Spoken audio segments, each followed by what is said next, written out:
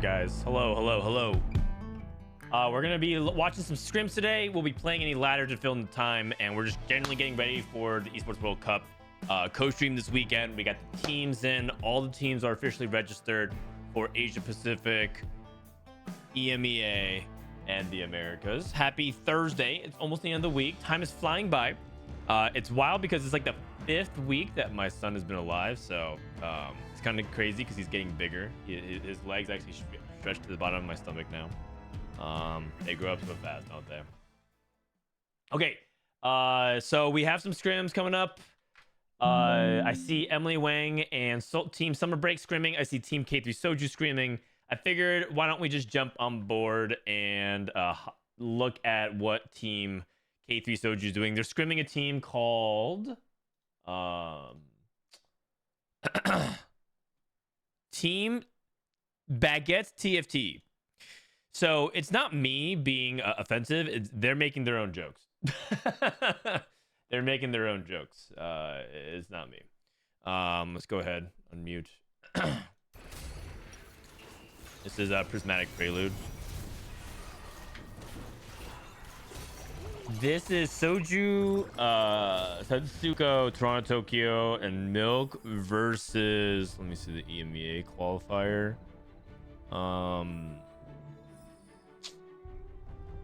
Have it actually. Okay, where is it? This is Magarki, EM Tilt, Zoro, and Truck. So that's the team name as well here.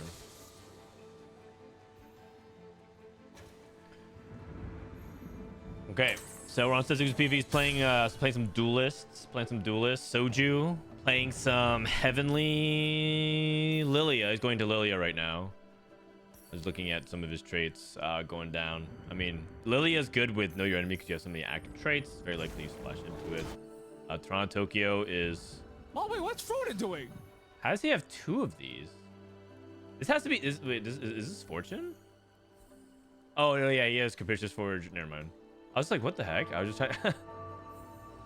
Uniliga! Thank you for the raid.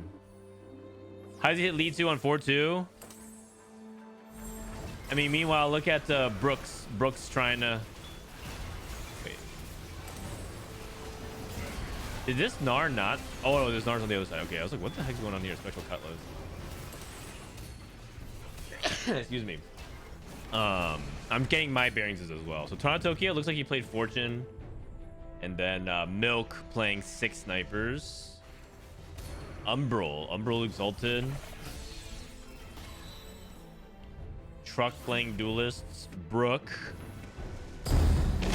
Brook looks like it's Zoro. It's not Brook. It's Zoro. 5773. He's playing... Wait. 2 people are playing duelists from the same team? You guys. Neither of them have Lee Sin. I see. Okay. Ogarki playing Faded. Dryad. Milk, sorry, not Milk. Setsuko is also playing duel. So duelist 3-way contested. You know, that just won't do, man. And Setsuko's holding 2 of the Lee Sins on the bench. He's just griefing the other Lee Sin players. Like, these Lee Sin players are just... Oh, man. Remember, this is Zoro. He is the diseased player. What specifically did he do? What did he do?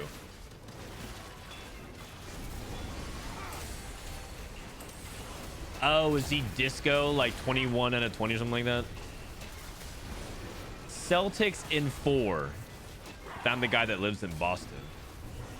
You know that map of the United States where it shows all 50 states and they show which team each state is rooting for in the NBA Finals, and it's 49 states rooting for the Mavs and Massachusetts rooting for the Celtics.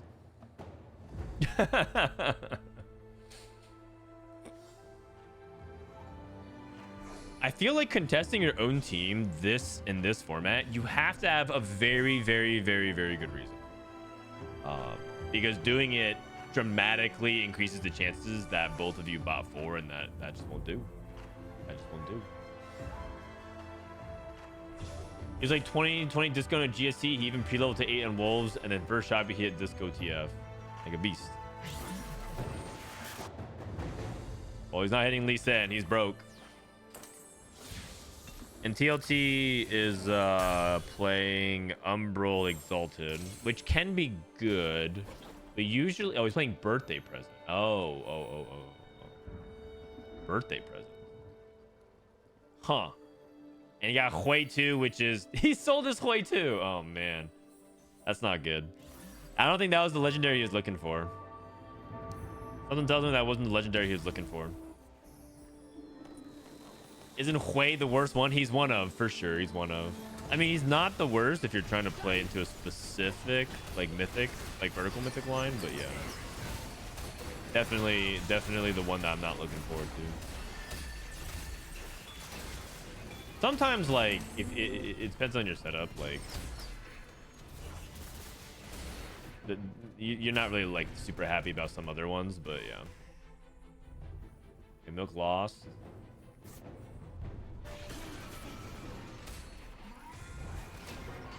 Bagarki is playing Crit Syndra. Idealism, Shojin, JG Syndra with Dynamic Duo. Okay, Syndra 2. Front Kit's Silas 2 with Gargantuan's BT, Silas, 5 Duelist. What is Milk one-tricking this set? He's not one-tricking anything. Milk's actually not a one-trick for a while now. He one-trick, like, what was the last time? The last time he one-trick was set 9 for challengers on one patch. But in general, he's not really a one-trick. At least I don't think he is.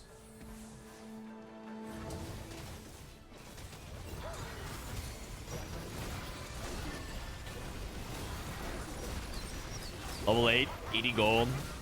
Big time chilling, going up against Soju here. It's actually Setsuko they have to pay attention to, because Setsuko goes 8th. It opens the door for everybody else to do well placement wise.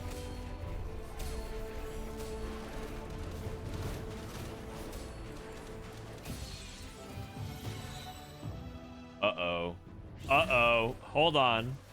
We might see our first ever sweep. If Setsuko can break into the top 4 and Toronto Tokyo stays there, we might have our first sweep, a 1, 2, 3, 4. And I mean, that's you don't want to see that. If you're a French player, you don't want to see that. Still no Lee Sins. Are these guys just beating up on the underdog EMEA teams to boost their confidence the day before?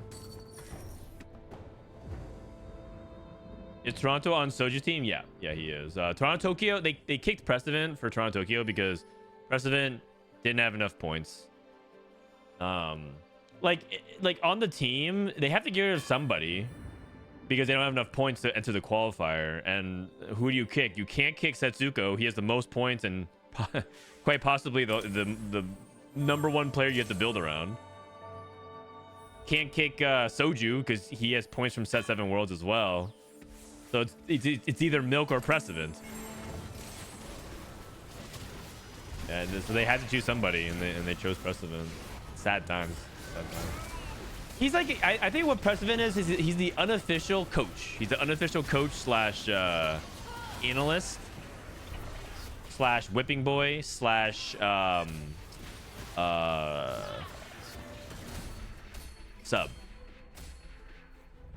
Like Greya. Wait a second. They're all in guys. They're all in single digits. Oh no. And they all can play. They're like Tiato's gonna play all top 4. Brooks is gonna play all top 4. There's a real chance that literally all 4 of them die this turn. Oh man. Precedent is better than Milk IMO. Wait, Milk also made a Lee Sin 2 on the bench.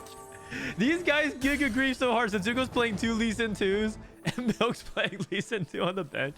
These duelist players are so screwed. They are so screwed. Oh, man. Oh, that's one. One down. Zoro, later. Margarki is dead. Tana Tokyo. TLT is dead. Oh. And what? It actually happened. They actually went 5, 6, 7, 8. Okay, well, they just can all FF now and just end the game. Man, I'm getting more dogged again. Hey, Soju won a scrim. Soju went first.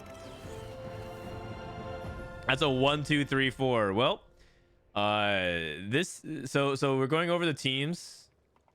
Oddberry, thank you. Thank you for the diaper funds. Thank you for the diaper funds. They're expensive, man. You got to buy so many of them, dude. Babies poop so much. Like, I knew that going in, but you just look at it and you're like, oh my god, there's so much. Okay, by the way, tomorrow we have to choose the brackets that which we are going to spectate, because the way the qualifier is going to go down. The way the qualifier is going to go down is it's going to be a double elimination bracket. Tomorrow we're going to do the upper bracket quarters and then the semifinals, and I think the lower bracket round 1. So we have to kind of determine, like, sort of ahead of time we want to watch. I'm pretty sure we want to watch Team Liquid versus Team Soju. I think that's going to be the first match we want to see. The other match is going to be Summer Break versus Team Retired. Summer Break versus Team Retired. Summer Break, as you guys may remember, is Solus, Emily Wang, Life's Bad, and Tech Summer. And then Team Retired is Amdi, Broccoli, Ashmoon, Goobumps. Are the brackets set? Yeah, these are the brackets going into tomorrow. And so, and then for the second round of games, we have Argon Guai and Team Quack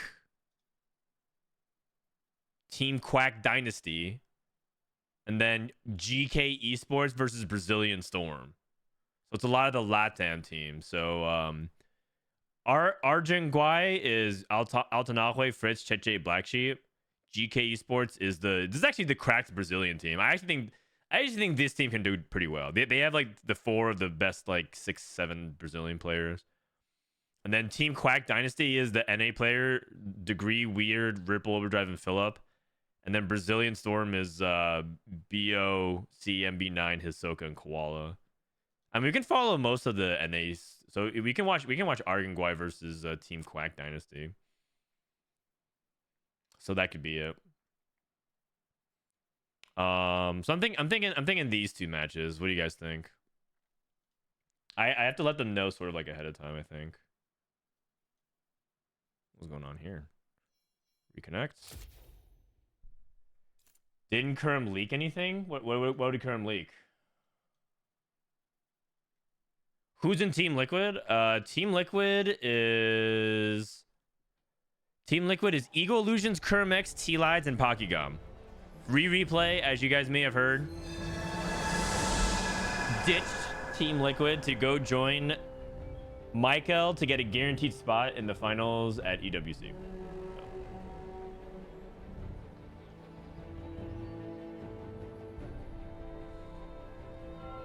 What does Fnatic play? Fnatic plays at the main event. They already directly qualified.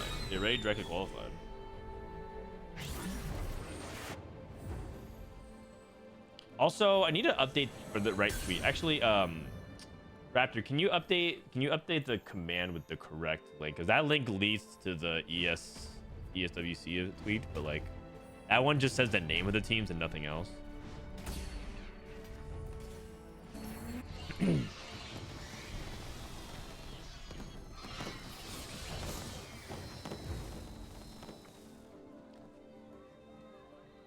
Upgraded champion, so everyone gets a 2-star to play around.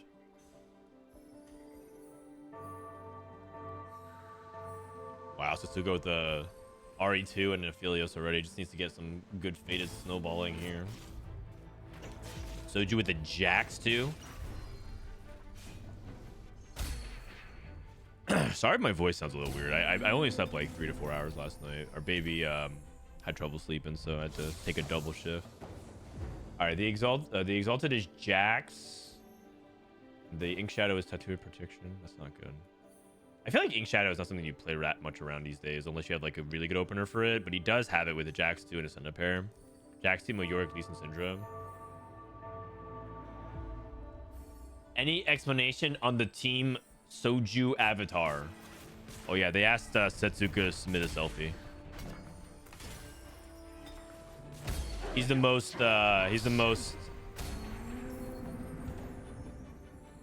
experienced being in front of camera.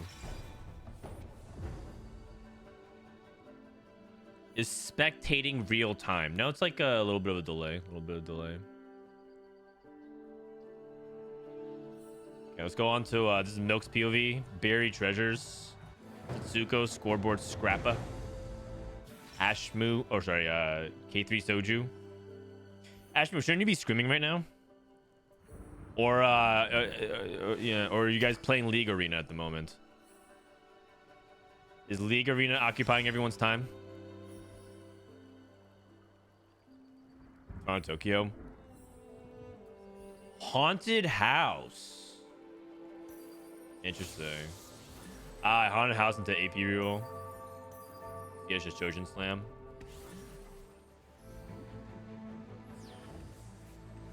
Setsugo with the open force scoreboard scrapper. That's smart. If you're like trying to if you're trying to have one player play for a win out, Setsuko on scoreboard scrapper makes sense, and then everyone else tries to play tempo. Some people are at Best Buy right now buying a new headset. All right.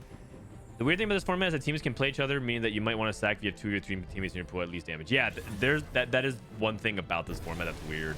I don't like that aspect of it, but it's fine. It is what it is. And there is like an element where it can be kind of cool. You play like odds, so sometimes you bench and make your board weaker, and then you get rewarded for it.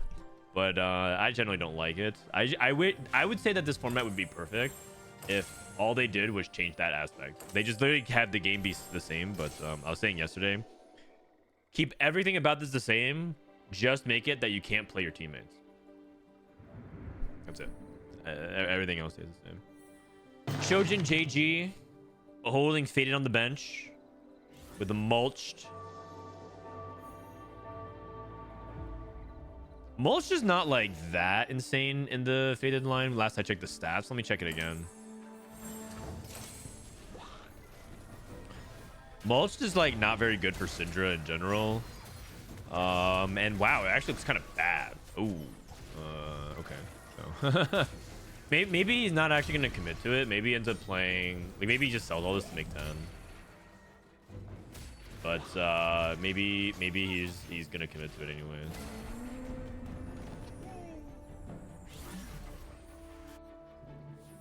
Ash encounter is gonna be really stupid. Oh yeah, I mean it is what it is.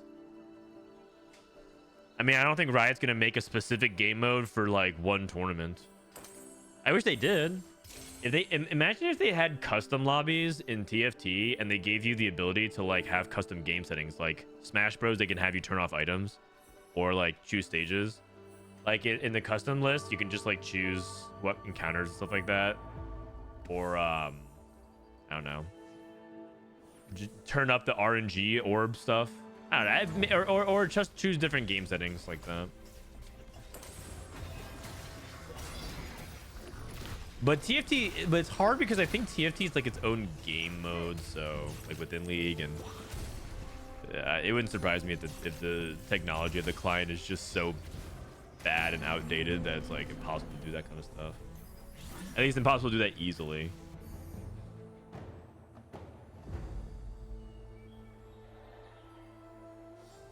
It would bug out too hard. You're not wrong. You're not wrong. I mean, it's kind of amazing that this client is still even working, you know? It's kind of like how you go. It's kind of like how you go into government buildings and you look at those government buildings and they're still using like Windows 7 with like Dell computers from like the early 2000s, and then you're like, you guys are running everything. Really? You're the ones in charge of all this documentation and all this like logistical flow of the entire country of like the world's greatest superpower. Okay.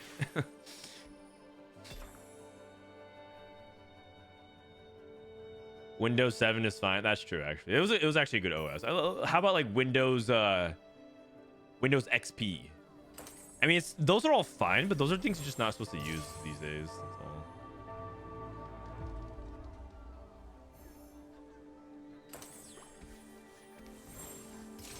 So Milk leaning towards Syndra. Could play Lilia. He's playing Fortune though. He's open-ended. Not buying a Lowy. I guess he's 2-4. And also he'd rather play around the Rex side too, leaning towards a little bit more the Dryad Faded. If he bought a Lowy, that would lean more towards Lilia, I think. Okay, Setsugo's still open for it. Wow, that's an Alawi 2 on stage 2.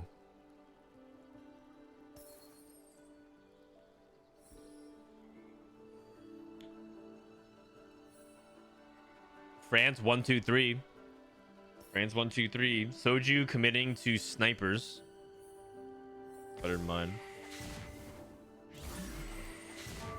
Don't even think about nukes that run on floppy disks still. You know, that I didn't know that, but that actually kind of makes sense because aren't nukes just kind of still like, isn't it just a basic like input the sequence code and then click yes or something? I don't know. I guess maybe I watch too many like James Bond movies type stuff, but like, isn't it kind of simple? Just fire or don't fire. So yeah. It's not like it needs to be anything more than that. But in terms of like, you know, operating complex, like modern digital gaming solutions, it feels like the current clients for League of Legends is just such a piece of crap. I'm pretty sure Riot has also spent so much money trying to fix it, and then they just can't. And then I think they're just like, you know, they might revisit it again, but I feel like Riot has also lost a lot of money trying to fix it and just has been unsuccessful. Which actually is even more concerning / embarrassing. Because there's definitely been projects in the past for them to improve the client, for sure. Man, I'm getting more dogged again. YouTube X40. Hi. Thanks for Dallas co-stream was so great. Special moment with Rambling W #LoveWatch. Hey Andrew, thank you for 4 months. Thanks for the Dallas co-stream. It was so great. Special moments with Ramblin' W #LoveWatch. Amazing, amazing. I'm glad that Ramblin' got the W. I think it was really happy. Like he's such a beloved person for like by the competitive community. There's no person that like hate watches Ramblin', you know? Like how can you? How can you? He's so helpful to everybody else. So it's just like you can't help but root for the guy. Is Riot gonna invest in co-streamers? I mean, they kind of are. They are in the sense like, for example, you know, like Casanova and Crowan, they were co-streaming DreamHack Dallas. That's supporting them. They actually like, you know, flew them out, I think, and had them run the co-stream. So they are like spending money towards it in some way. There's also some other things that I'm talking to Riot about that hopefully come together. But in terms of like, are they meaningfully investing in it in the way that you might think like the main broadcast gets invested into it? Probably not, because there's a lot of historical precedence and friction around that. Because if they invest a lot in like a TFT co-stream, then someone like Kadril or Tarek for Valorant and League of Legends, they're gonna be like, well, how come you're not supporting it? Like you're supporting a thing that like doesn't get nearly as much traction. Like we are on the cutting edge of your viewership, a lion's share. What about us? Riot's gonna be in a tough spot, so they do have to be a little bit careful about that. It's like the whole, I mean, it's the same thing about like why companies are such assholes about their IP law. It's like the whole precedence thing. No, it's an unrelated topic, but I'm saying like that's why a lot of companies just do things. They just don't want to set bad precedents in the future. It's a different topic entirely, though.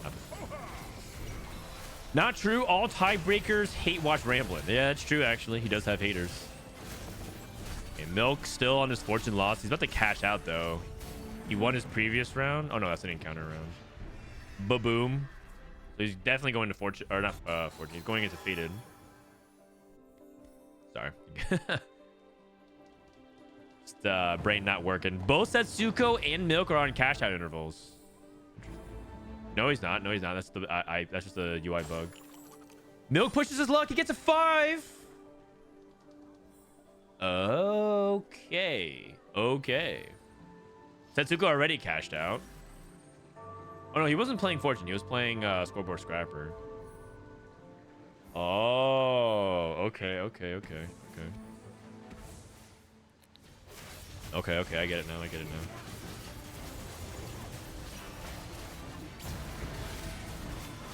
Milk plays items on Kindred with Baboom. Yeah, he's just trying to make sure that he loses. If he loses, so stage 3, he's losing about like 10 to 11 health. So he loses 33, goes down to like 20 something, loses 2. He's gonna be at like 1. He's gonna be at 1 life if he 5 losses. He might have to. He might have to win his last fight. Milk rolling a 5 is really bad though. Setsuko indicating going to Mythic, Soju streaking, and Toronto Tokyo with the ghostly reroll.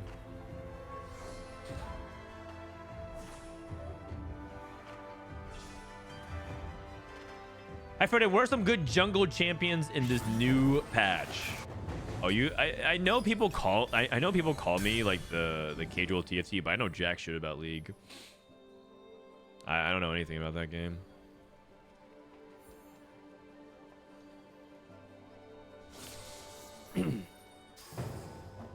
I get invited to do League Arena from time to time by like some mutual friends, and they're always like, don't worry, it doesn't matter how bad you are, come play with us, it's all good, we're all bad, don't worry. And every time I do, for some reason, it just happens to be on the LG. So they're like, oh, don't worry, come play, it's all good, we're all bad. So then I go and I play, and then after that one game it goes horribly. I'm like 1 in 15, and they're like, yeah, I think that's the last one for me. Like, yeah, I think it's the last one for me as well. It's like, okay, weird. So yeah, I just don't I don't play with them anymore.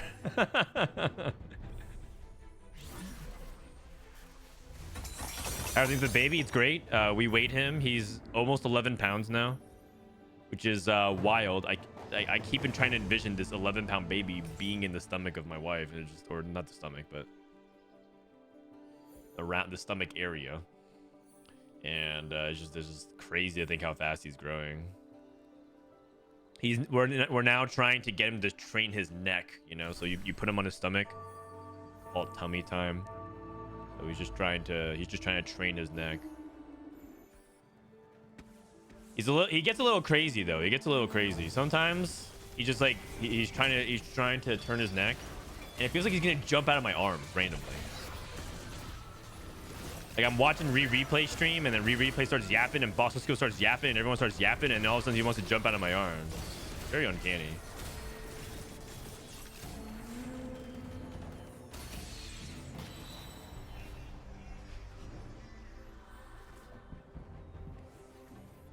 She ate the baby? No, she didn't. Also, he smells like milk like all the time because he's spitting up like crazy. Okay, so one duelist player, Toronto. Okay, still on Zyra 1 and Zoe 1. Setsuko at level 840, very rich. What's his AP count at? He's playing blue buff adaptive. This is actually apparently a very good build on Lilia. Blue buff adaptive. Is apparently a very strong combo on her. But it's just impractical to get, because how do you get 3 tiers often? So an unusual situation.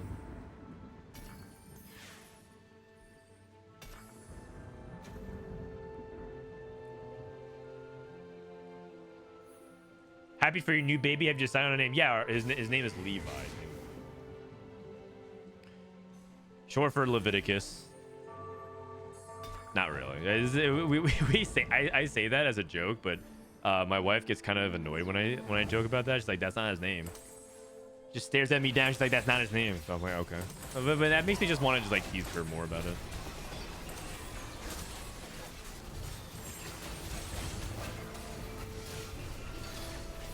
Kindred Baboom. Good loss. Okay.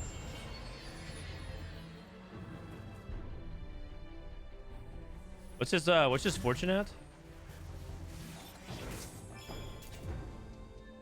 51. Levi from Attack on Titan. It's not, but you know what? We're just saying yeah, sure. Yeah, you're right. It's Levi. How can I get a prayer for my quals in 12 hours? The captain of the scout regiment. You right. It is. Yeah. How'd you guys know? What the? Okay. Frodan, what's a good comp for a baby to play? Oh, I don't know. Probably like Kog'Maw or something like that. You just press the D key a lot. Honestly, there's no real good comp. I don't think TFT's for babies. It's for old people. It's for washed up league pros. It's for people who stay indoors way too long. Also unemployed people. It's not for babies though. You shouldn't get babies hooked on gambling at that young of age. It's actually like kind of unethical.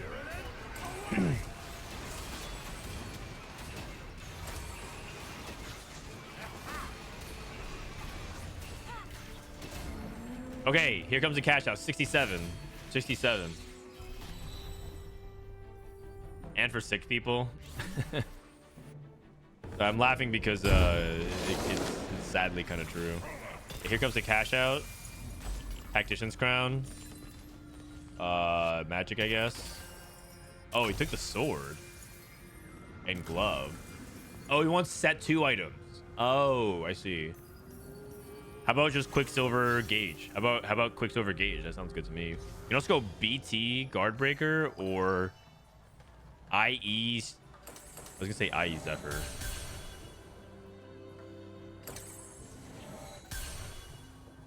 You could go BT and then Guardbreaker on Syndra. I wouldn't hate it. I think. I actually don't know. Double item on set sounds really good.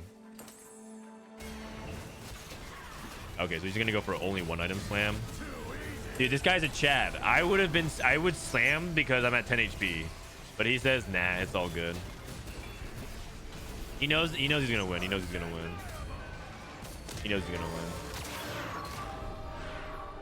So he can play for like Syndra items like JG and stuff like that. I listened to the podcast today for the first time. I really liked and got more out of it than I thought I might. Excited for more. Oh, thank you. Did you listen to more episodes? The other episodes are helpful because you can listen to the thought process behind things, and then the other lessons you can just listen to as well.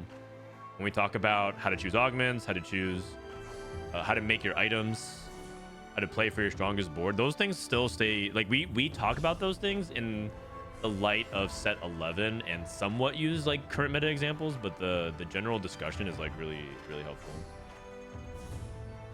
Isn't Kindred Baboom bugged? The feature, you guys. The feature. It's not bugged. The feature. Kindred, it's a hero augment for Kindred. It's a unique mechanic in the game. They now make prismatic hero augments. Baboom. For Kindred. It's the only thing bugged about Baboom is it doesn't give you a Kindred with it.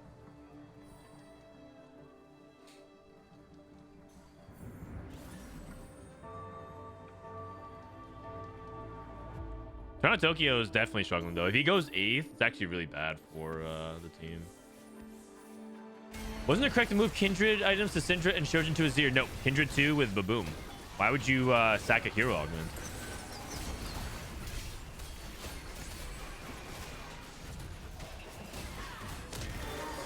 Dude, Toronto Tokyo losing to Milk. I mean, Milk has to play his strongest board. This is one of the big problems with two people being low HP, is that it feels like both of you are forced to play your strongest board, and you have like almost no room for inting. Uh-oh. Soju lost as well. Wait. There's a possibility we might have a 5-6-7-8. A 5-6-7-8. Can you explain how the 4-4 format works? Yeah. So it's you know how you're first to 8 get points for it, like you get 8 points for first, 1 point to 8, 8, 7, 6, 5, 4, 3, 2, 1, all the way down from first. It's that in the individual game, and then at the very end of the game, whichever team has more points wins the game. So if you get first, second, third, fourth, you get 15 plus 11, so you get 26 points. And then you go versus the whatever amount of points the other team has. So you get 1 point in that best of 3, and then points reset for the next game.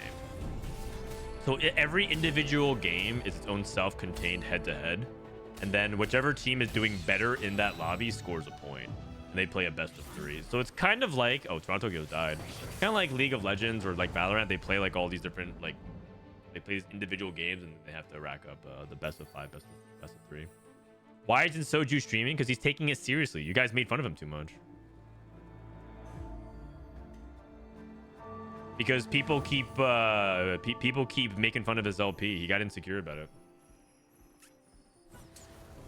What's the tiebreaker? Whoever gets first place. Whoever wins the lobby first place. So players who can play for win out, very important. Players who know how to avoid 8th place, really important. Because right now, if Toronto Tokyo goes 8th and Milk goes 7th, that means Setsuko and Soju have to go 1st and 2nd to win the lobby. Like, if Milk dies in 7th place, the only way that they could tie the other teams is they go 1-2. 1-2, 7, 8.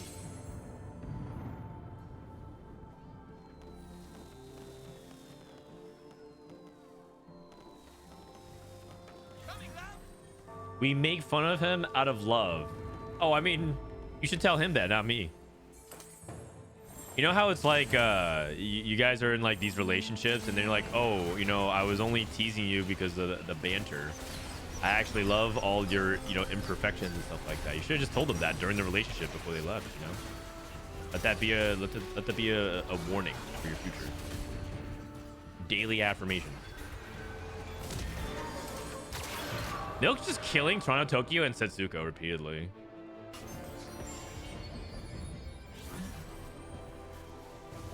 You can look at the other boards. Magarki, Lilia 2. Like these are the people contesting for bot 4.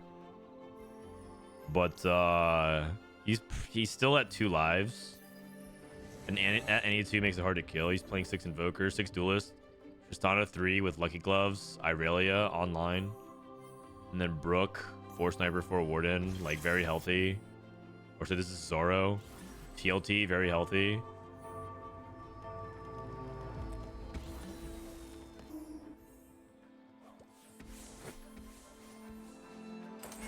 I don't think Milk's going 7th. Yeah. Probably not 7th.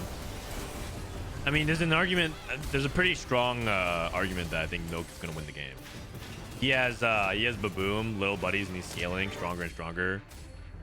Setsuko also is very good because he has Scoreboard Scrapper.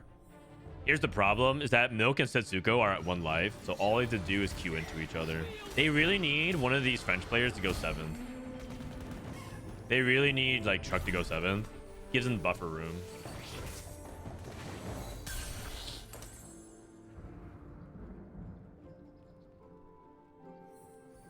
Soju gets a win.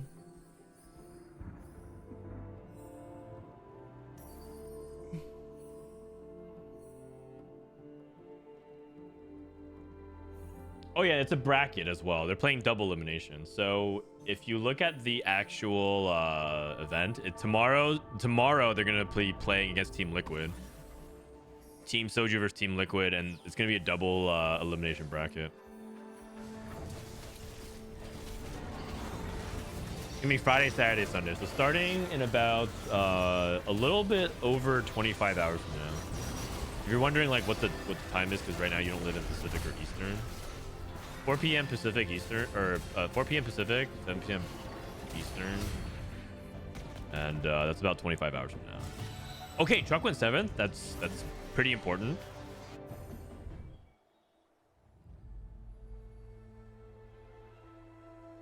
I mean, Milk doesn't need much to get stronger. He should let Setsuko have first pick if Setsuko needs something.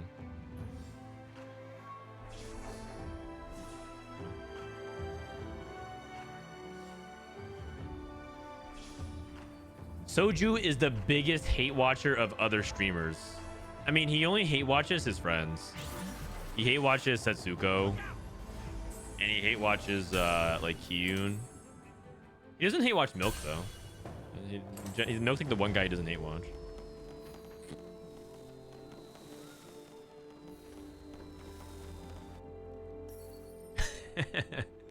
You're not wrong though. He is a hater. He is a hater.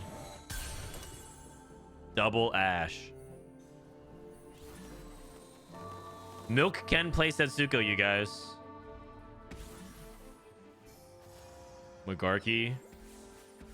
Milk's playing Soju.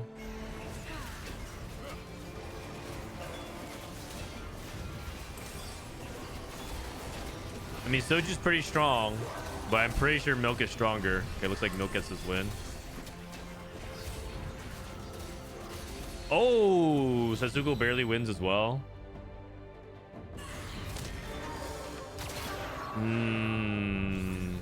Oh, it's very close. It's very close.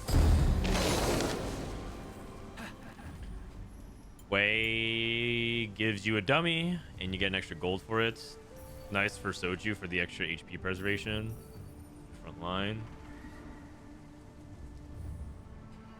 If Magarki goes 6th, then they tie effectively, because if Setsuko or Soju die in 5th, then they tie, and then it's a wash and it goes into the top 4.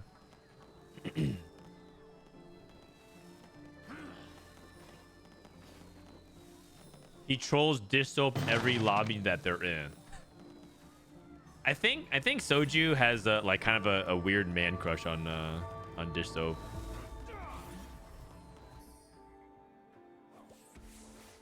He's got big nephew energy because he's always like, oh, Setsuko's better, but I'm pretty sure like he secretly like has a crush on him.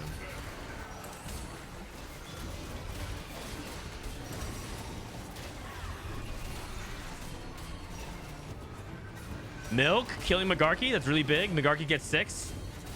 So it's tied. Oh, Zoro lost. Zoro lost. Soju's dead. Okay, but it's a tie. It's a tie. So now they went 5, 8, 6, 7. So they have the same amount of points. So it all depends. So now all of a sudden it turns into the top 4 of who all places whom. And if it's a tie, it's whoever wins the lobby. And oh guys, Milk is due for Setsuko. Right now, all you do is win the lobby. Because if you're Milk or Setsuko and you play for the win out, then what happens is you kill Setsuko. Setsuko goes 4th, but Milk goes 1st. So you have 1, 4, 5, 8, average 4.5, and then you have the tiebreaker to win. So that's all you really have to do. That's why playing for the win out is gonna be really important. If you're like I'm a top 4 oriented player, and you are required to clutch. If you're required to clutch, that could be bad. That could be bad. You need to shore that up.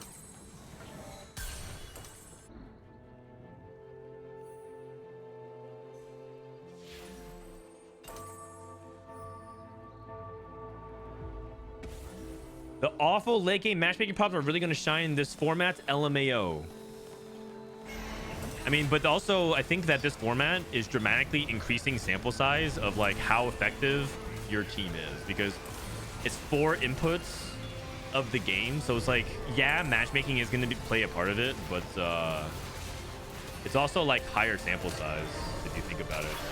If you play 3 games, you're basically playing 12 inputs. Oh, Setsuko Milk won too. Oh man, look at that, another clutch.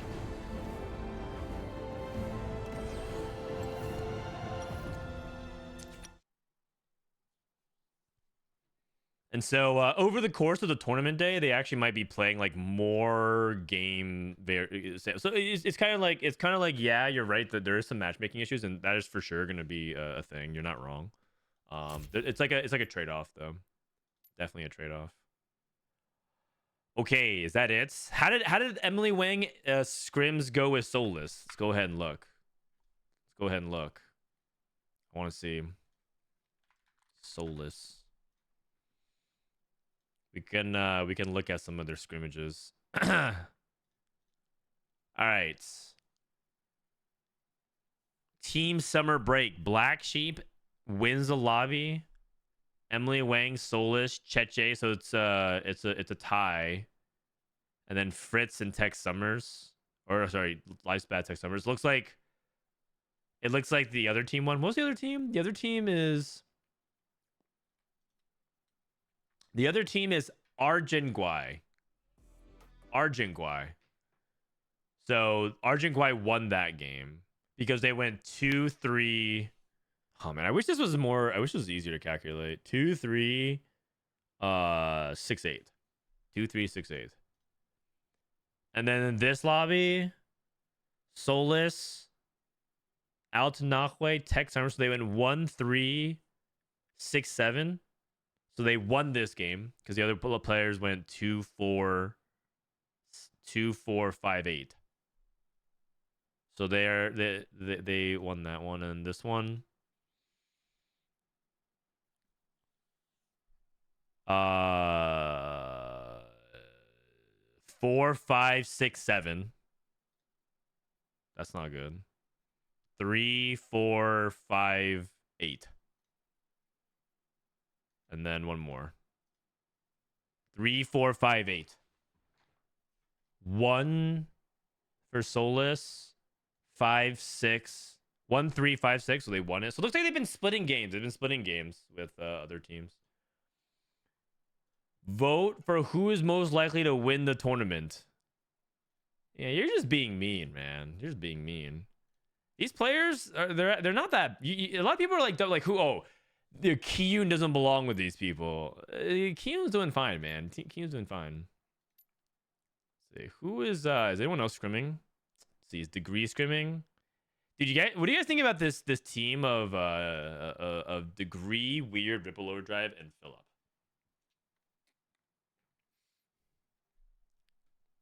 No one actually said that. Oh, I mean, people did say that. So I think people are joking, but they're kind of not joking though. Like a lot of people would actually unironically think they should be replacing Kiyun on that team. Yeah, Inigo said it. Does Sock still play competitive? Yeah, he does, but he's not playing in this event. All right, I think that might be it for scrims for now. Maybe I play a couple ladder games and wait for more scrim blocks to happen. Because I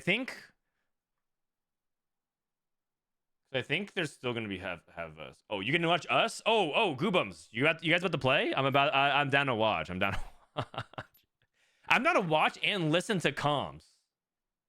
Wait, where are you? Do I have you under snapshot?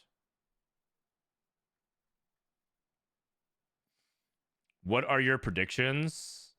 Oh, my brackets. Summer break versus team retired. I got to go with team summer break because I just don't know how good team retired is taking. I don't know how seriously they're taking it, man. Check offline. Sometimes it's bugged. Wait, what? I don't have you under here. Did you remove me as a friend? Is that why? Perspiration. You're not really a sweat anymore. Okage business. I don't see you. Goobum. That's Goobum, not Goobums. Actually, I could actually look at the lol chest. Give me a sec. You passed him? Wait, what? Where? Oh, dude, you're not in game.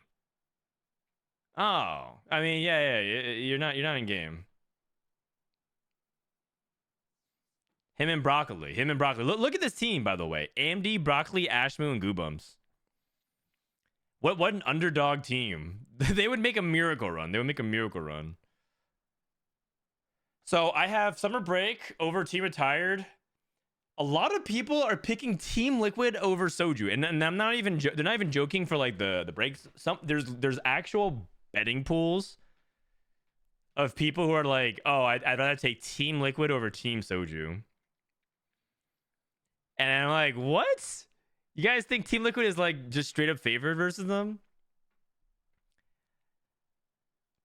Toronto, Tokyo, Setsuko, K3 Soju, and Milk versus Ego, Lucian's, Kurmax, T-Lies, and Pocket Go. I mean, it's a pretty heavyweight fight. Good teams. I mean, and also, by the way the brackets work is whoever wins the upper bracket qualifies, and then whoever wins the losers bracket qualifies as well. Losing the first one means you have to play twice as many series.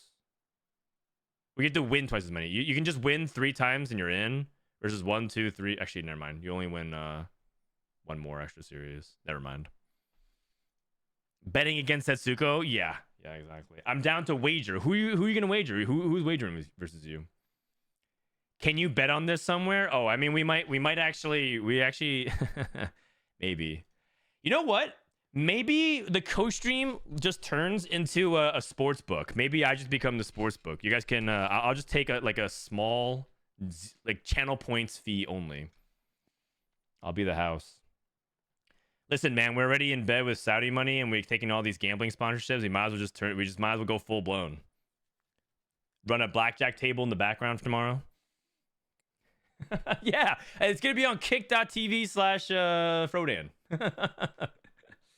Are there any more games? Yeah, we're waiting for Goobums' team to start their scrim. They're online. They're about to get started. So we're just waiting for the next scrim block. They're starting in a few minutes. This weekend, Dishsoap says he wants to come watch with me. Wage and Iverson also said he might watch, and then Kiyun said he might watch. AKA, it might just be a Fnatic watch party. All right, here we go. They're in queue.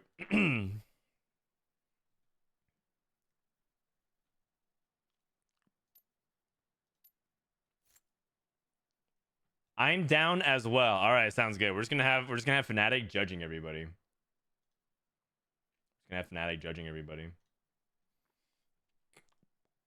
All right. Okay, so I personally think, and this is not a slight to anybody involved, but I personally think people underrate Soju and Milk for this qualifier. Maybe because they're not necessarily in like the best forms, but I think that they're sleeping on them. When it's like Soju is off stream and he's taking it very seriously, he is grinding like crazy. He's not even playing like other games that much. Like he's only like a little bit. Like off stream Soju is completely different than on stream Soju. So you guys have to remember that. And then Milk is actually trying hard. He's actually sweating as hard as he possibly can. He told his girlfriend he's gonna not talk to her for like a while. Like, you know what I mean? Like he actually just straight up said, like, you know, I'm paraphrasing, but it's like, I love you, but I'm not, you know, I'm AFK. So these guys are taking it seriously. I think that they're favored. I'm taking Team K3 Soju. Argent Guai versus Team Quack Dynasty. This team is underrated as well. It's gonna be hard to vote against them, but this is like some of the best players from LATAM. But but after watching Weir's performance in Toronto, where he single-handedly carried Toronto over Tri-State, I think I'm gonna go for Team Quack Dynasty. And then GK Esports versus Brazilian Storm. It's a Brazil versus Brazil. I'm just gonna go with Brazil. Brazilian the actual esports team, GK Esports.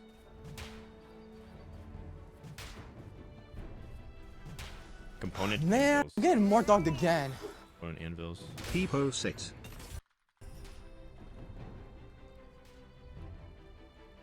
Disco, thank you for the 4 months, buddy. French dish soap. What? All right. Team Retired versus French Setsuko, Fresh Dish Soap, Experion, and Mr. Tarta. Who's that? Jedusor, Experion, Opal, and Tartman. On set. Man, I'm getting more dogged again.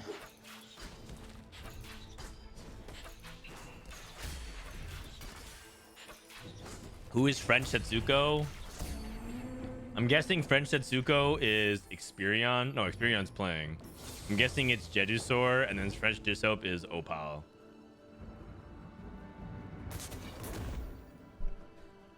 Who is French me? Wait a second.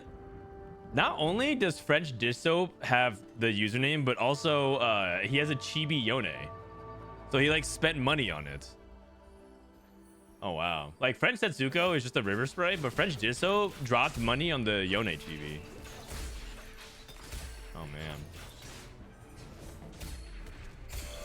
man. Is Hello 123 Ashmu? Goobums with a Dryad crest with a tear. Makes sense. This is French Setsuko.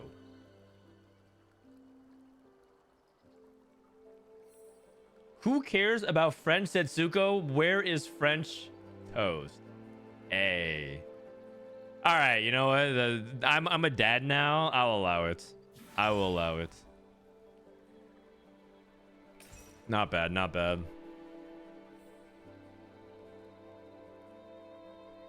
Why are Fnatic and Never Lucky already qualified? It's the top point earners from previous events.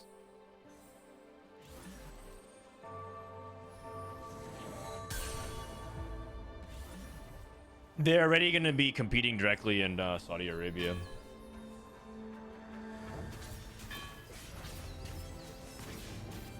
Road less traveled. Spark. Okay. So we have Goobums playing Faded, and we have like Sage. Most likely Lilia, but it could be Sage, a bunch of different things. Sabio Flex. Sabio Flex. Okay, Goobums takes a loss.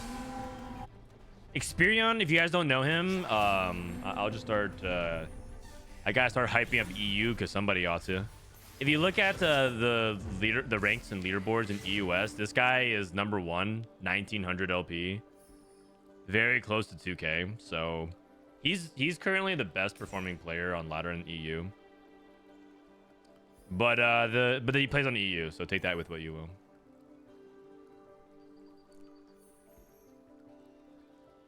Who's in Fnatic? Kiyun, Wasian, Malala, and American Dish Soap. American Dish Soap. What's like the most American branded dish soap? Dawn.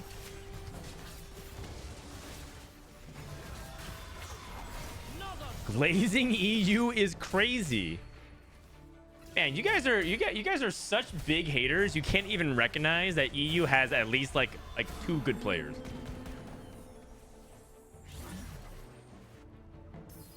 It's Dawn for sure. I mean, if you the fact that you guys can recall these brands proves that advertising works. So, I will just look at that.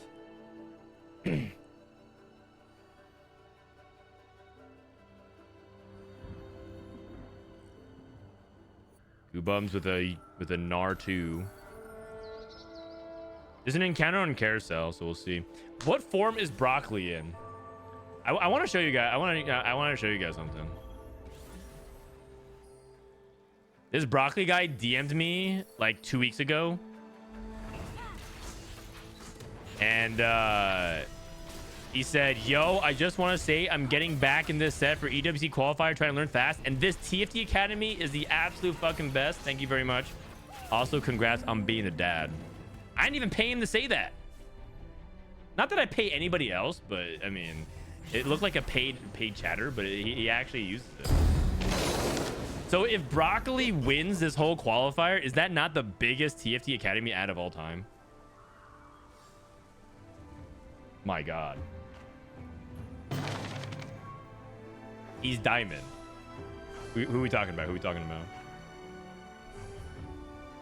Hello 123 is Ashmu, right? Why is he just not playing on Ashmu? We're playing on NA.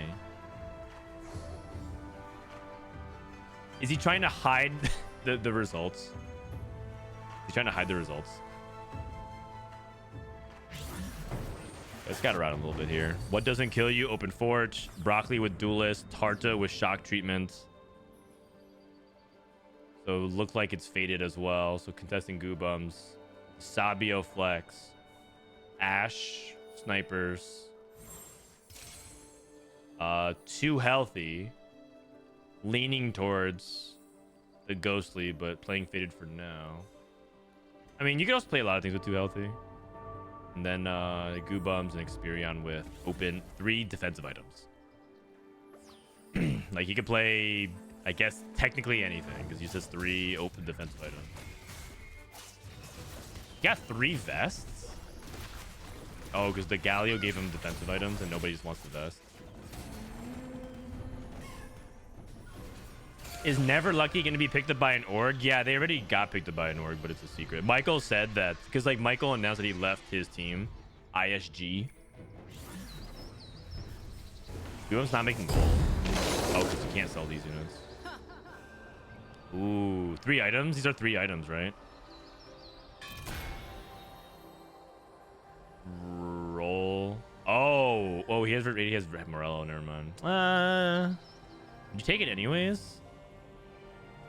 Pretty damn good. EMD takes Edge of Night, GS, Stoneplate. Broccoli takes IE, Morello, and Bramwell's pretty good. French Setsuko, the mystery. No one knows what he took. Dude, how is this possible, man? It's 2-6, and people have as many items as they do at the end of stage 4 chickens. Raptors. They have 6 full items. I mean, this is set 11 in a nutshell, man. This is just ridiculous.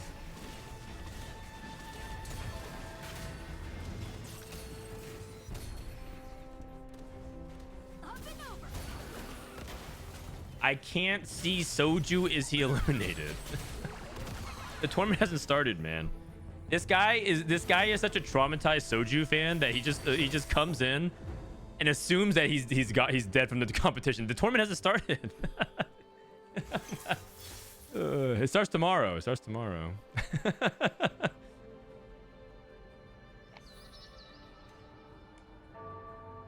Soju finished his scrim block, so we're watching a different scrim block now. We're watching Team Retired versus Ansapa.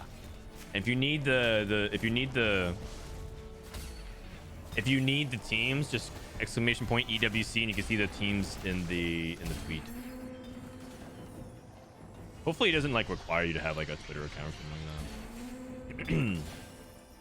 Holy, just crazy full bench. 1 2 3 4 5 6 7 8 9 10 components. And 3 full items. Are you the only one streaming it? Will Soju stream? I believe I'm the only one co-streaming it from English side. There's a Brazilian co-stream, and I think some players might stream their POV, but a lot of them are planning not to. Like, I think Setsuko isn't going to stream. So, y'all might be stuck with me, Uncle Frodan.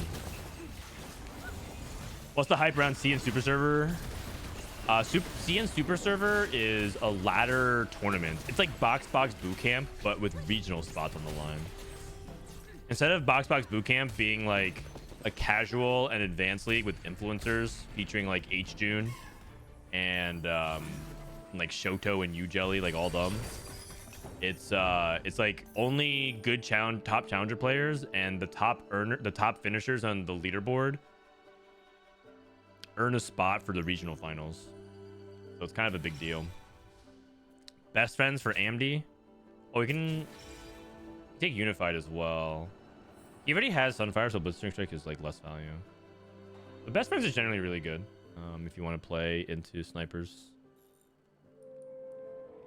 The attack speed's really good, and you don't really get punished at all for like best friends positioning. So I like that. He's thinking about Unified? I mean, Unified's also good as well. Both are good. Unified actually might be better than Data. I'm not sure. Isn't Robin Riri Pleep team kind of woke? I mean, you guys say that, and then yesterday Robin's chat came to my chat talking about how Robin's taking his 15th vacation this set. So, I don't know.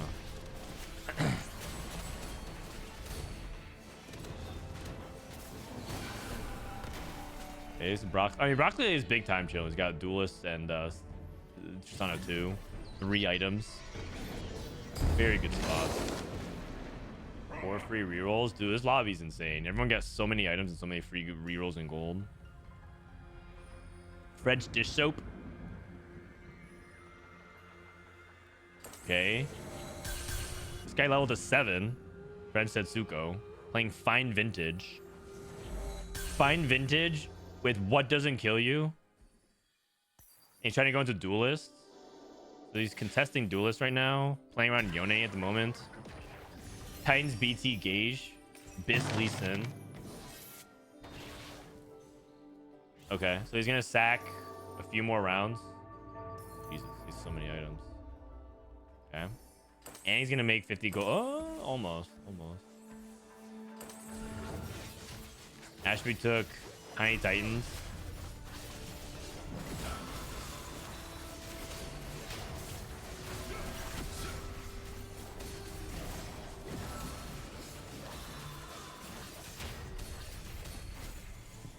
This guy won the game. Oh, I mean, he has 5. Yeah, he's gonna have 5 support items, and like, yeah, assuming he doesn't like hard miss, which I don't even think you can miss. Like statistically, extremely unlikely for him to miss. Can you even miss with Duelists on 5 items?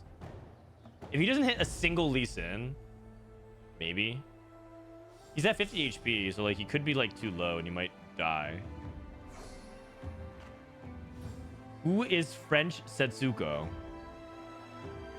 I think that is Jedusor. And dish soap, French dish soap might be Opal.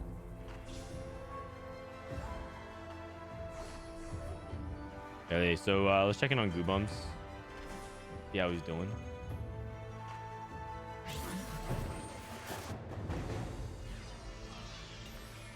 Already with a early Syndra. Okay, Zyra 2. For the Moo. And then Experion looks like he's committing towards Ash.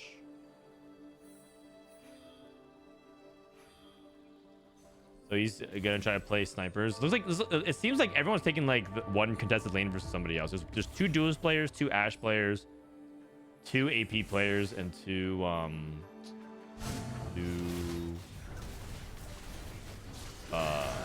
faded players. But I think this 2 healthy player is not committing to Lily or anything like that. Looks like they're going just for Zoe Zyra. But he's playing around Soraka 2 right now. Soraka 2 carry. Okay, French dish soap.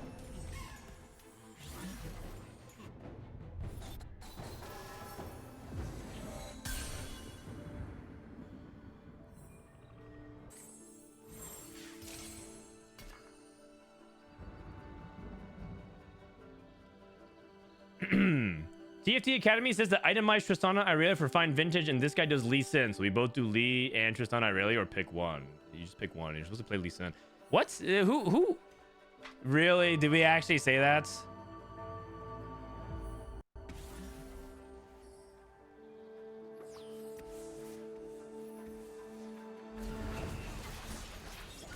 Fine Vintage equals stack defense, lock at Moonstone, and play 1 carry with items.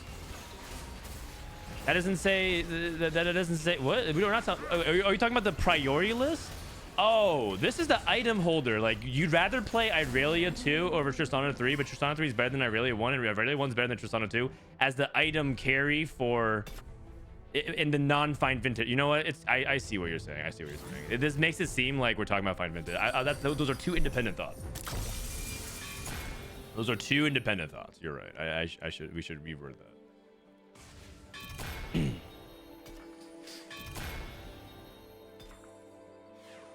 Oh my god. Lock it. I guess if he's playing Randuins, he could take oh, there's a second Moonstone. I missed that. Second Moonstone is really good.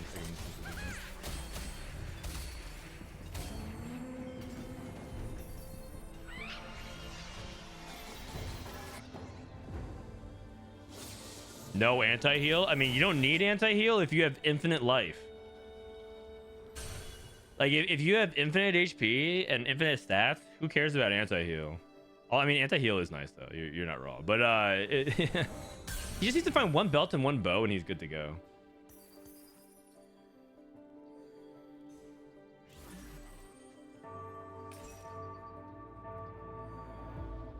Okay, but the thing I did say is, what if he misses Lee Sin?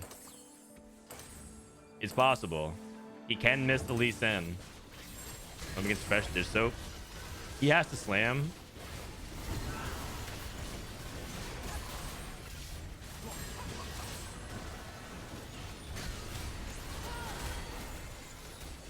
French dish soap still playing around Soraka and Nico. Really interesting pairings at the moment.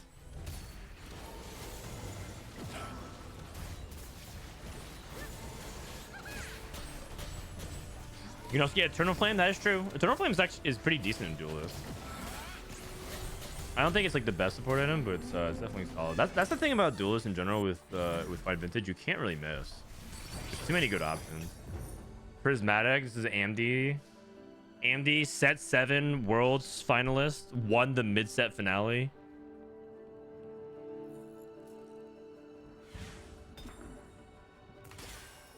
Okay, took Lucky Gloves.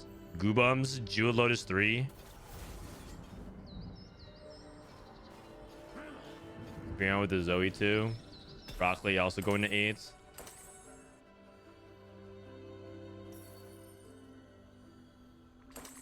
Broccoli took New Recruit. Ashmi took Jewel Lotus 3. 4 Bruiser, 3 Sage, 3 Exalted. All right, we didn't update the Exalted. My bad. Nar, Janna, Zyra. We're just playing Zyra Silas with Janna.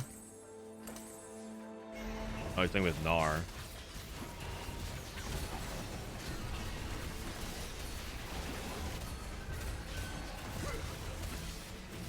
Isn't Janna better than Nar here? I guess maybe he thinks he wants more frontline. Maybe it's just a small micro mistake because he's doing a lot of things. Why is Tooth good on Syndra? It just works well with specifically blue buff, because blue buff helps her cast, and then the attack speed helps her cast again very quickly. So it's just a nice synergy is all. Okay, Morgana 2. He sold his Zyra. Lost his Exalted. Oh. You can play Janna if you want. You can play Janna if you want for the Exalted. Am I missing something? Is Janna not Exalted? She is. Okay, never mind. It's all good. Working out the kinks. For those of you who don't know, I think Ashmu hasn't really played TFT in like months. So he might just be working out some of the kinks.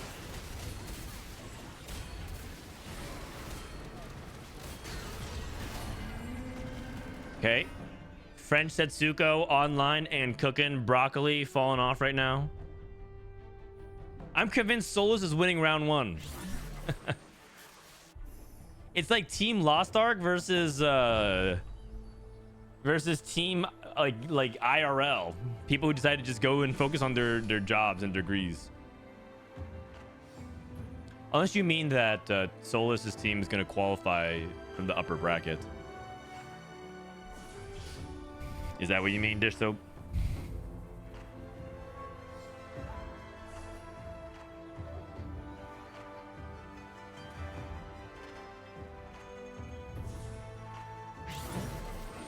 Spirion is in a tough spot. I was very curious what he wanted to play when he slammed these 3 items, these frontline items, and looks like he tried to play Lilia Kaisa flex.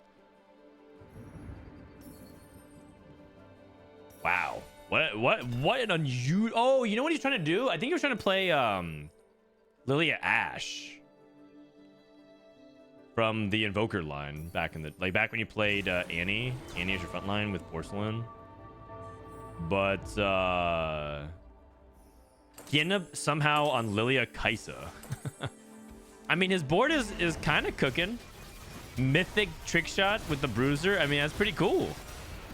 Bard, Lilia, Tom Kench with the Kaisa Bruiser package.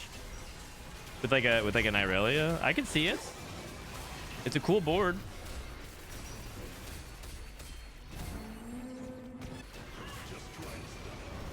I mean, Setsuko's winning out, isn't he? Spot is so insane to transform more items. Diana too.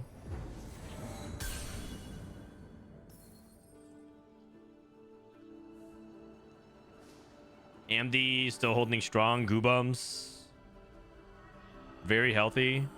Going to Note 9. 2 healthy. Jewel Lotus 3 with Zoe Zyra. I see. So instead of going for the Ghostly package, because there's Janna and Gnar in this, he decided to just go for the 2 cost, 2 healthy reroll. That's very smart. Actually, it's not even necessary to reroll. He just pushed levels. He's playing for like top 4, I think. And then hoping that he can, like, the other teammates can just like get in the solid placement.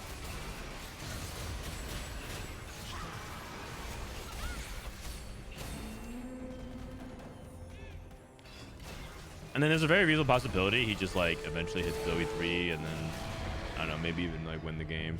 Probably not, but we'll see. Broccoli down to 13 HP. Does not have Irelia. His new recruit ended up being kind of on the weaker side.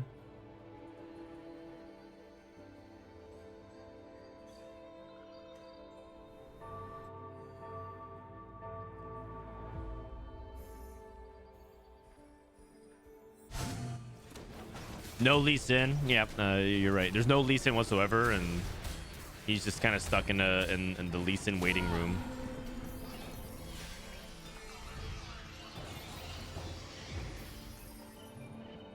Oh, Francisco lost. I just realized. There's one Lee. Irelia. Another Lee, and we might be back. Just one more Lee Sin.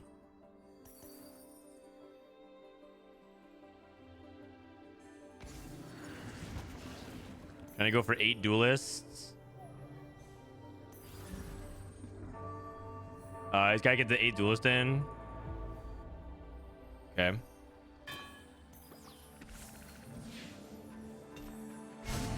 TG. He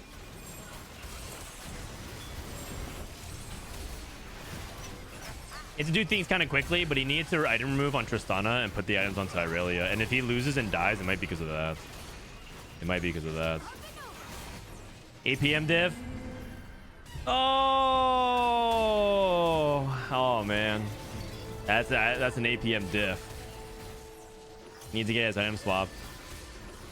He lost exactly.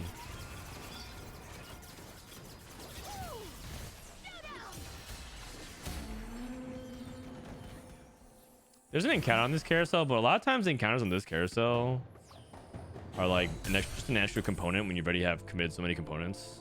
So it might not be that impactful. It also could just be like an artifact or a support item. Briefing Lee Sins. Wait a second. AMD was holding Lee Sin? That had to been the previous round before like after Broccoli died. He's holding Lee Sins and grieving his own teammate.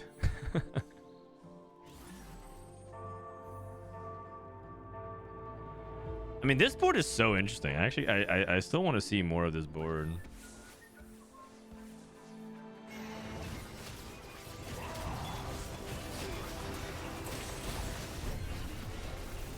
Okay, Galio's taunting, drawing all the aggro from the Syndra. Galio's dead. And Experion is dead as well.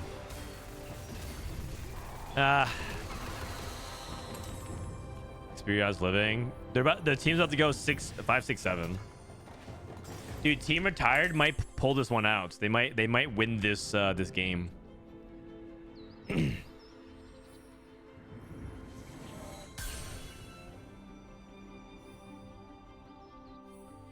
No cap, I've been playing the chunk game mode and I honestly don't see myself playing ranked anymore. Lols, shit's too much fun. Yeah. I mean, it's kind of like Earth or ARAM. If you're just trying to have fun with TFT and like, you know, rank doesn't matter to you at all and you're just not having fun with rank, just play it. You come back to rank anytime.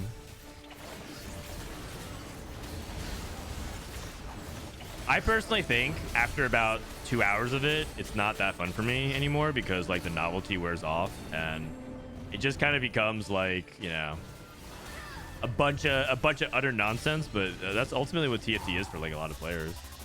Not everyone's trying to get the challenge; they're just trying to have fun.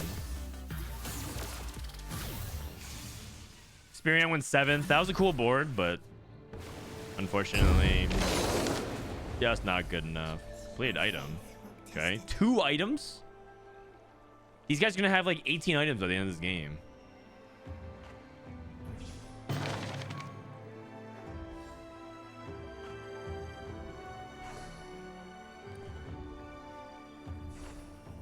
Pengu's Party is better than Chalk's. I like Pengu's Party. I think Pengu's Party is pretty fun. It is ridiculous though. Some of the combos you can get. Oh, big hits, big hits. Wow, those are big hits. Does he win out now? So if they go 6-7, it's a wash, and then they win the lobby by going first. Okay. Cyber bulk value, spreading it across.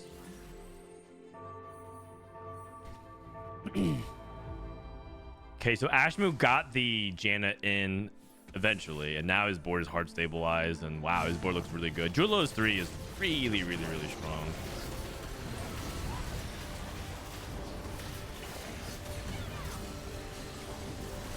Uh-oh, he's about to get cleared though, because I don't think he has a single target DPS to kill Lee Sin. Ouch. 27. This soap.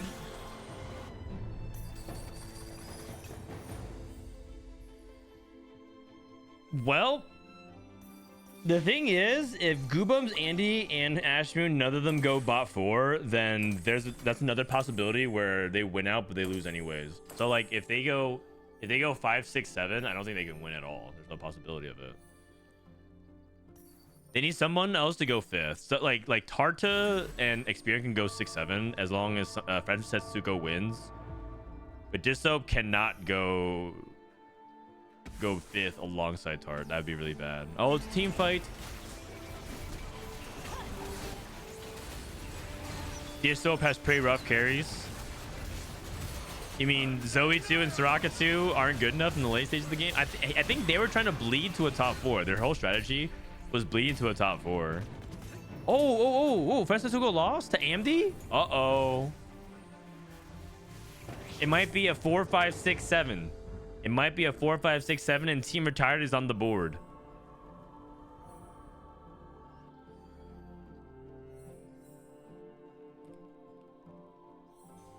Oh, man. Oh, he sacked all of his units. Yeah.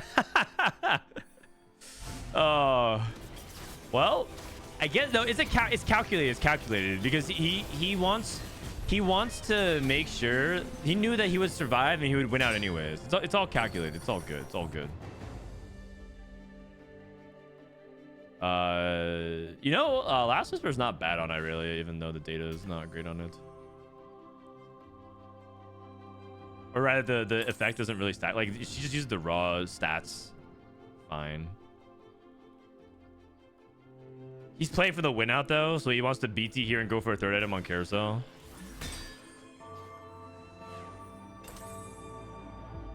I mean, this board is dope.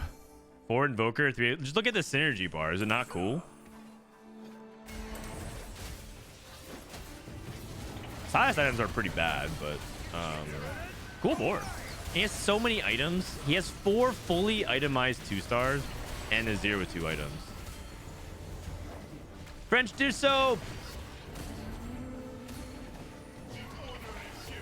Unfortunately, it's a repeat of Vegas. Ashmu clears all of EU again.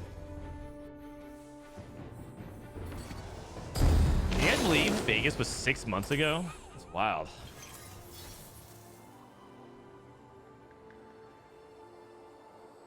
What is this? Gain a temporary 5 cost to get Lissandra.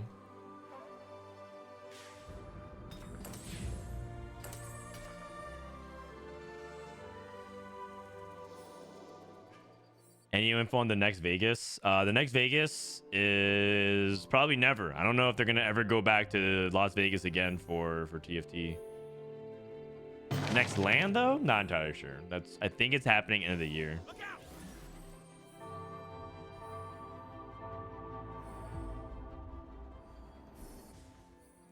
French Disso versus French Setsuko. And you know what that means? That means team retired wins. Team retired wins because one of these players have to die. And if French Setsuko goes first, I think 1, 5, 6, 7 loses. Always. Even if they go 2, 3, 4, 8. Actually, that sounds right? Then they're 3 placements above.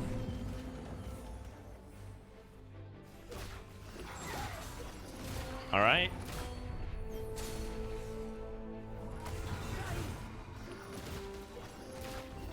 Fingers crossed it's somewhere in Europe. The LAN?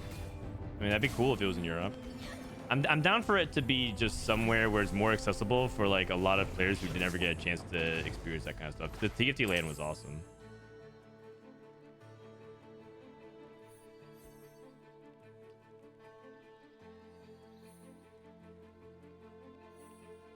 I mean, French Setsuko should win out here, but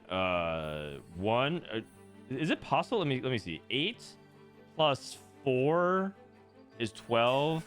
It's like it's not possible for them to win, right? So you might as well just FF because like the game's over. 6-3. You don't have to play all this out. You can just FF.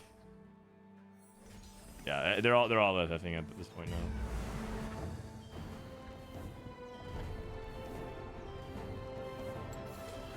Guys, our bottom ranked team seed is clearing EU. Okay, it's just one game. They're about to play another game. It's all good. It's all good. All good.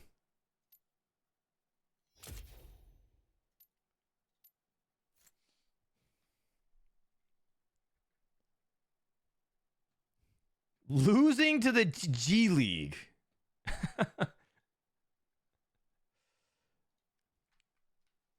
Rough.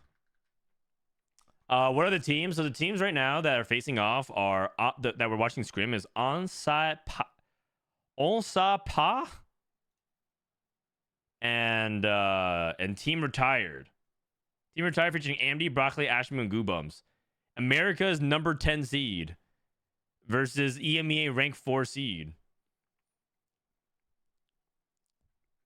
We just cleared the French Setsuko and the French dish soap.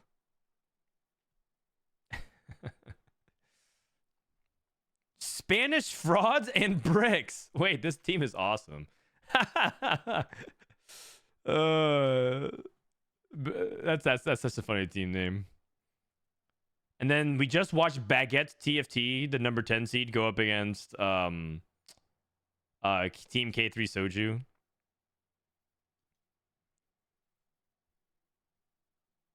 But honestly, these team seedings are like kind of fake, aren't they?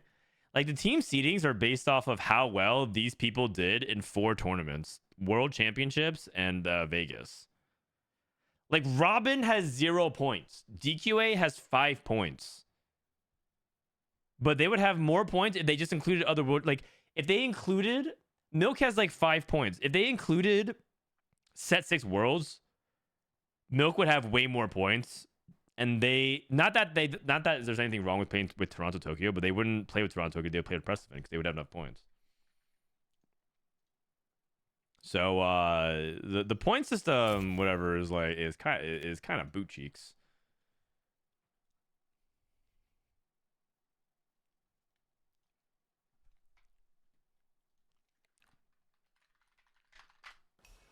I'm gonna run an ad real quick while we get ready into the next game. Okay, upgraded champion for game number 2.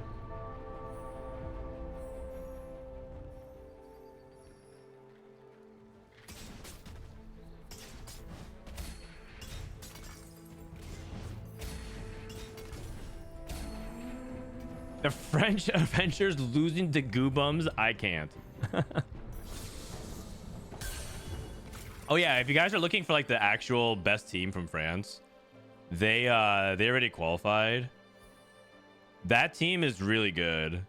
Both of the teams are good, but Volta, Enzo, Coco, and Pade Ball, and then Carmine Core as Campus, Double CZ, One Wet, Jungler, and Dark Hydra. Those are the cream of the crop. Or the yeast of the baguette.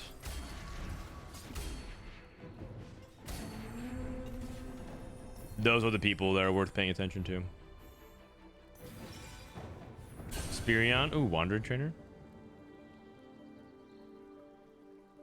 Long shot. But we don't have a bow. But it's just so good that you probably pick it anyways and just try to play for it. French dish soap also got long shot. Learning a spell. Also an option here. Oh. 2 long shot players. I mean, just because you play long shot doesn't mean you have to commit to the exact same sniper line. Like maybe one person plays Cogmaw because we have 5 cogs. But we have 2 French players contesting each other. Broccoli with Scoreboard Scrapper. Keepers for AMD. Oh, this is Ashmu, sorry. Sleight of Hand. Lucky Paws for Setsuko. Story Champion. Oh. Wait a second.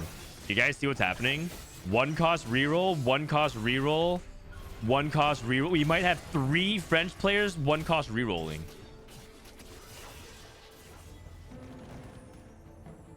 That would be insane if 3 French players all rerolled 1 cost.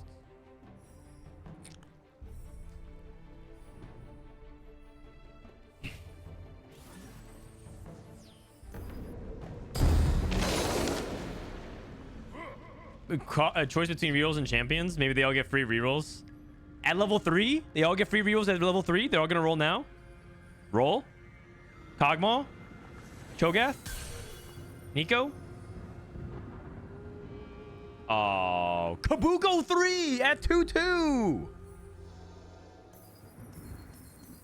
Oh my god. Oh my god. And this guy has 6k, 6 Garens. They have 3 1-cost rerollers who are all gonna hit by the end of stage 2. That is ridiculous.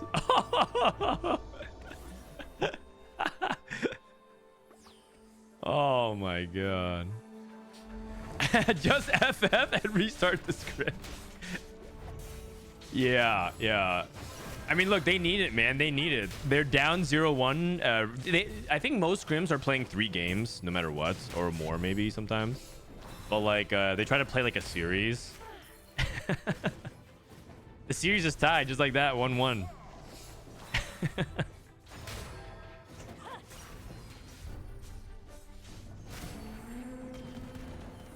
It's gonna work out so well because Mr. Tart also just needs like 1 sword to kind of get his items rolling, and then and all of them are like low in HP as well, so they're gonna be able to get the components.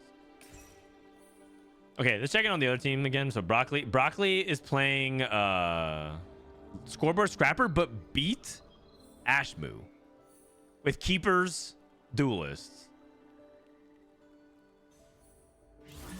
Interesting. How did that happen? I didn't pay attention to that. Usually Keepers kind of steamrolls.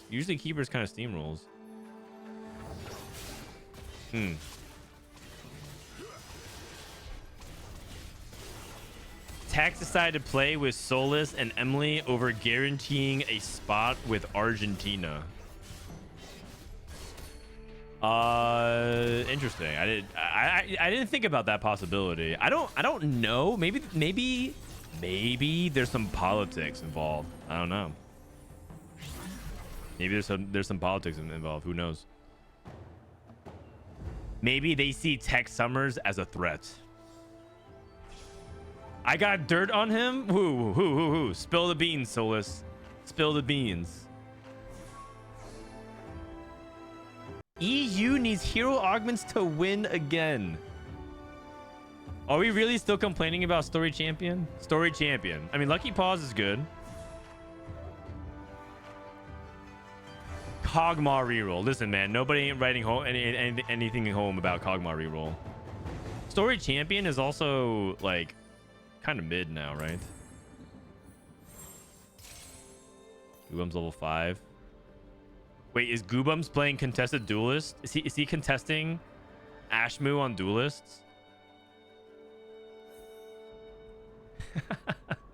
So not only are French teams super aligned by re-rolling one cost 3 out of 4 players, we're also contesting each other because we have 7 Yasuos.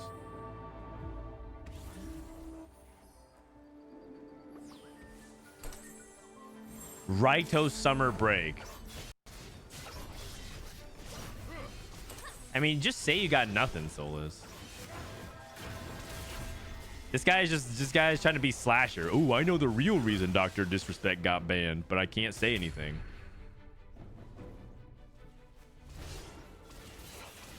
Just spill the beans, man.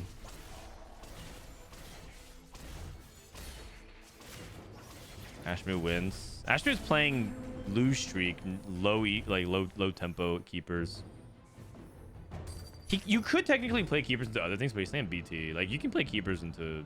It's just generically very strong as a 5 streak.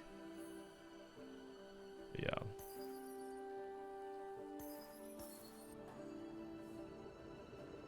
yeah.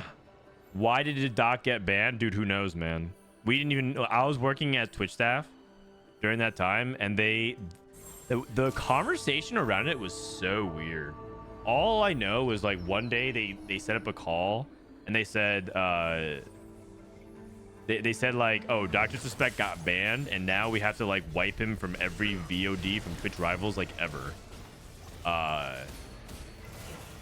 And then we all looked at each other, we're like, yeah, we're not going to do that. Like, there's, like, a lot to do, and, like, we don't even know where all that is, and, like, that just sounds like a waste of our time. And then eventually the policy, they went back and, like, okay, yeah, you don't have to do that. But that was a really funny call that we had. we all, the entire content team on Twitter, we were just like, no, we're not gonna do that. And that's all we heard. We didn't get to hear anything else about it when we were working on staff. Nothing like, because obviously we asked, we're like, are we allowed to know? And they're like, nope, no one knows. My boss didn't know, and his boss didn't know, but his boss knew.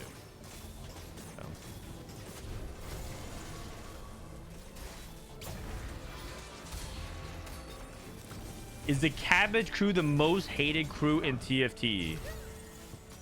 I mean, what is the Cabbage crew? How could I hate something that I don't even know? What's that, like, you and your group of friends?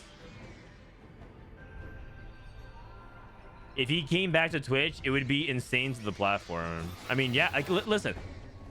I'm not a fan of the way Dr. Disrespect handled, like, the fact that, you know, not being faithful to his wife and this whole thing, like, whatever. But, like, prior to that, I, like, really deeply admired him as a streamer because he actually puts effort in, right?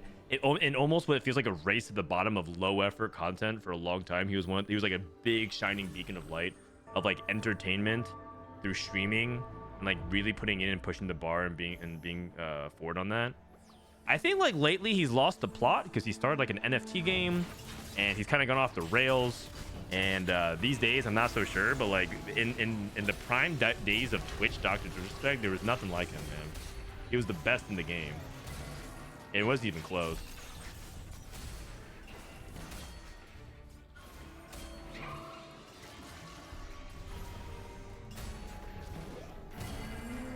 Experion is at 7 Cogmos. Experience on 7 Cogmos. So he doesn't have it yet. Garen 3. Not yet either. We're at 6 Garens. Oh my god. Portable Forge into an artifact. Wrap it up. Wrap it up. Wrap it up. Oh, he took Inspiring Epitaph. What? Dude, there's Innovating Locket right on the other side of that forge. Oh my, this guy just took out a free win. You have my bow. What about Experion? 8 Cho'Gaths, 8 Kog'Maws. Well, I mean, at this point, do you just roll for, like, to 20 something like that? You snapped your lose streak. I guess he's thinking about encounters coming up. What a loser.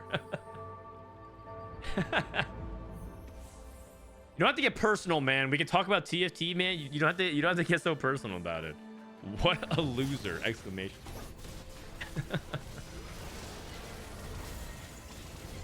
You remember that Hearthstone 3-person team event that I think Amaz ran? One team was Kibler Dog, and another person just reminds me of it. The Archon Team League. Yes, I remember. I remember. That team league was one of the peak tournaments ever to happen in Hearthstone. Man, little did we know what was going on in the background. There's a lot of shenanigans happening in the Archon team house. But good times, man. That was a really good tournament. You know what? I'm down for Soju and Setsuko. Man, I'm getting more dogged again. Sup, Houseby? I'm down for the TFT Millionaires to fund the Team K3 Soju Invitational, and then do it live, like a 4v4 tournament in person. What do you guys think? What do you guys think? Those guys are millionaires. The least they can do is give back to the community. Boy, thank you for 2 months. They'd be too lazy. I mean, it's a combination that they're too lazy, but also they want to stay billionaires, you know? You know how billionaires stay billionaires? They stop spending money. They stop paying for anything. Like, that's how you you think the rich spend money? What? What are you talking about? What poor people do. Poor people spend money. Rich people keep your money. Come on now. I'm being facetious, by the way. That's not how it works mostly, but also kind of. Tattoo of Force guarantee with Jax 3. Happy Nvidia stock split to anybody else that was benefiting from it. Apparently that's like all the rage in some of the conversation circles I'm in. My wife and her dad were bonding over it.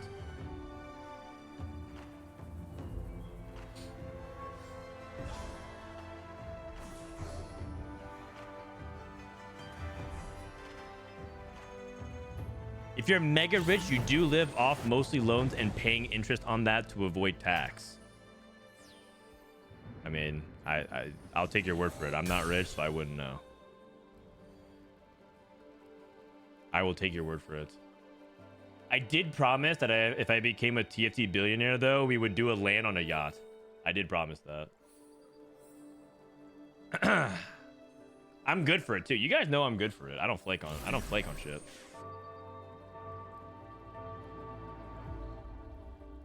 We're still on 8 Kog'Maws.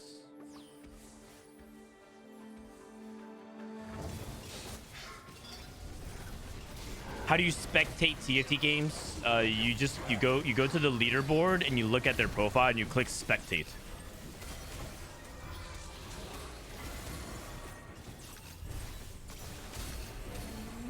It's still winning anyways. Dude, this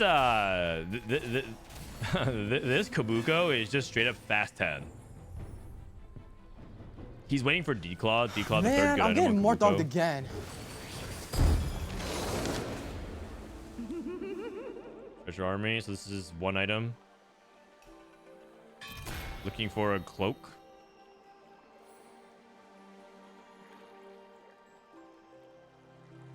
You gonna take this? Oh, you probably take this. You probably take this. It's fine. Oh, rolls again. I mean, Hodge is not great, but isn't that what you were looking for? Shiv.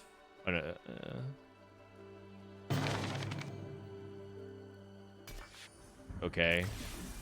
That feels worse, but he had to take what he had to take, so. I think he timed out. I don't think he meant to take that, but you have a timer before it expires, so it probably expired.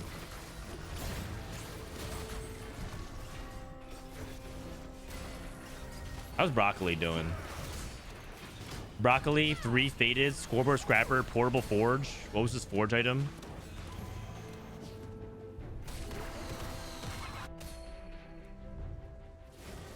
Double gauge D-Claw.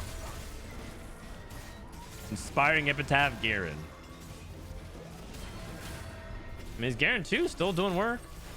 Garen 2 versus... You know, I will say, this is actually kind of low roll because 3 of them are rerolling 1 cost, but only 1 of them hits. Like, where's the Garen 3? Where's the Kog'Maw 3? They should all hit so fast. It's 3-7 now. There's no longer any tempo advantage. What happened? What happened? Took light shield crest for Faded. That's okay. I thought that for a while, actually, at the very beginning of the patch when this first came out, I thought this was broken on Faded with the resistances that you get from Thresh. Turns out it's not that busted, but I thought it was for a minute. Spark, red buff. Okay. Okay.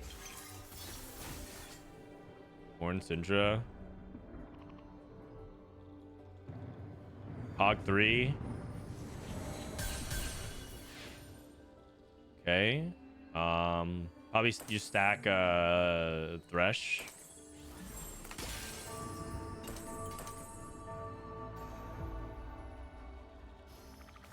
Playing around Syndra 1 instead of the Kindred 2. Hog 3. Oh, he's stacking 1-star Ornn. I thought in this instance you stacked Thresh. But maybe his HP count's high enough. Not entirely sure. I think Broccoli's going 8th. His spot looks pretty bad. I trust me. I've gone 8th with Faded a lot, so I know what a spot looks like at 8th place. I am the worst. Actually, you know what? After watching some of the games today of other people, I don't think I'm the worst Faded player in the server, but I might be the second worst. Mr. Tart's still on Garen 2, by the way. It's red on Kindred. Yeah, I think Broccoli doesn't know that you play around Kindred, but like Broccoli's still kind of new to stuff. Gifts of the Fall. Okay, finally Garen 3. Oh, he's trying to gamble. What if he misses the D-Claw? Oh, he's a remover. Never mind, he's good to go. Okay. Kubuko still streaking. Andy. I see what's going on here. I see. Andy big time griefing. Big time griefing. 4 Garens on the bench. You know what I'm also down to do? I'm also down for I'm down for there to be the biggest rat award. Like the MVP isn't, I think that award should be shared amongst the team because one person should be like a person that like grieves. Otherwise, it feels bad to be the person that's griefing because you're gonna sack your own gameplay, but you're never gonna be in contention for MVP. So I feel like you need to be like, you need to incentivize both ends. You need to have the MVP and the biggest rat award. Just like somebody has to be bottom frag. Someone should be griefing and like scouting. Like if you just incentivize like individual MVP play. Wait, what's going on over here? Big cog, little cog. Grief your own teammates. Some people are griefing their teammates just by showing up and not letting their sub take over. Defensive player of the year keyword. Yeah. All NBA first team.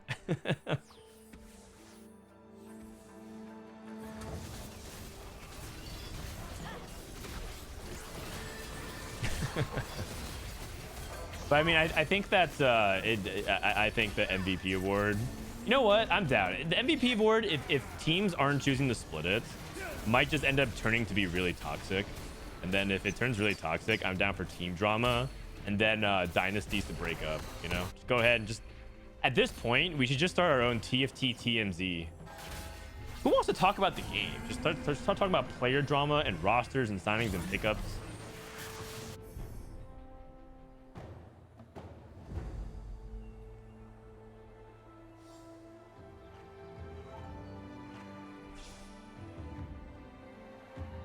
The MVP of TFT is Soju. I mean, he's not in this chat right now, but you don't have to glaze him up that hard, man. By the way, who is French Soju? If there's French Setsuko and French Dish Soap, there has to be a French Soju. That who is it? Who is it? French Dish Soap not looking too hot. We've already established Broccoli's going 8th. Ashmu, Lose Streak Duelists, not looking too good. He just played another Garen 2. Oh, he's playing Garen for the Exalted. Isn't it French Pate Ball? Oh, French Soju Pate Ball. Is it? Maybe. I have no idea.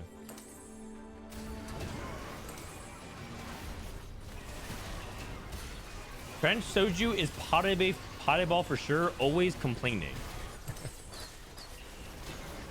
Okay, Soju actually isn't as big of a complainer as some other people though. Like he's a big complainer, but he's not always complaining. He's like complaining 8 out of 10 times.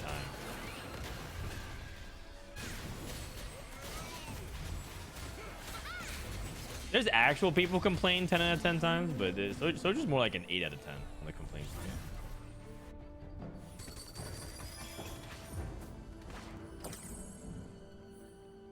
But I'll take your word for it. If that's who it is, then I don't know the French scene that well. I don't know any French, so I only can I don't understand them.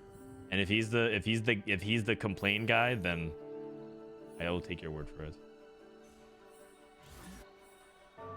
Don't look now, Garen reroll, cooking a little bit, and the inspiring epitaph with the gifts of the fallen. It's working out. It's working out. Wait, this guy's still playing 2 cogs. He's playing Twin Terror Kog'Maw. I mean, he's in the Lilia waiting room, I guess. Holy, he literally took a long shot. He literally took this to play it on a Kog'Maw 1. Does he beat this Garen? Probably not.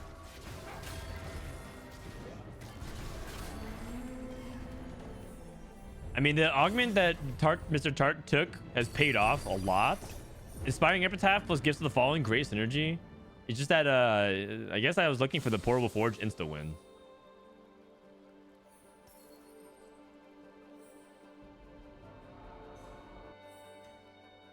Also, he's winning with like 5 Warden. I mean, this lobby's kind of weak. Like, other people are not like officially online. Like, Broccoli's not online. French Dish Soap still like kind of getting online. AMD stuck on like 2-star Ghostly, which is just not that great. Blue Streak Duelists. Goobums playing Exalted. Man, look at that synergy bar. Amazing. He's not rolling. He's gonna try to see if he can get to 9 so he can play Exalted in, I guess. Ash Moose spots. Broccoli. Broccoli's just dead.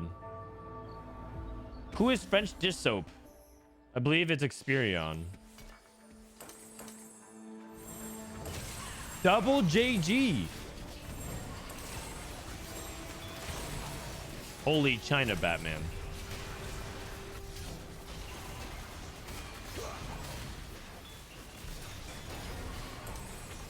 Oh god, we can't kill these bruisers. We definitely are not going to kill Kabuko. He's got farmed. And if we go 7-8, the game is over. Because I don't think we win the lobby. And if you go 7-8, you have to go 1-2.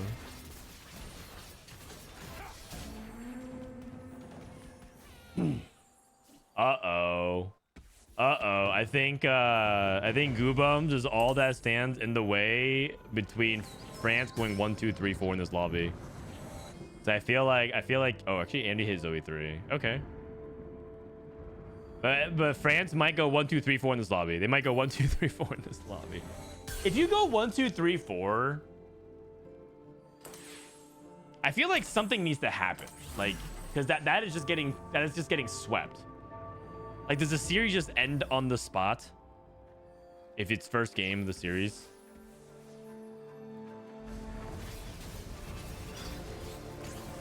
Probably not. Probably not.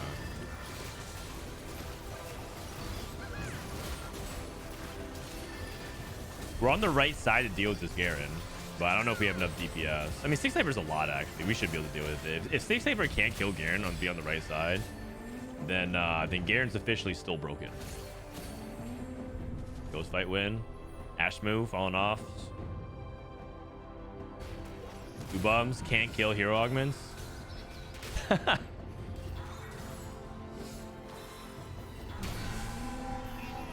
French Setsuko on a fast 11 at this point.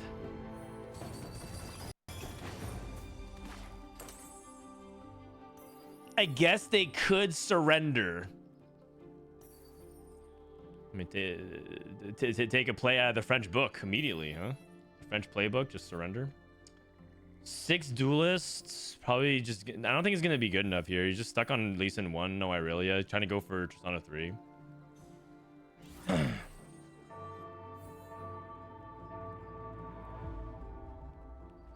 The worst part about this format is how the game abruptly ends. Yeah, I mean, you're not wrong. Those are the downsides of the format. The format's not perfect by any means. If the format was perfect, then I'm pretty sure people would want to start advocating for changing the main format. The game is different.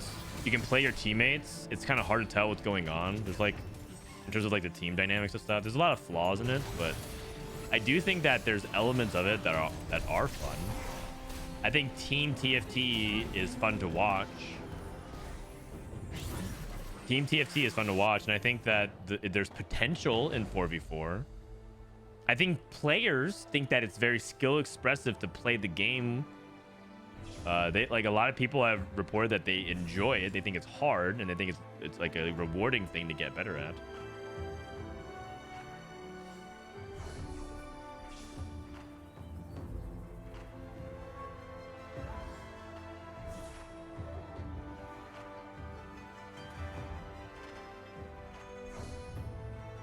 The Ashe encounter is game breaking. Well, yeah, sure. That's not the format's fault. That's just like encounters not being very good with this format. That's all. And that happens from time to time. It's not going to exist start from this set moving forward. If it is, I will very much loudly complain alongside all of you. If the Ashe encounter stays, I think that would be terrible for a decision long term.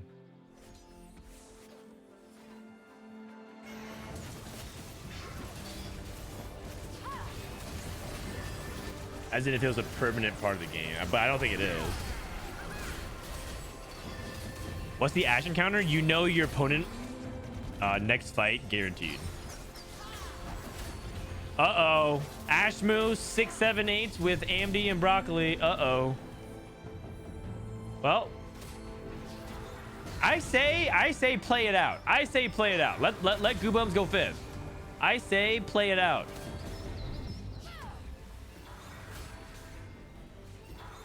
Play it out. Play it out. Oh. Goobums won? No, he didn't. All right, well, Goobums is the last player around, so I guess he technically gets the win. The scrim is tied 1-1. Team Retired versus Team France. If you guys are just tuning in, figuring out what's going on, we're scrimming for EWC. Team Retired is currently who we're watching. AMD, Broccoli, Ashma, Goobums versus Ansapa, Jidosaur, top made it to Worlds last set. Experion, currently rank 1. EU West at the moment, 1900 LP. So it's a top ranked EMEA number 4 seed. But the series is tied 1-1 right now. Is that it? Are they only playing 2 games? Is there no third game? This game was unreal. I cheated. Wait, were you the guy that hit the Kubuko 3 on 2-2? Setsuko and Soju are queuing up. Looks like there's no. I don't think there's any more scrims going on with their group today. They might be done. They might be wraps. That was filthy. That was filthy. Are you guys done? Or oh no, they're about to go one more. It would be weird to stop scrims after a 1-1 series. You want to play a best of 3 at least, and maybe more if you want. All right, let's go ahead and hop on in. I'll play a 3-minute ad break, and I'll see you guys after the jump. This game sucks. True. Goobum's doing one more than we played Liquid at 7:30. Oh, sick. Awesome. We get to watch Fnatic versus... Oh, we get to watch Fnatic versus Liquid? The two top teams alongside Team K3. So those are the 3 top teams that people are saying from NA specifically. Woked. Oh, man. I will say the following of the teams is really fun. The following of the teams and tracking all that is fun. The whole, like, look at who's streaming TFT right now. Nobody's streaming. It's Frodan and replay and Ray. That's it. I guess Dallas and all these people are streaming, but like that part's less fun. But the whole team, the fact that it's for like a season is good. That it's just for a season. It's not going to be the whole time. It's just going to be like a period of a couple weeks. But yeah.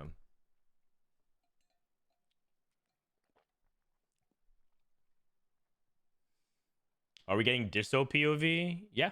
I mean, I'll be spectating in the game. Let me type the current series score right now.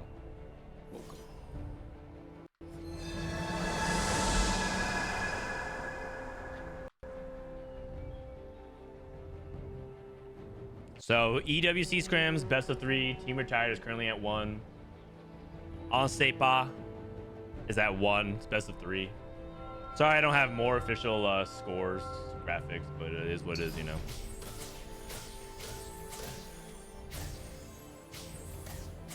Hey, chat, I've been rehabbing TFT for 2 sets. How is set 11 considering relapsing again? I think set 11 is fun if you don't care too much about taking the game that seriously. And if variance doesn't affect you very much. Also, if you haven't played for 2 sets, I'm pretty sure the set is very fun. Like, you know, Man, there's a bunch of people who again. took breaks and came back to 11 and they feel like it was really fun. So.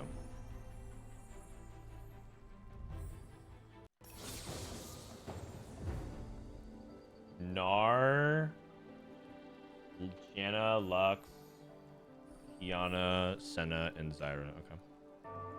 Where's Disso? I think he's in North Carolina right now.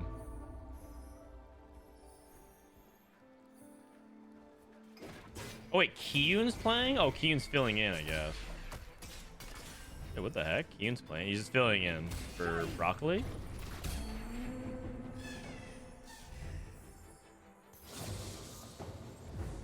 Okay, so Kiyun is filling in. Kiyun is filling in for Broccoli, and then we have Goobums and AMD.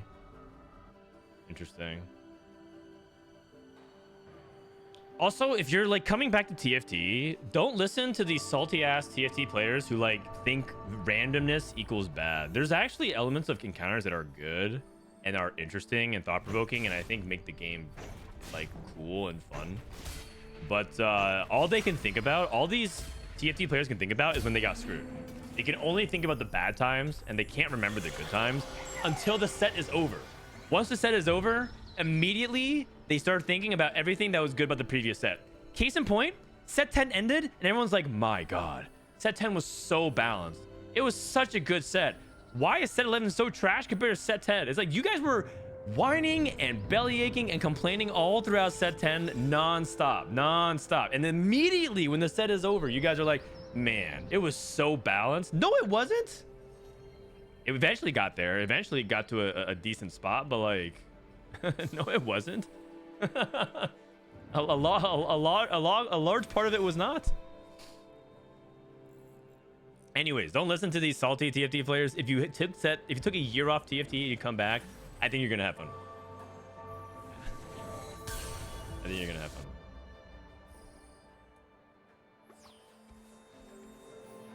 Late set 10 was good. I think late set 10 was pretty good. Pretty good.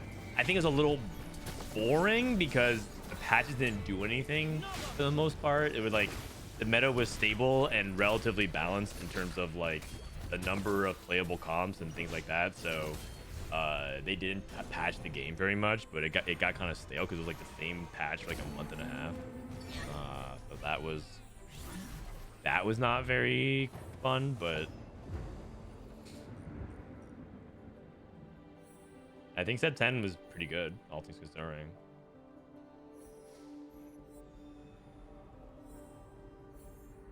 I think it's up there. I think it's up there for some of my favorite sets. It's easily in the top 3 alongside 6 and 4. I don't know if it's better than 4.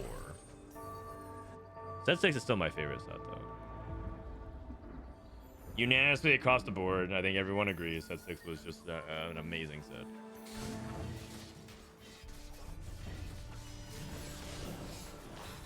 And it's not like set 6 was even particularly balanced either. Set 6 had so many OP things. So many OP things. Mercenaries were not balanced. Socialite was bugged for most of the sets and also was not very balanced. Remember when you fast 9'd and you hit 1 Kaisa and you were hyper stable with GA Morello?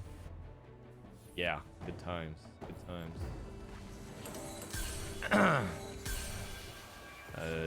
Frozen Heart Echo. Yes, thank you. You actually can't run back set 6 with modern knowledge. I agree. If we went back into set 6, I like my hot take is if you play set 6 revival right now, especially because they're gonna have new items, right? Because we don't have Zephyr and Shroud and stuff like that anymore. Or Frozen Heart. It's gonna feel like way worse. Okay. But people are way better at the game. We know augments. We know how to abuse augments much better. We know how to use stats much better. Like, we're just way better at the game.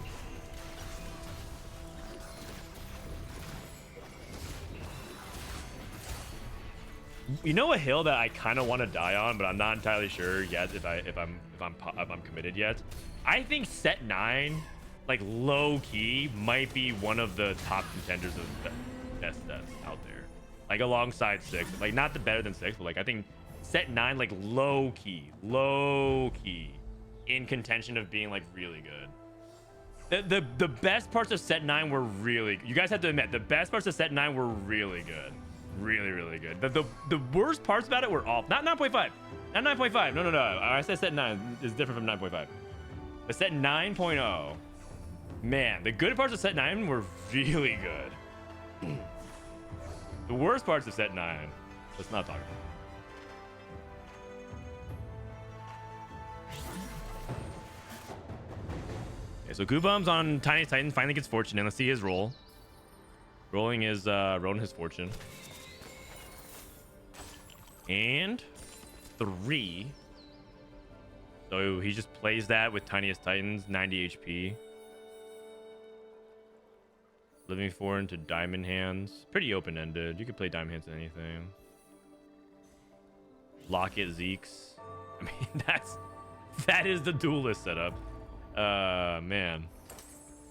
Tiny but deadly into AD. I mean, most likely Ashe, but he slammed Last Whisper first, so Rage Blade. Wait, Yoon is playing Exalted. The Caretaker's chosen Rage Blade. So is AMD playing Ashe alongside Kyu? 2 people playing Ashe? I mean, AMD could be playing Kaisa.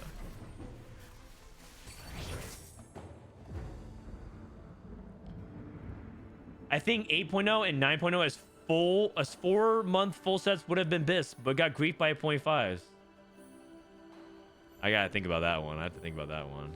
I think I'm inclined to agree.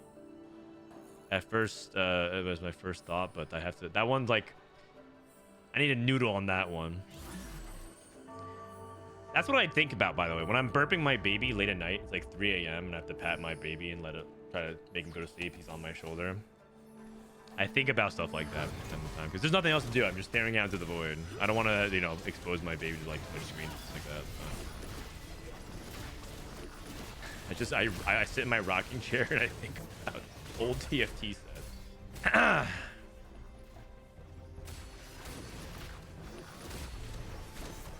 I'm actually really curious if maybe he pivots into Tiny but Deadly melee with a last Whisper slant because he has BT.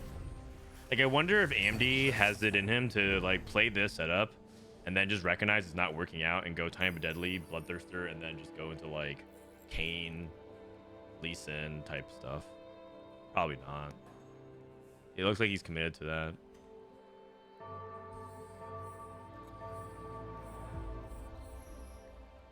Dragon Lord Emblem Slam into IE Rageblade.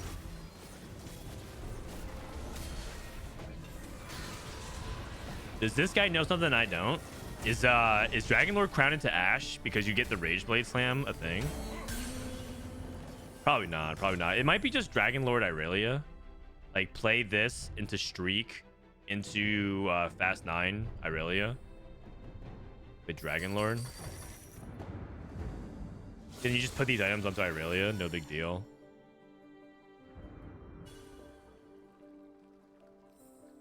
Wow, so many upgrades. Is Keyun filling in? Yeah, Keyun's filling in because he's gonna scrim after this. Honestly, set 7 was BIS if you exclude everything in this entire set except Deja. Oh, so you liked Deja. You liked Deja. You're a Deja lover. I mean, set 7 had some cool things.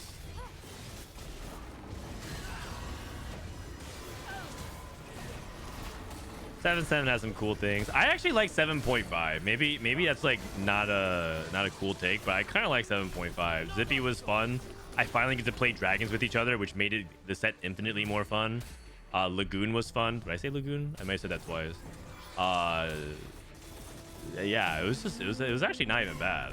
7.5, kind of underrated. Kind of underrated. It's like the 5.5 effect. Oh, Recon Bob. Hold on. Recon Bob. It's like the 5.5. 5 was so bad that 5.5, you just couldn't even really accept that it might even be good because like the bar was so low that you were just you kind of just lost sight of your your reward system, your evaluation system in your brain broke. And so 5.5 didn't really get enough love for what it was doing. In hindsight, it ended up being one of the best mid sets. But at the time, we didn't think about it that way. We just thought 5.5 was also like, meh.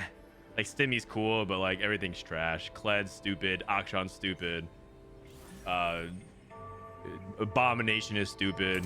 Jax is stupid. Legion skirmishers, Sentinel skirmishers are stupid. Like, everyone's just complaining about it. But 5.5 ended up being pretty good. I feel the same way about 7.5.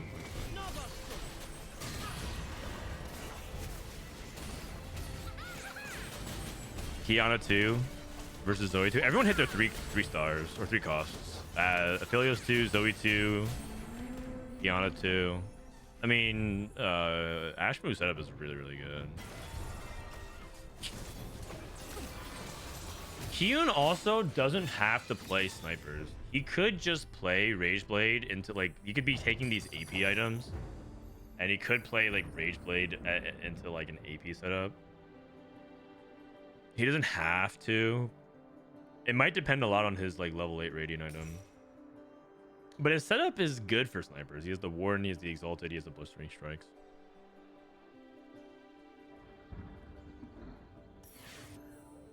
Goobums has 6 Zoes, by the way. I didn't realize he cashed out already. I thought he was going to stay. I thought he cashed out last turn. I thought he was going to go for another push. I thought we were going to catch up with him in a little bit. Tiniest Titan starts off with Fortune, cashes out, and goes for this board.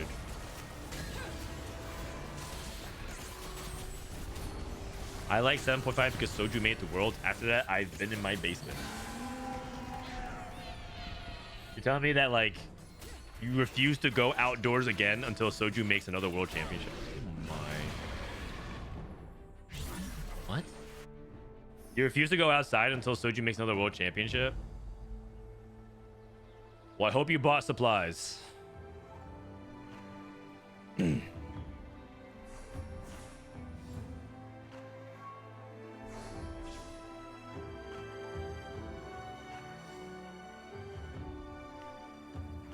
Isn't he down to Prismatic? Who are you talking about? Down to Prismatic. Oh, Tiniest Titans? I mean, Tiniest Titans still heals you and gives you gold. 2 player health and 1 gold after each player combat. That's not nothing.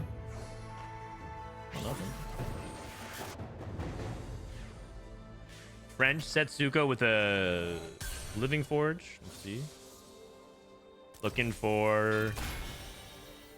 I'm good. And these are all so situational.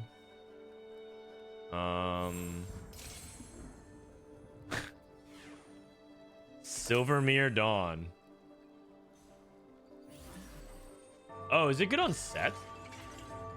Oh, you might put it on Gnar and then eventually put it, like, he could, like, Gnar's an exalted unit.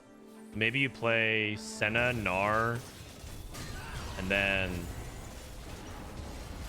it's just for set. Just for set, I think. Because then set just casts and then he just goes crazy, maybe. I've never been able to put it on set. I've only heard about it, but dude, is this guy gonna even make it to set? He's just beelining straight to 8th.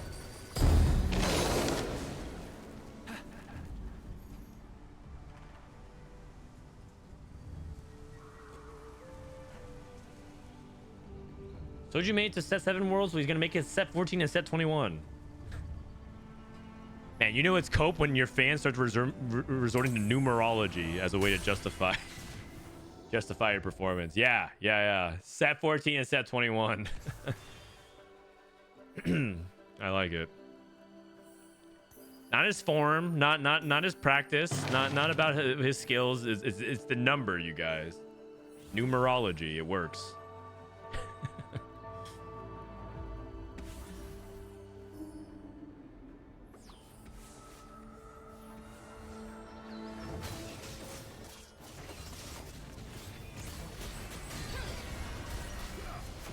Also, by the way, I think we're gonna have to stop calling things like by the set number, because if you just say set 17, it's just gonna start sounding weird at a certain point.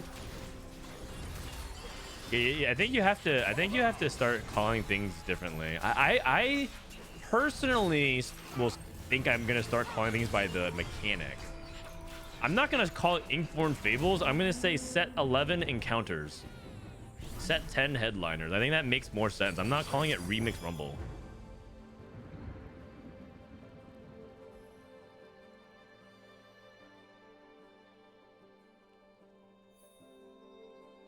Okay, so Experion pretty healthy. I mean, his line is really cool.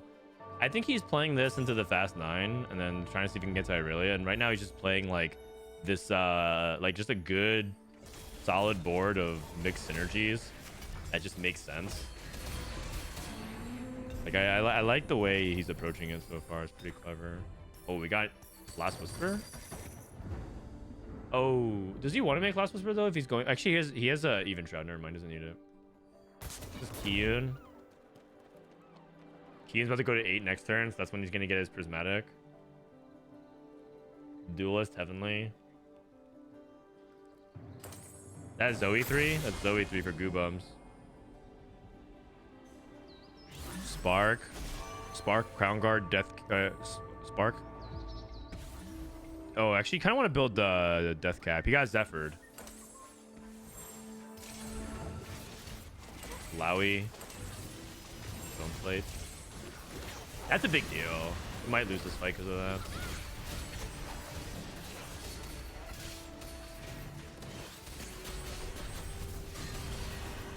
Do you know which augment is super OP in this format? Okay, looks like he wins. Future Sight. Imagine if Future Sight was still an augment. Wouldn't that make this like SS tier as like an augment choice? Prismatic again. Dual Lotus 3 is really hard to turn down. Very, very hard to turn down.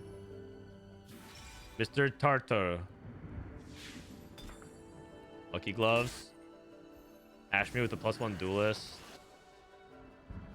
Keen with their Prismatic. Or sorry, with their Radiant, rather.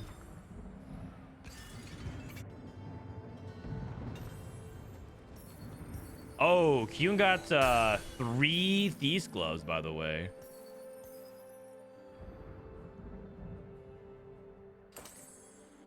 Wait, how do I get this overlay off? Jesus. Guess.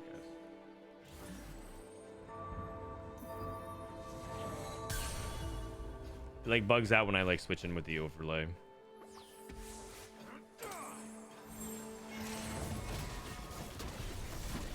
What are the team strats in this game mode?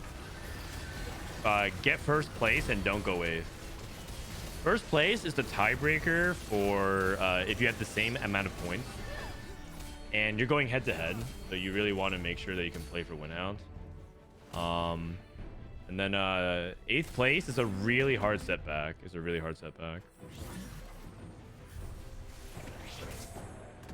you tried Zoe with Ludens? I have not. Is it good? I can see it potentially being good.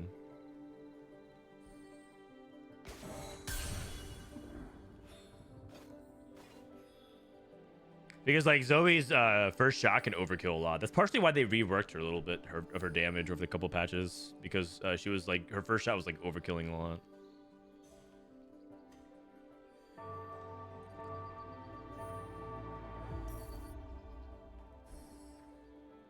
Okay.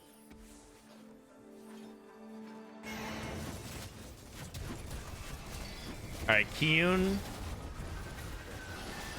He took Radiant Hodge and got 3 Thieves Gloves.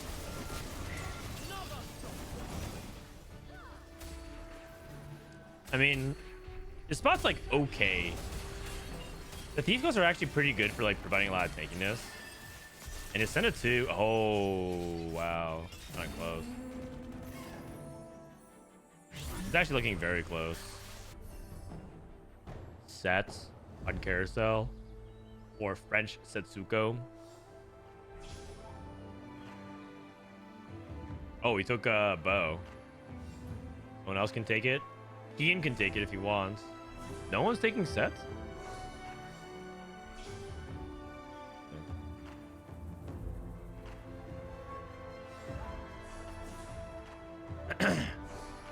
I was looking at the EWC prize pools. I'm surprised that TFT was the lowest. Like, why are you surprised? TFT is like like we would play for half the prize pool. Let's be real. They don't have to actually invest more in it than they need to. Like if they do like a 250k prize pool, people still play for it.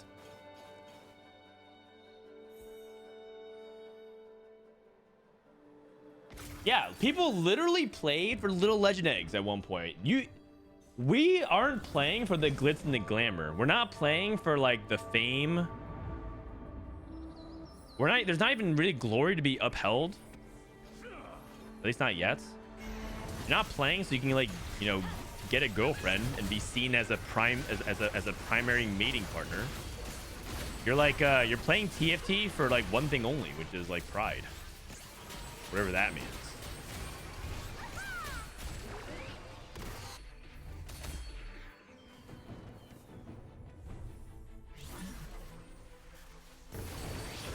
Why isn't Kyun scrimming with Fnatic? He was doing too well. They got jealous of his skills and they kicked him off. Radiant item, treachery. Go to Goobumps. Oh, Radiant Declaw with Shiv? I mean, that's a cop. That's a cop. Kyun? Radiant IE. He has Radiant IE with this setup. Oh my. How much crit damage is he gonna do? Yowza. Okay.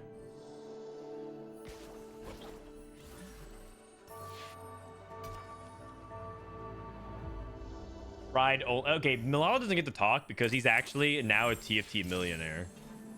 Malala won every tournament for like half a year, and he's like, "Yeah, guys, I'm poor, and you know, I'm just in it with you guys. I'm just like you, an everyday pleb." He's just making up. He's just making up struggles at this point.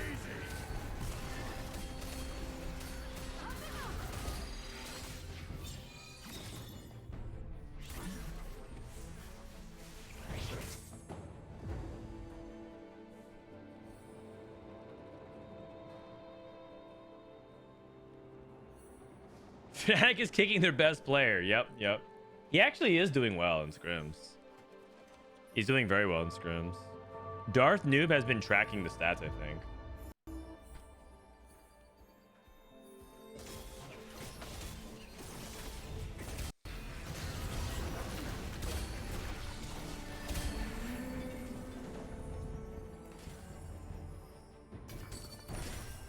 Okay, Experion going for Kaisa. Oh, he's angling Kaisa this whole time. I did not expect that. Dragon Lord Kaisa. I guess because I have wiped Kaisa from my my memory. I do not really play this unit.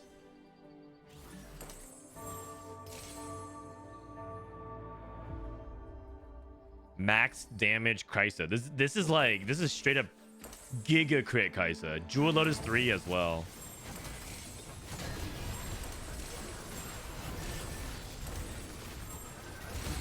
Okay, we almost killed Alawi 2. We almost killed Alawi 2.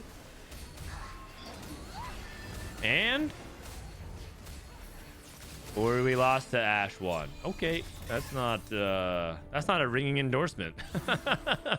That is not a ringing endorsement at all. All right.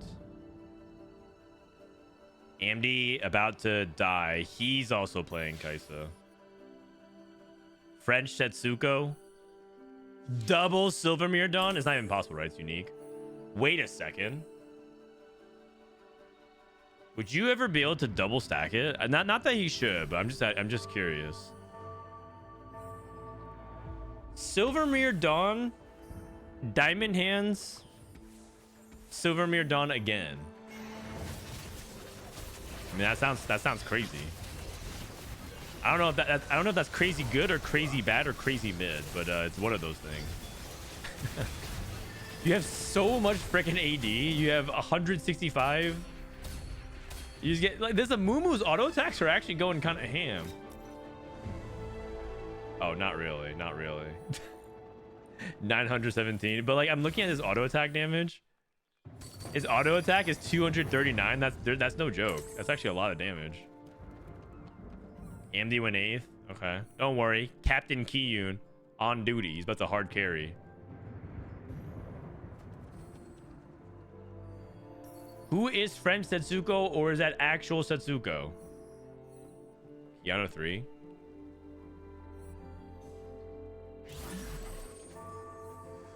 French Setsuko is Jedusor. Top ranked French player.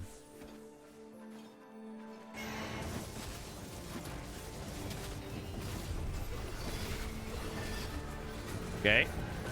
We have Ash 2 with Rain IE. Tiny but deadly. Our setup is good on paper. Dude, Kiyun just has way too many tanky units in the front. Oh my god. Like it's not like 1-star Ash's beating everything. It's like his thieves claws in the front line are just like rolling D claws and tanky items, and he's just hard. He just can't get past his front line.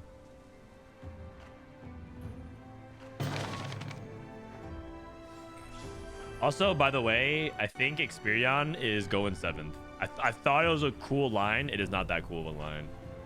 He's playing 5 Dragon Lord, Kaisa, and looks like Kaisa players are going 7-8.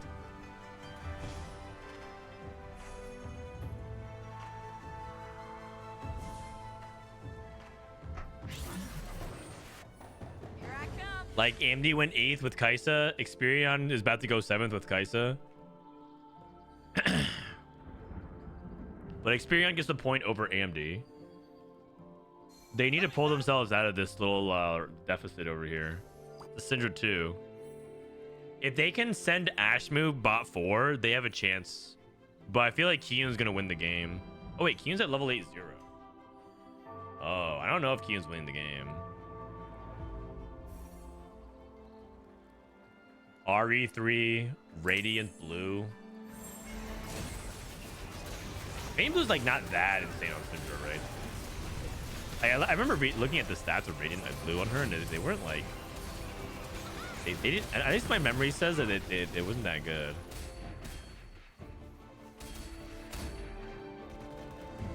Esperion's dead.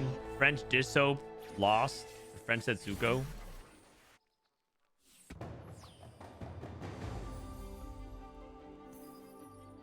Oh. We got Aurelia too. Okay. This Aurelia has to be good. Like, it just has to be. I guess we don't really have, like, anything else that's particularly like, oh my god, this is, like, so insane for duels. Like, Accomplice is good because you get support items. Healing Orbs is, like, decent as well. But there's nothing that's, like, you know, like the Keepers and stuff like that. Oh, it's Ashmu. Wait, if Ashmu takes out Bench Dish Soap, that's huge. I think that might win the scrim. Is it an Ashmu clutch? Is it an Ashmu clutch? It is not an Ashmu clutch. Oh no, it is a reverse clutch. Goobums is losing. Kiyun's losing. Oh no, here comes EU. Here comes France.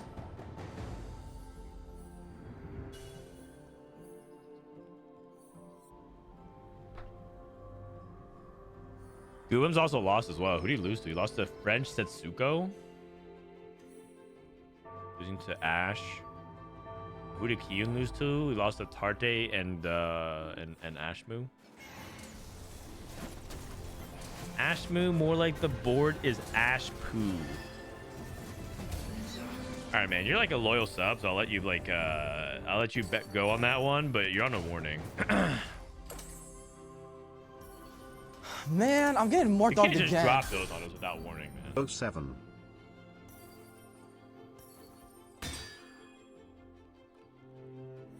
Ron, thank you for the 1 year. Amazing. Thank you so much.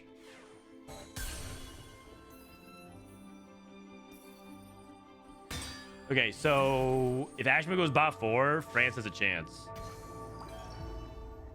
5 duelist. 5 duelist. 5 duelist. Ashmu!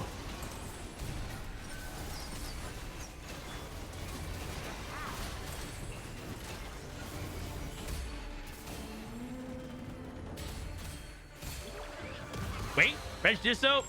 Dude, if he plays 6 duelists, it was over. Now we're tied, and now Goobums has to win. Oh, man. If Ashmu outplays, it was actually... Oh, man.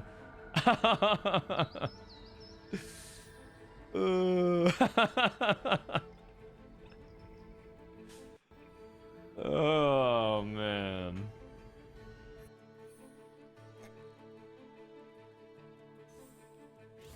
Okay, so if Goobums goes first and they go 1, 4, 5, or 1... Oh, wait. Actually... They outplay... Oh, it's over. It's actually GTR. I thought they went 1, 4, 5. Ashmu went 6. Oh, no. Oh, no. Oh, no. It's over. It's actually over. They can just, they can just FF.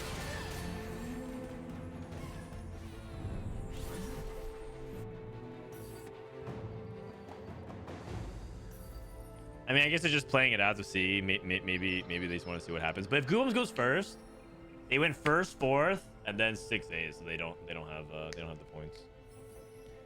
All right, France, you win this time. But hey, look, like I just want to point out there.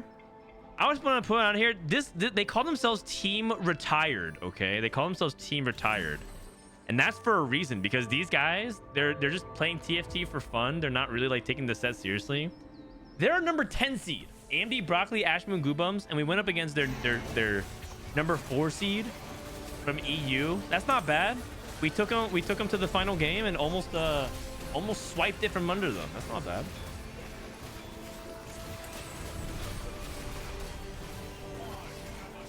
I lost in the mirror on Duelist. I had rank 1 and 2 rank 1 of Triss, Bully, and Kian on the bench, while opponent had Triss tier 3, burned 1 to 30 gold, and couldn't find any XD. I played TFT for 5 days, and I love the Zug Zug composition. I don't like the turtle, and then go Burr, level 10 on phase 6. Yeah, me neither, man. You tell him.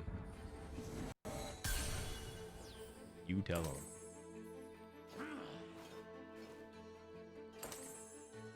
TFT's the best though, right? Am I right? He's only been playing for 5 days. Great game, great game. Also, I gotta say, this Amumu with the Silvermere Dawn, I did not see that this would potentially be a thing. But the immunity is stun, and the fact that it does stun, and it gives a bunch of resistances. I'm not gonna lie, I wasn't sure about it, but it ended up not being that bad.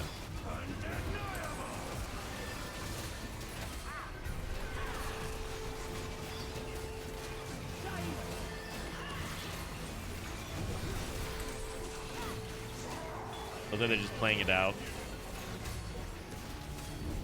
Wait. Dude, the Silvermere Dawn Amu might win.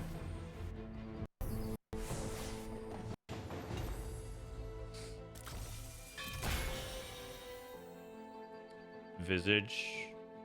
Estify. Oh, is Mittens really good on sets? I've never played that either. Oh, Caitlyn. Just for the attack speed with the sniper, I can see that as well. I guess I just think that like Mittens might be really good for the set to just help him cast faster and then maybe like work his way to the backline quickly. Doesn't really matter though. All right, last fight of the game, no matter what. Is this a qualifier or a scrim? This is a scrim. I was talking about their seeds going into tomorrow's qualifier.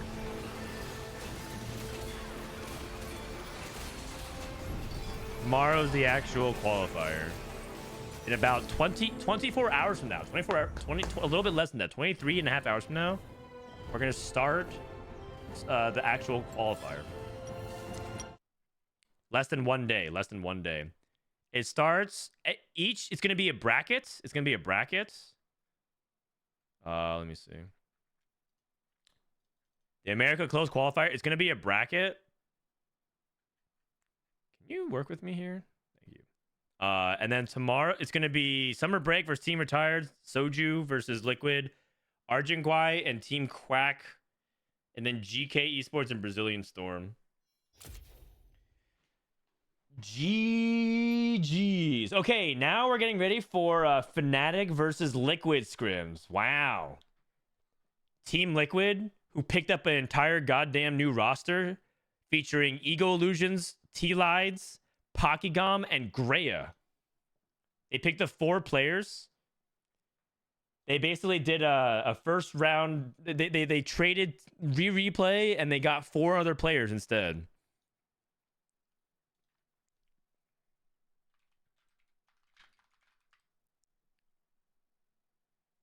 Where is it?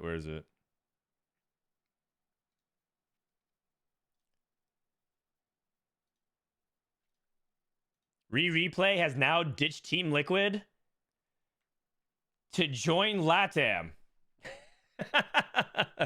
So, man, someone should just make this the new replay command. Add com replay. Anyways, this is a play on the Kevin Durant leaving the Thunder to go join the Warriors. Because the top two teams in points qualified immediately. So replay said nah, he like left Team Liquid and then went to join Michael, Relic, and Robin Songs for the top 2 in points. So that's the team. So that we're gonna have a different Team Liquid now. We got Ego Illusions, Kuramex, T-Lides, and Pocket Gums.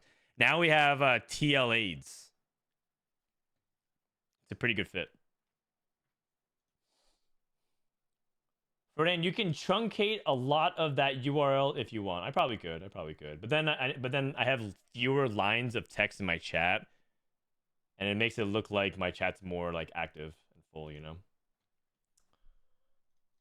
Okay. In your opinion, what's the difference between EU and NA playstyles that makes EU worse than NA?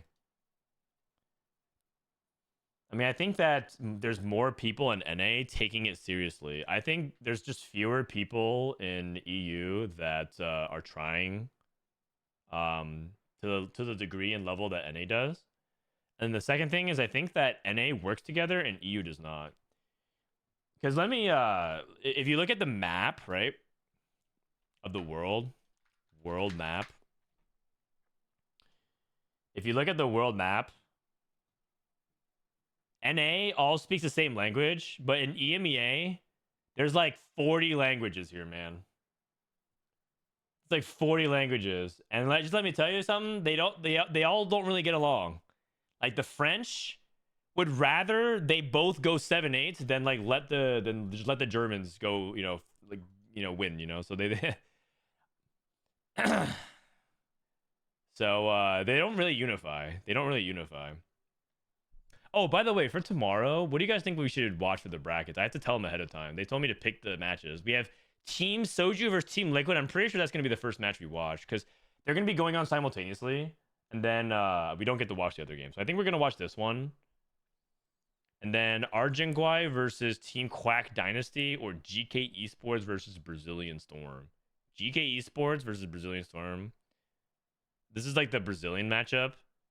Argentguai versus Team Quack Dynasty. I think we're going to go Team Quack Dynasty.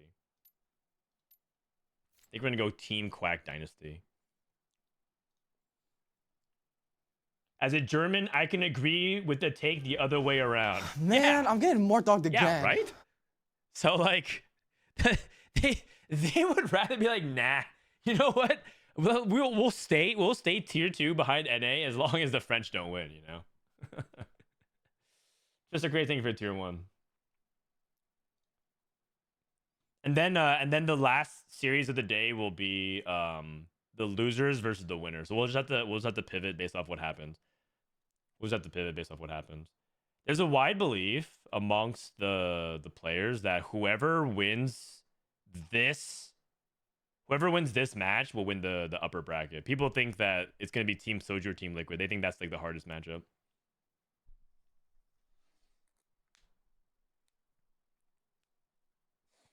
As Portuguese, I'd rather go 9th and share tech with the Spanish players. Oh my god. And they live so close to you. That's like the distance between Soju and Prestevent. Not even. It's probably the distance between Soju and Setsuko. They live like Virginia and Maryland. And they're like, yeah. I think in Europe, we can only cooperate if it's to make the French go last. Wow. You guys hate the French that much, huh? I mean, the French are like really loud and proud. That's the problem. Okay, sorry guys. The match closed. Let me restart it real quick. Reconnect. Give me a sec here.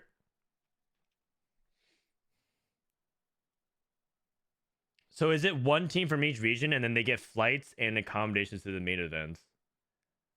It's 2 teams per region. 2 teams per region. It's 2 teams per region.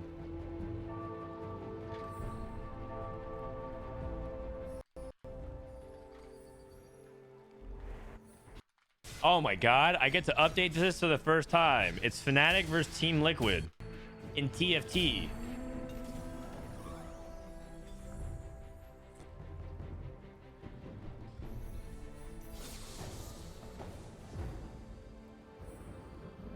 We're sounding like a real esport now. My god. Senna, Zyra, Thresh, Annie, and Silas. Sabio Flex? Hey, Sabio Flex. Fnatic lost 0-3 last time. Yeah, well, that was last time, though.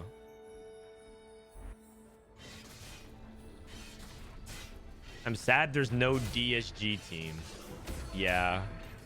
It's because I think DSG is like too new and unproven. They're not like a tier 1 org that's taking the Saudi money yet. Let's hope that they never have to, but yeah. These Fnatic guys might be frauds. What happened? I thought Fnatic was like most people are saying is undisputed the best team in the in NA, and now people are just calling them frauds. What happened? Is this Pokegam's POV? Dissoap taking Arcanist. And he has adaptive if he wants to slam that as well. Okay, Malad taking going long. Kian took stationary into unstable treasure chest and ZZ Rot. That's awkward. I guess Kian can just play snipers. Rage Blade Sword, beat T-Lides. T-Lides took golden ticket, so he's gonna play probably AP, like AP reroll with Zoe, Zyra. The ZZ girls. ZZ thought. I mean, yeah. Staying in puddles to catch fish. Okay, let's see how much they let's see who knows the tech on how to open up their portals or open up their orbs.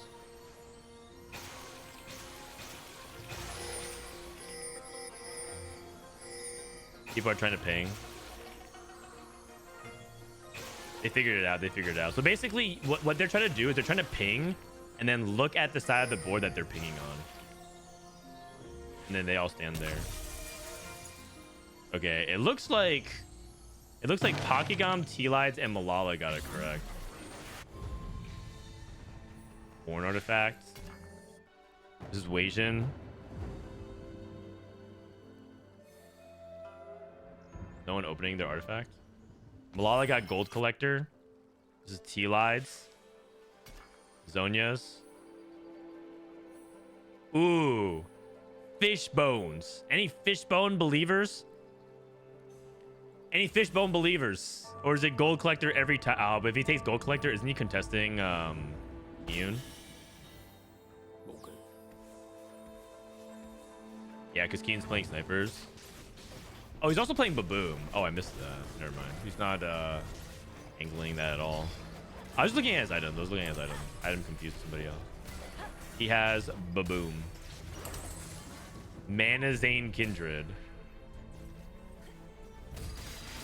All right. I don't know if you guys have been seeing, but Wasian has been...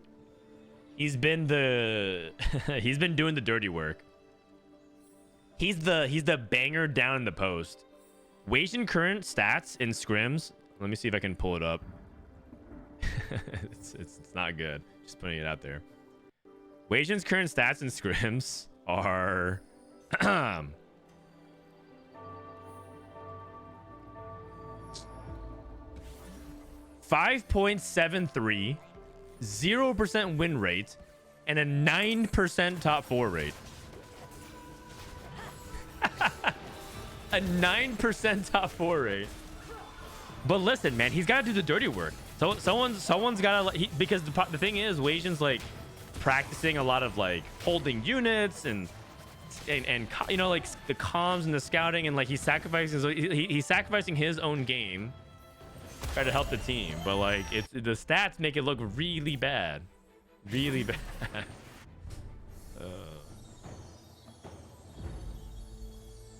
Is that the meta? I mean, it is the meta. The meta is you have to play what's good and try to line up your strategy while also deny your opponent team.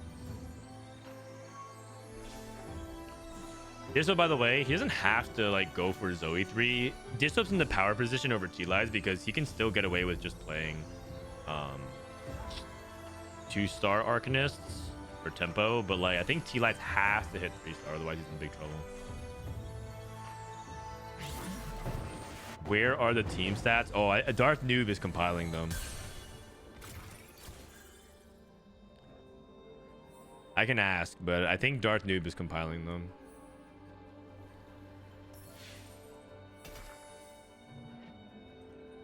Trench coat. Good setup for Kurum. Kurum's also playing snipers. So Kiyun snipers, Kurum snipers, Dish Dope Arcanist, Ego duelists, Pocky AP Flex. He actually has a good setup for Silas. Trench coat plus Spark. Actually, they bug fixed that, right? Is it as good as it used to be?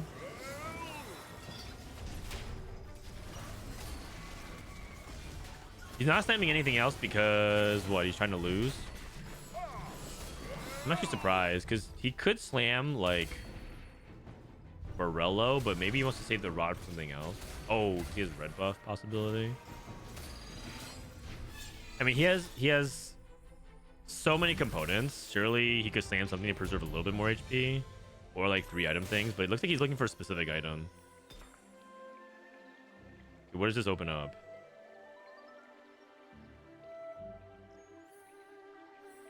If he wants to play Lilia,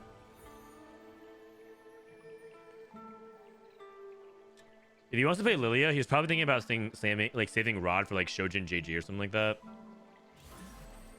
But I guess he's gonna wait for one more component then. He gets one more component, right? The next 6, yeah. So he'll probably wait for one more component then. Get maximum information.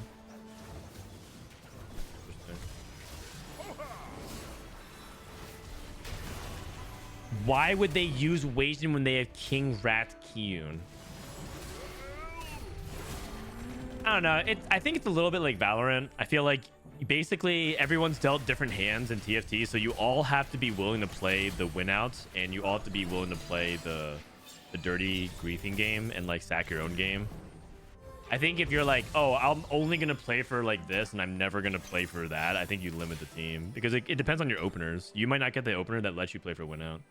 And if you have if you have a mediocre opener, you might have to consider playing for like a 6th and griefing like the 7-8 players. The best team is gonna have all arounders. You can't have. I feel like if you're like, oh, I specialize in like going 7th and like griefing the guy to go 8th, I feel like you're gonna limit the team a lot.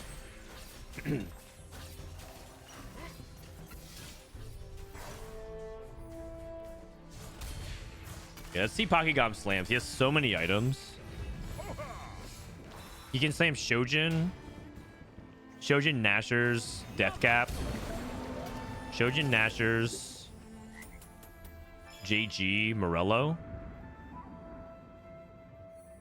That's what I see. He can also go red buff, Shojin, Deathcap, Warmogs, or JG. He also is probably going to wait to see if he's fighting against his teammate versus not. There's another element you have to think about. Oh, he stands 1 item. So it's Nasher, JG. I'm against Dish Soap. And then Shojin. Okay. Hey, he's not going to stand Morello then. But if you're not slamming Morello, that means you're playing on Bow. The reason why I like slamming around red buff was the idea that you don't have to play around bows anymore, because if you slam Morello, then what are you going to do with bow on carousel? A shiv to add some redundancy?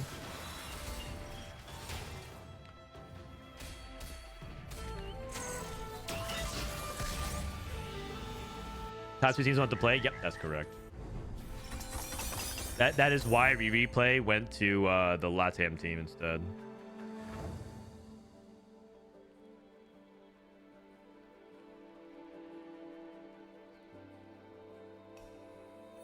Rolling for days for Dish Soap.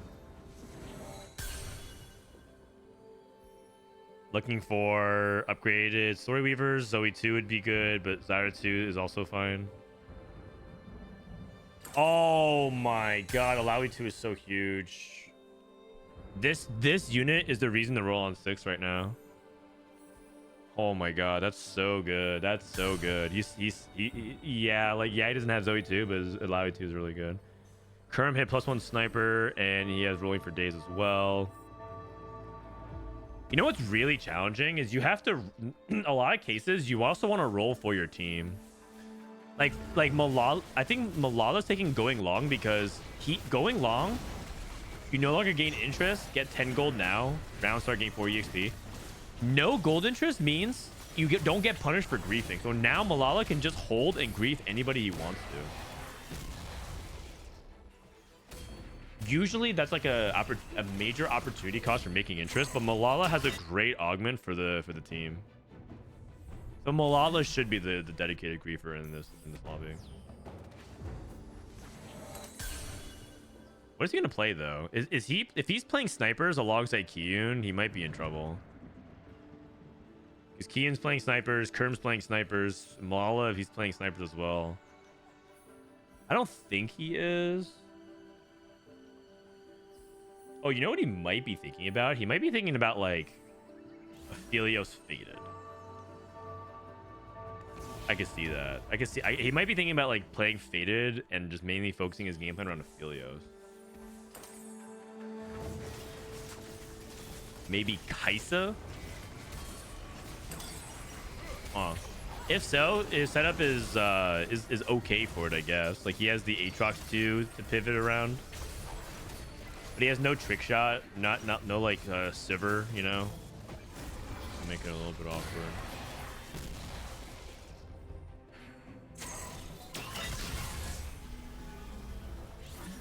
It feels like Kaisa. The thing is, I feel like Kaisa's kind of bad. But maybe you guys are right. Like the red buff is like you can put on Teemo and you can put IE and Gold Collector on Kaisa. I can see it. I'd rather just play around Aphelios 2 and try not to worry about the Ashe.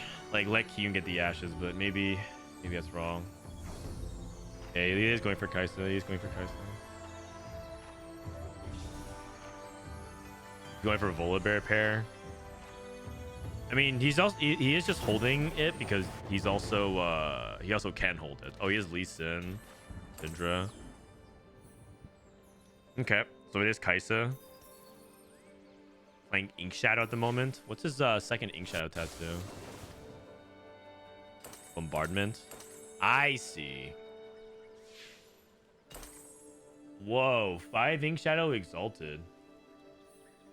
Oh man, I didn't even know this was a thing. Okay, Malala. All right. I see you. I have not seen like a variation like this being played in the mid game yet, so this is cool. Like this should win the next 2 fights because he's just trying to push tempo for low late with going long.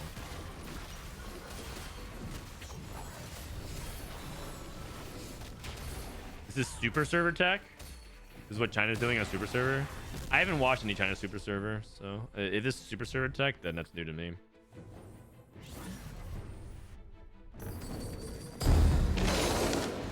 Support item. Take a look at Pocky, who's struggling right now.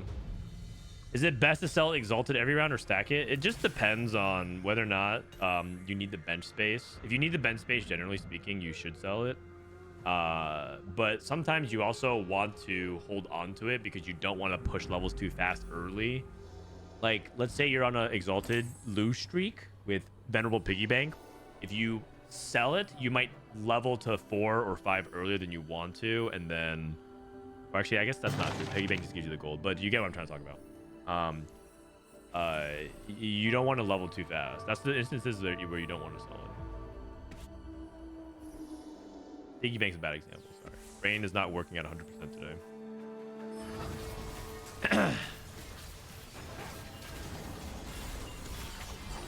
Oh my god, the Kai's almost died.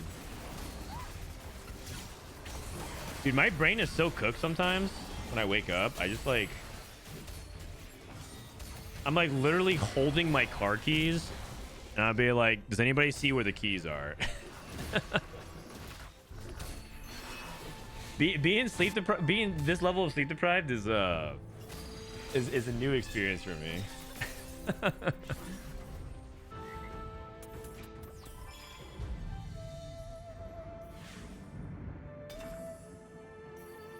And then he gets in the car. I mean, I have to, because my wife, she's not gonna drive. She's recovering. We got 4 duelists, Stylus, waiting for Lee Sin. Wei Jin playing around Kindred at the moment. Lala's still on a streak, full streak. Very cool setup here.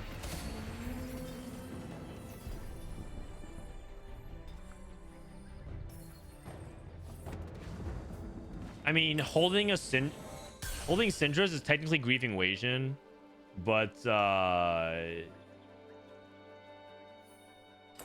if he makes that, he loses a gold because he sells it back for less. They might not. Kurum on a roll down. Can we get a prediction in? Who wins this game? Team Liquid versus Fnatic? What do you guys think? What do you guys think? Malala on the streak. Dished open Q and pretty healthy. T-Lies and Pocketcom trying to go for a win out.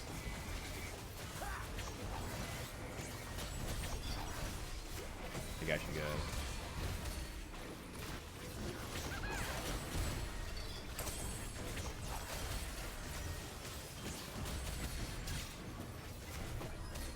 Here comes a 2-minute prediction. Here we go. Has a team win overall placement within the game, and then points reset. And then the tiebreakers, whoever gets first place.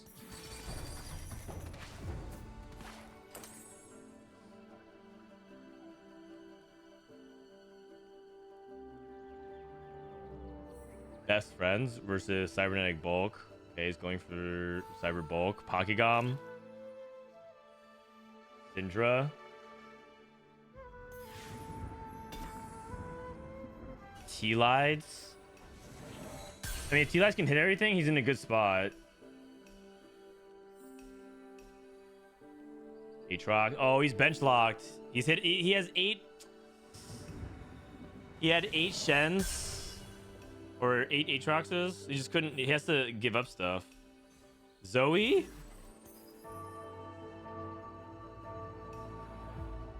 Oh! APM diff. APM diff. Oh no. Remember that 1 second he hesitated?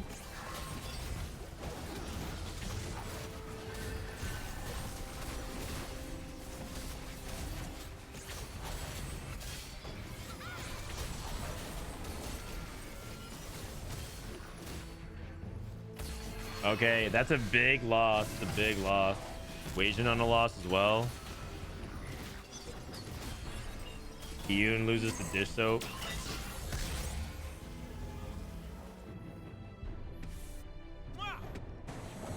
Okay, T-Lights hit Zoe 3 though. And he hits Shen 3. It's time for the run back. Time for the run back. If you can come back. If you guys are just picking based off the HP counts, you gotta be careful about that. If you're picking just off the HP counts, you gotta be careful about that. Things can change really quickly by the end of stage 4.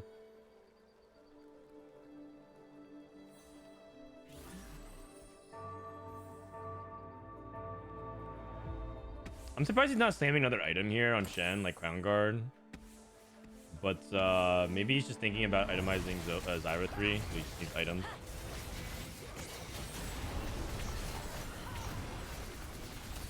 Malala's gonna also start falling off.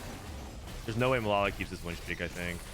Now, people are finally online, so Malala's gonna start tapering off here. Aki wins.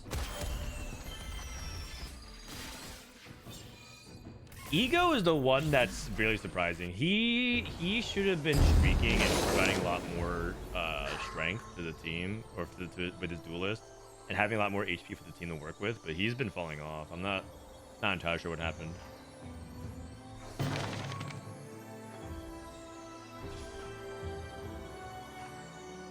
All 2-star 3 costs.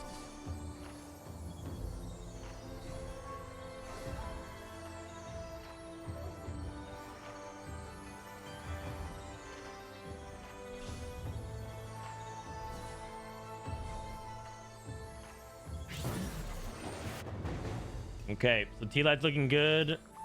Pokegum just needs to find his 2-star frontline. Unit Nautilus 2. Okay, Kyun's on Ash 1. Wasian, Syndra pair right now. Looking for extra Kindreds, maybe. Going for Kindred 3. 3 is pretty optimistic. Didn't get full best friends value on his Syndra. He ends up losing very narrowly. That might be the diff. Let's go back to Pokegom. Pokegom versus Malala. Oh, Malala's kind of free right now. He just got the 9 though. Malala actually spent his resources, but Malala's gonna take a while for him to actually get strong. Ego Illusion's lost again. Oh, that looks.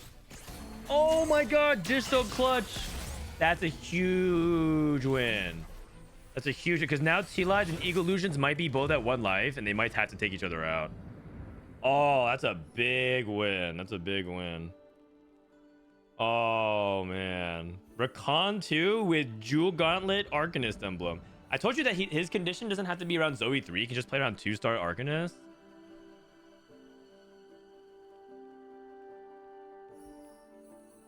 I mean, hitting this Alawi 2 was bananas. That was such a big deal for him, man. Hitting Alawi 2. Rakan 2 at 8 with 40 gold. I mean, that's why they called him the PP. They don't say that part out loud, though.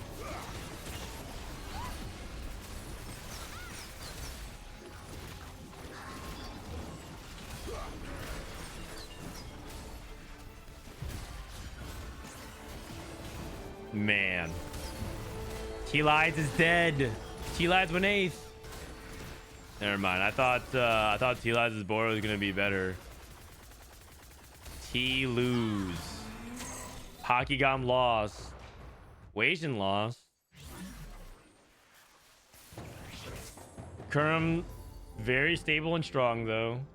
Man, what happened with Ego Illusion's game? I'm surprised he lost so much. He has Lee Sin too. Combat Caster. He has Irelia. Like, I didn't expect him to actually lose so hard. Lost to Kurum, lost to Kiyun. I mean, he lost against the snipers players. He must have been wrong side snipers. Like, he probably lost to Kiyun on the opposite side. Probably lost to Kurum on the opposite side. They need to... Okay, if that's the case, they need to coordinate that. That's a communication issue. In those spots, you need to communicate that you're not going to be like, hey, like, Ego is the one that needs the HP. Like, Kurum has to be playing on a certain side.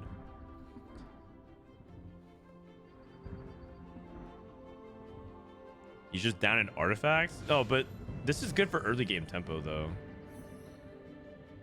Like, rapid fire cannon is actually not bad for early game, and he kept losing the early game. Wajan hit Kindred 3. That's big. Declaw plus what? Nashers? Oh wait, does he not have Spark?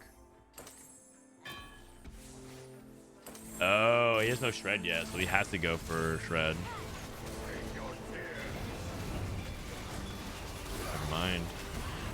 Lala versus Wajan. But boom, Kindred, baby.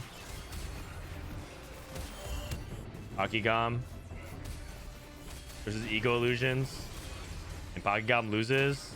Uh-oh. Team Liquid killed each other. Team Liquid killed each other. Oh, no. TL wins 7-8. They're about to go 6-7-8. It's not technically over. Ego Illusions and Kurum, if they go 1-2, will win the lobby, but yeah, it's not looking good.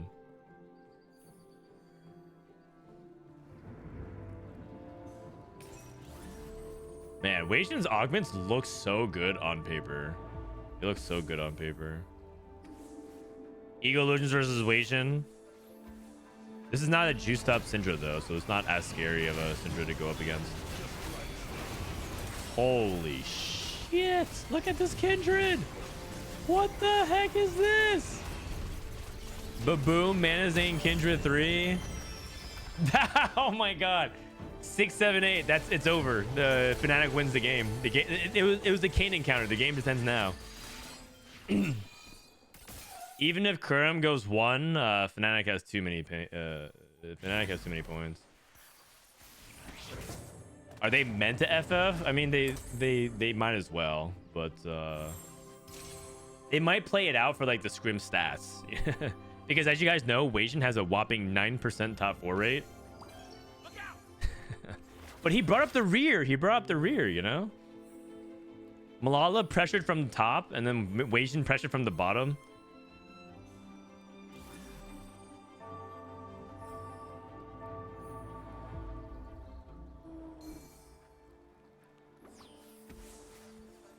They play for ego. I mean, they play to try to send Kurum 5th. I don't think that's gonna happen, but there's a possibility that it does happen. Let's look at Kurum. But if Fnatic goes to the 1, 2, 3, 4, then they're just twisting the dagger.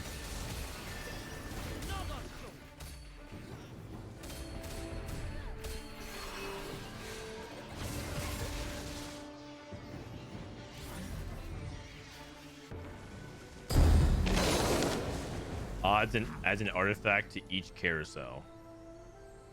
Oh my god. Imagine if Wei can get Lichbane on the Kindred as well. Alright, Kurum FF. Oh, he technically FF'd in 5th. I like it. Alright. Alright, congratulations to the Fnatic believers. I feel like we should run it back though. So we're gonna do the prediction. We're gonna start it back, and I'll give you guys like 5 minutes to predict. Run it back for game 2. Start the prediction. Wait, 5 minutes. Before you guys see what happens in game 2, because I think part of it is that people had an early lead on who it happens between Fnatic and Team Liquid. Blind faith. Who has the blind faith? Who has the blind faith for the points?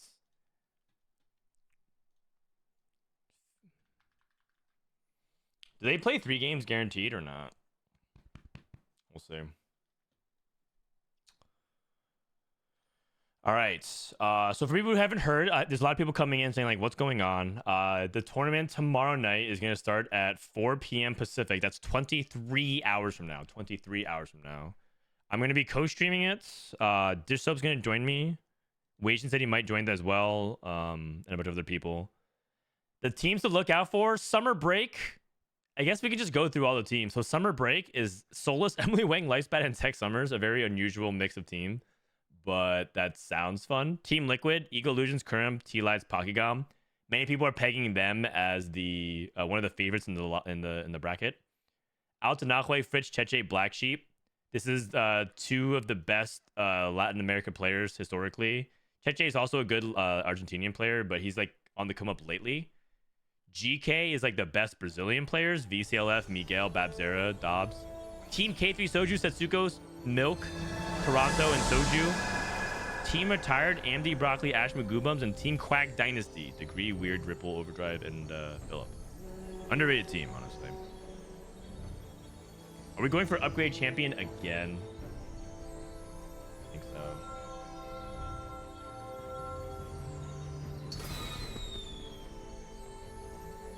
These guys are so veg. Nah, I get it. They want the actual practice.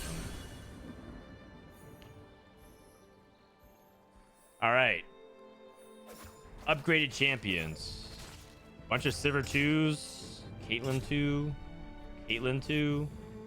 Cog 2. Cog 2. What? Wait. 3 people have Cog 2. And 2 people have Caitlyn. What happened here?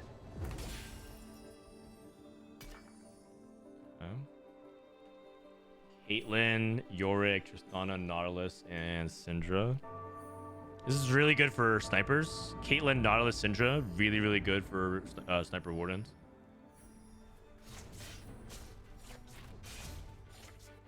Do you think Team KT Soger is weaker than Team Liquid? Nope. I think I personally do not. I know other people that do. There's a handful of people that think Team Liquid is the favorite to advance from the upper bracket. I think that Team K3 Soju is up there as well. I think that I personally would peg them as the favorite of the upper bracket. I'm shocked to think that people think that Soju, Milk, Setsuko, and Toronto Tokyo aren't a favorite team, but maybe that's just me.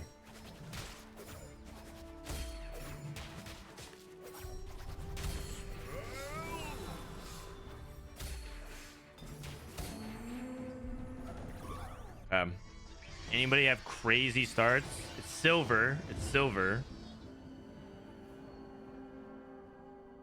Component buffet. Recurrum. Hakigan with iron assets. Golden remover. Still got some prediction on the line if you guys want to get in on this. Oh, more people are betting on Fnatic right now. Okay. No faith for Team Liquid. No faith for Team Liquid. All right, here's the Fnatic spots. Wajan with Rageblade. Best friends. Looks like he's committed snipers. Malala with 1-2s, 3s. Needs to sell his bench.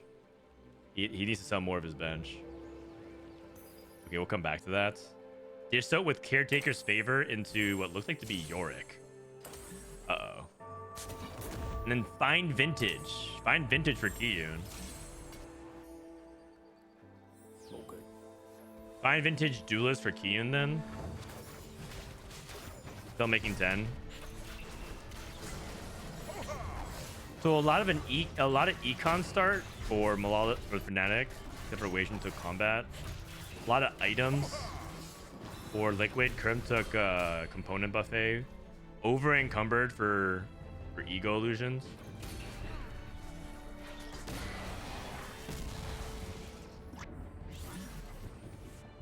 Where's Precedent? Precedent unfortunately got kicked from the team because he did not have enough qualifier points. Qualifier points were based off of the past 4 world championships at 7, 8, 9, 10, and Vegas, and he didn't perform. He wasn't there in any of those. So like Soju has points because he went to set 7 worlds. Satsuko has points because he went to set 8 worlds. Milk does not have points because he went to set 6 worlds. And so they had to choose between Milk and Precedent, and they picked up Toronto Tokyo, and they needed to drop. Otherwise, they wouldn't have enough points to actually enter the qualifier. And the reason, remember I talked about how there was team drama? The reason why there was team drama is because Goobums picked up Ashmu, Broccoli, and AMD, which meant they couldn't get Precedent. So Goobums kind of like assembling the Teen Titans out here disrupted the boys from playing together. So when people are like, what's like the tea going on behind the scenes, there's a lot of like who's gonna be on what roster, and there's a lot of like hiding, right? Like they're not sure who their roster is gonna be. Like, oh, who are you playing with? They're like, oh, we're playing with like these people and whatnot, so we have enough points. In reality, they were like smoke screening, and that was going on times like 20. Like there's a bunch of people who were misleading everybody and ratting each other and lying to each other about teams so they could have the best team points so they can get to the qualifier or advance to the main event. So yeah, you guys are all caught up for the most part.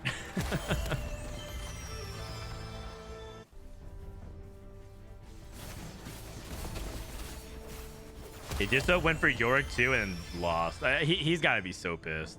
Like, Dissoap leveled to 5 for Yorick too, and then queued into Wage and his teammate and lost. 3 spats and a component, so you're actually not punished as much for picking up a spat. What does Kiyun want? Kiyun wants just straight up components. Oh, Kiyun's griefing. Kiyun's trying to grief. He's trying to grief.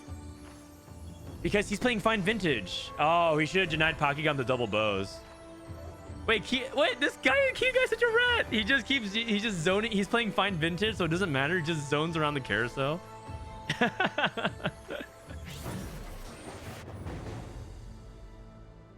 That's too funny, man. That's too funny. What about me? Oh, I was just saying how like you signing up with your team meant that Precedent couldn't play with Soju and all them because they didn't have enough points. So I was saying like that's an example. People ask me like what happened to Precedent, why isn't he playing with them? Because he originally was.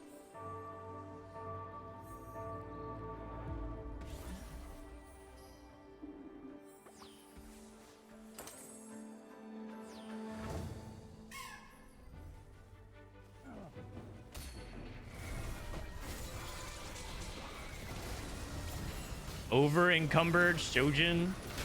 Okay, so Ego Illusions is also lose streak. Weijin looking good so far. Disoap on a 2-loss.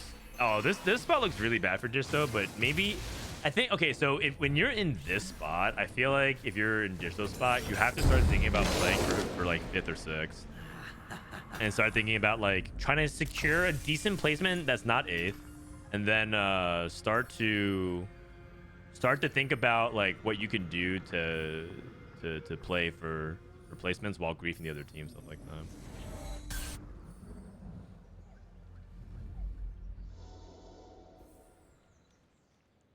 If it's not me, it's someone else. Oh yeah, okay. You're in the slot that end up putting them in a tough spot. It's probably unfair to say it's purely because of Goobums, but Goobums hat is in the spot that griefed them the most about it. Because they might have barely made it or probably been out of it. So. Why is the spot bad for Dish Soap? Dish Soap he leveled to 5 early for the caretakers. His caretakers is not particularly good. His items aren't particularly good either, and so he's behind economically. I mean, he's 3-lossing, which is not the end of the world, but he invested a lot to try and have tempo and win streak, and he wasn't successful. Basically, it failed. So he's a lot poorer than he should be. He's a lot poorer than he should be. He should be able to make 40 gold this turn, and instead he's probably going to just make 30.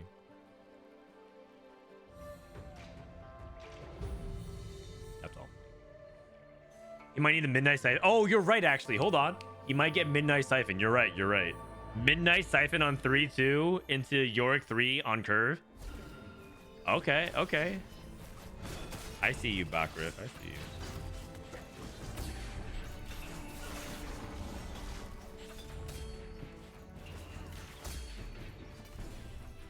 Well, I'm probably going to go for Faded Emblem here. Or like Dryad maybe, if you can get the belt. Then you could use a rod for other things.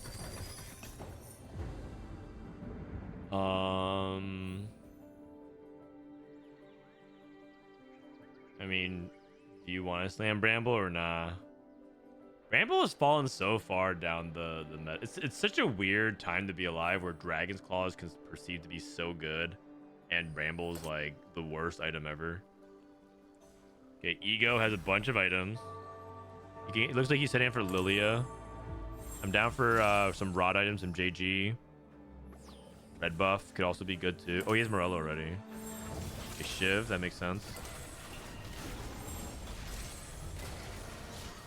This itemization leaves him with no frontline items right now, which is a little dicey. A little dicey. I think it's the reason why it's like bad, it's like kind of awkward is because Overencumbered gives you 3 item components, so it feels like you sacked a lot of the stage and you didn't even really benefit if you're keeping 3 components on the bench. But that's not entirely true because you got different components you can mix and match. But that's what it feels like. We'll see. Is this silver? So no Midnight Siphon bailout. Kuramax with the golden remover. Blue buff, Nashor's red buff. So is he playing Faded? He's behind on the Faded stacks. He's playing Faded. Malala's playing Faded and rolling. Okay, rolling to stabilize. And Keen's playing Duelist. Disov is playing Umbral, I believe. Although I guess he could make a lot of different things with this emblem. Pocky is playing Lilia. And Weijin playing Snipers. What's T-Lives up to? T-Lives is playing Duelist. Okay.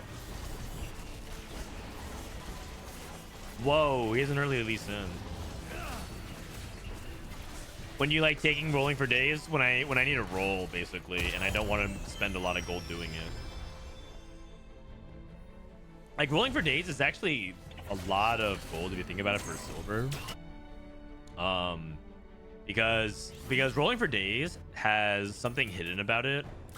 Who took it? Malala took it, right? Oh no, Malala didn't take it. Took rolling for days? Okay. Well, rolling for days gives you 9 free rerolls, which is a lot. And then it also helps you win. So if you have rolling for days and you upgrade your board, you'll get gold by winning again. And so it's actually like a major econ augment as silver if you are in a spot where you need to roll. The problem is if you take it and you don't need to roll and you don't use it for a really long time, basically you have to like be in a spot where you can just play down a silver augment entirely for like a stage.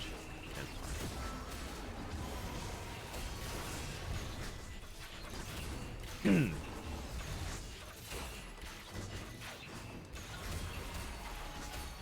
have 2 blue buffs? It's like blue buff, red. Oh no, I think he removed. It was like red buff Nashers. Oh, big win for Malala. Big win for Malala. And disrupting Kerm again.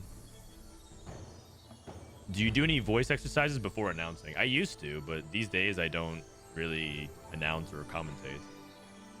These days I sit here and just yap about TFT, which is very different.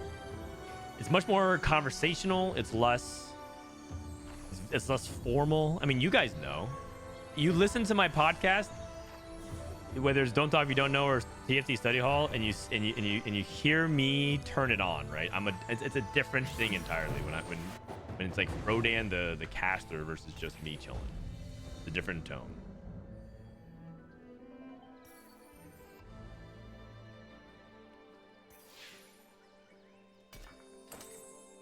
Okay, we have a Ornn. That's good. Checking on Ki-Yoon, we have Moonstone Renewer and Eternal Flame. And we have 3 items. Okay, looking good. And he's actually using Band of Thieves to transform into another support item. This is like help is on the way, but faster. By twice as fast. Help's on the way, but in 4 turns.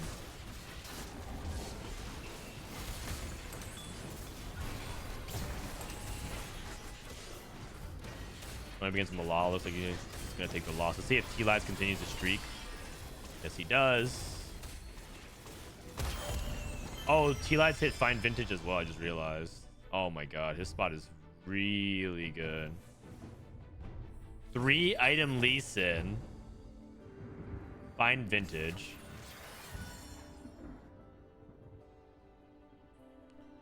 How are the 4v4s been? Are they entertaining? What do you guys think?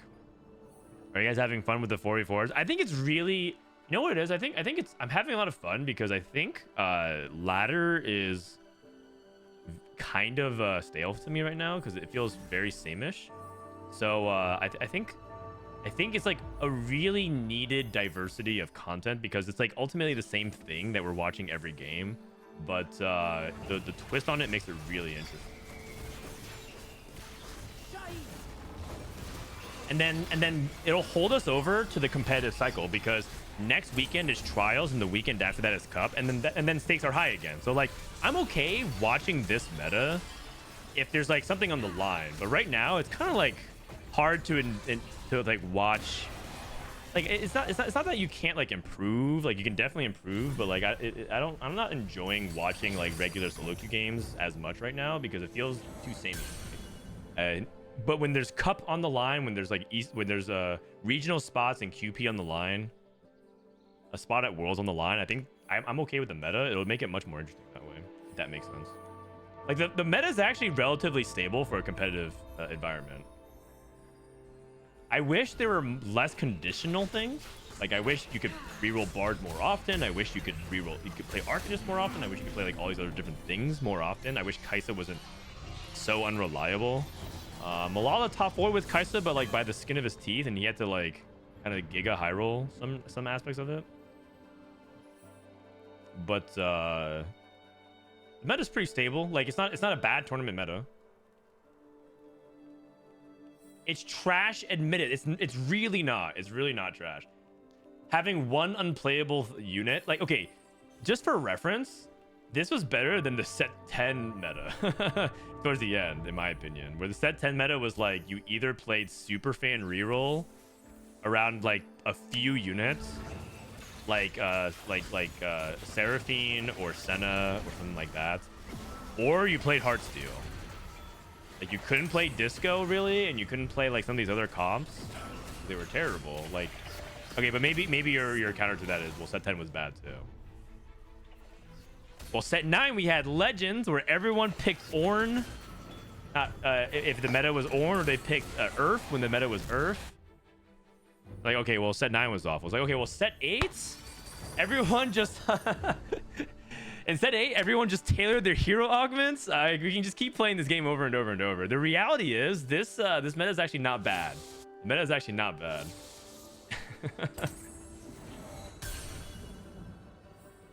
Okay, Umbral +1. Wait, Diso hits a set on 8. Okay, it's a set on 8. Ornn 2 from Malala. Oh, Malala's looking good. Malala's looking very good right now. Akigam.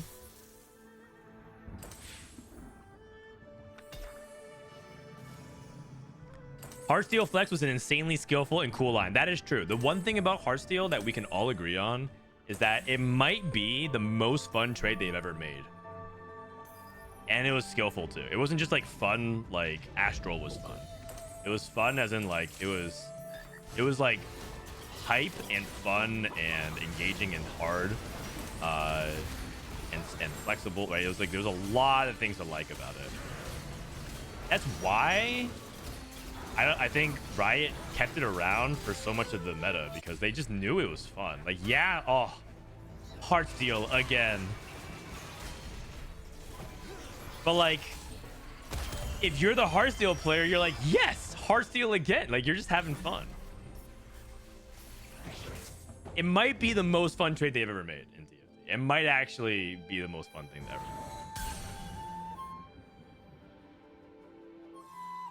Even though you guys were rolling your eyes that you were getting rolled by another Ezreal with IE red buff, you know? T-Li's still on a 100 streak, by the way. Lee Sin 2, level 8, 40. Okay, Team Liquid's going to win the lobby. Like, I think T-Li's is going to win first place. Is that enough? Is that enough? Does Fnatic make up enough placements?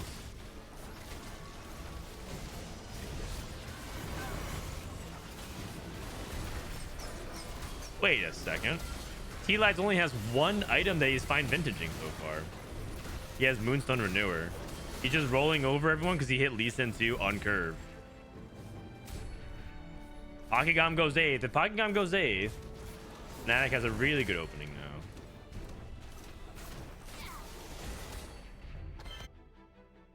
And I don't think Kiyun's going to... Kiyun is printing Aurelia 2 with Hui. Kiyun can challenge T-Lights for the win. And if you guys are asking what makes Kiyun such a good teammate, one, he is the rat of rats. Look at this. He's just ratting. He's just playing zone 2. He's a rat of rats, and then he's good at scouting, he's good at communicating, and also he's good at playing win out. Also, you shore up his weaknesses because one of his teammates can use addition.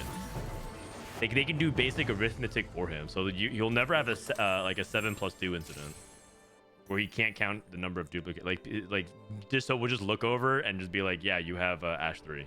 I'll be like, oh.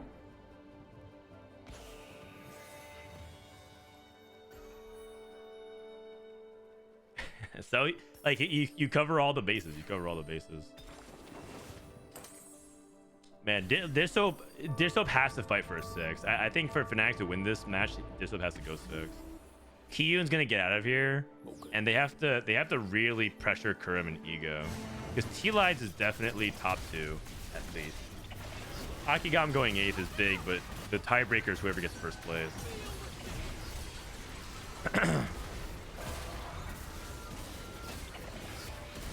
But Kiyun is so strong. Kiyun is so strong. Okay, Pakigam lost. That's huge. T-Lodge lost. That's big. That's big. Stops him from getting super far ahead. 2 components. That's big for the fine vintage players. Let's look at Dishop. Might be defense. Spot is so bad. Big magic. 102. Okay. Like, I guess. Oh man. Okay, it's workable with the 7th. It's workable with 7th. He sells his Yorick, he's just giving up on it. It's workable with the 7th. He's playing 3 Exalted. Kurum. How many blue buffs does this guy have?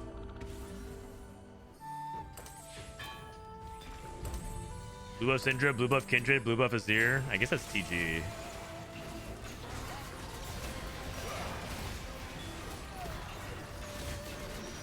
Can you give us a similar rundown for like Milk and Setsuko? This is very valuable for my fantasy TFT building.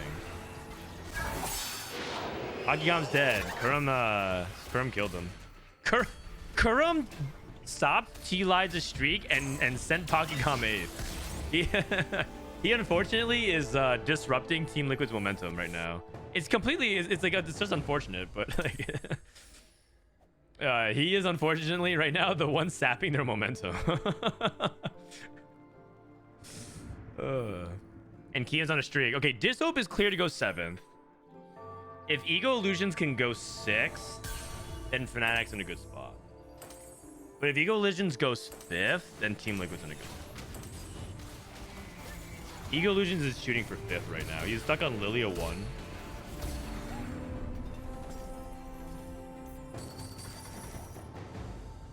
No frontline items. Remember I talked about how he wasn't building frontline items? Oh, actually, never mind. He's on the bench. My bad.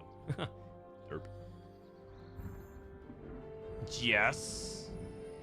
GS feels really bad. Needs Lilia too.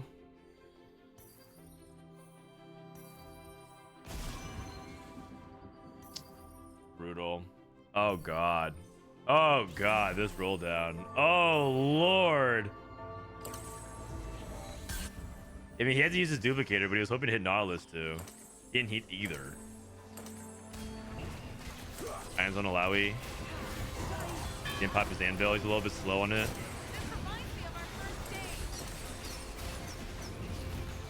Oh, he messed up his items as well, I think. Taking big loss. Kurum's killing him again. Dude, Kurum is the Team Liquid Slayer. Kurum is just pressuring on the rest of his team so hard. His board is so good, and like it's not like he can really sack hard, but like at the same time, he's doing so much damage to everyone. Oh, Malala needs to. Oh man.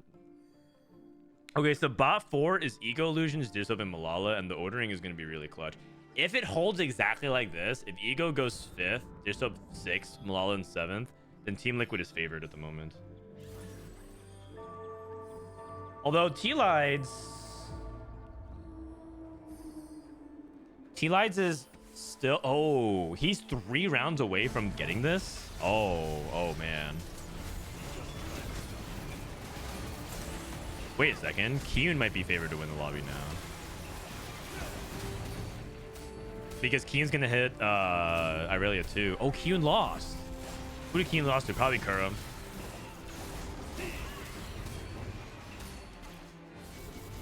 This is a big win for T-Lides. Oh, Fnatic. That's a critical round for Fnatic. Is this Irelia 2 yet? It is. Okay. Double IE Irelia. I don't know if you guys heard, but double IE Irelia is insane in the stats. Insane.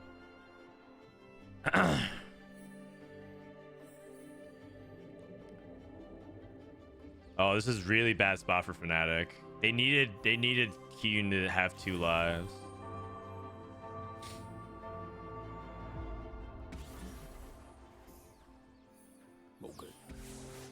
Dude, Kurum's on a tear, man. Kurum is just on a warpath, and everyone he's queued up against, he's just been terrorizing. Malala's dead here. Okay, so Malala went 7th. Wasian needs to win. If Wasian loses, I think Fnatic loses this game. Wasian wins. Pressure versus T-Lides. Okay, Ego Illusions. It's back on. It's back on. This game is still interesting. Mythic Emblem.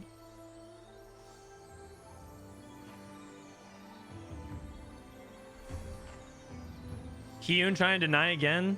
Oh, he's just letting Weijin and just to pick it up where they want.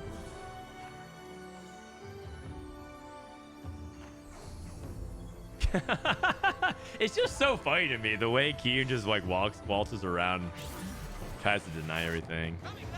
Dissoap took a Azir. Looks like he wants to play Azir. Oh, also Mythic Emblem. Oh, dude, what a board. Two Umbral Emblems exalted with Mythic Silas. Weird. All right, it's all up to Ego Illusions and Kiyun. If Ego Illusions dies, going against T-Lides. This is a good time to play T-Lides though. T-Lides is pretty weak because he's not transforming his items.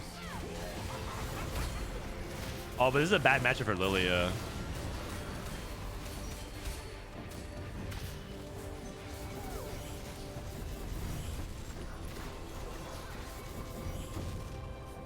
Okay, good loss. Kiyun lost again?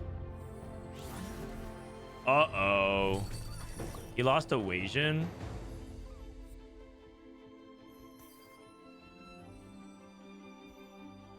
I mean, he's stuck on Lee Sin 1. I thought Kiyun was going to potentially win out, but I guess I'm wrong. Can't find Lee Sin too.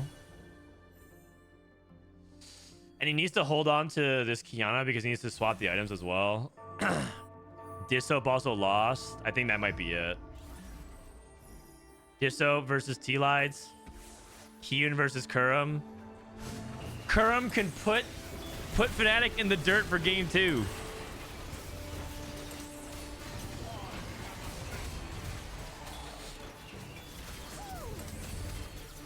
Oh, wow. It's close. Your sub's dead. Oh, and Ego wins.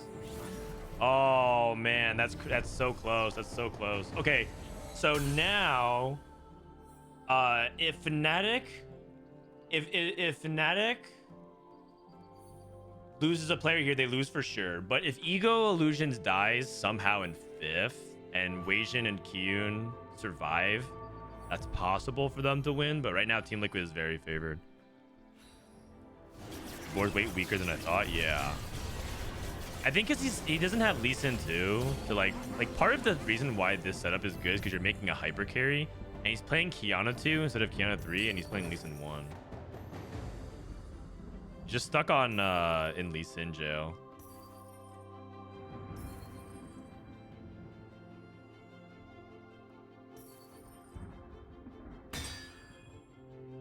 He thought and T-Lides is just griefing another Lee. Like T-Lides has 2 Lee Sin 2 on the bench.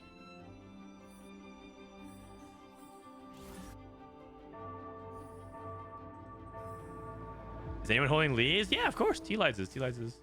It's T-Lides versus Kiyun.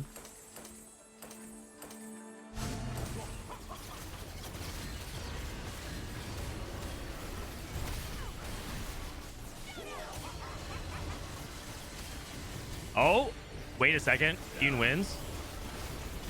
Guys takes big damage. Weijin. Who's this against? Ego loses down to 1 HP. Weijin needs to survive. Oh, I think Weijin's dead. And I think that's it. Oh, man. Close game. It came down to some of those really narrow rounds because if Ego Illusions end up dying a round earlier, then Kiyun could play for the win out and they would win the game. But now TL 3 players in the top 4, you can't come back from that. So. Really close game. I think it came, man. I think it came down to I'm really surprised by Kiyun losing as many rounds as he did. But I think it came down to Ego Illusions able to clutch out some placements and Kurum warpathing everybody. Like Kurum just did so much damage to everybody. I think he was winning. Actually, it was kind of a loose cannon. He went fishbone. Current went full fishbones. He actually just like was straight up vigilante, taking out anybody in front of him.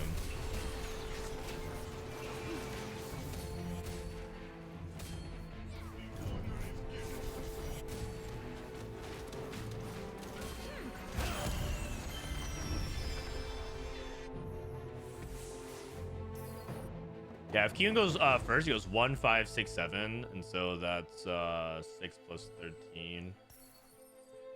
Yeah.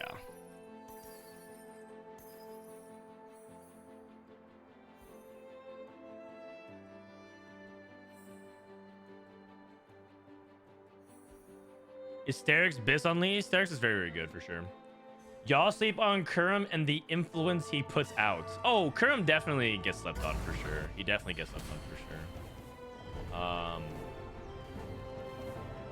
Kurum also, by his own admission, hasn't been like the most consistent as well. So it's like, sometimes it feels like justified, but I do think people are too locked in their beliefs about players and forget that it's like patch dependent, set dependent, form dependent. There's a lot of different things that go into the mix, like into like how good a player is currently.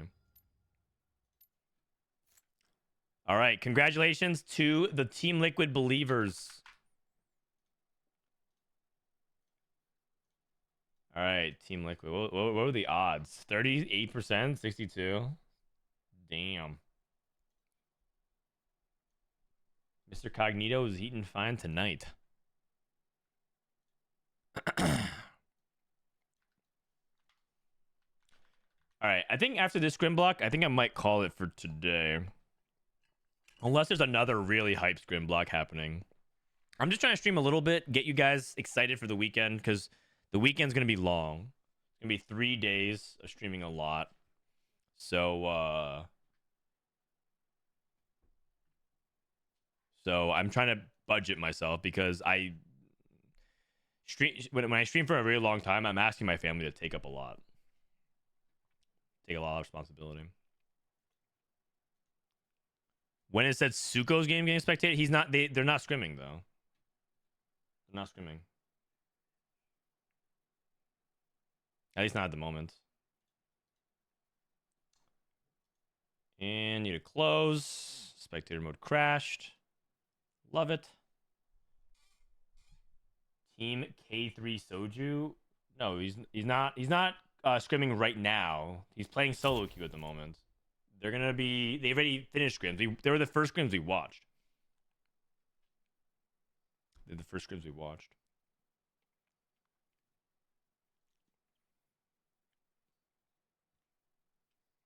Do you and your partner have a lot of family help? We have some. Grandma's here. My mother-in-law. She's wonderful. She's a postpartum nurse. Pre and postpartum nurse, so she knows what she's doing, and it's great. Awesome to have help around.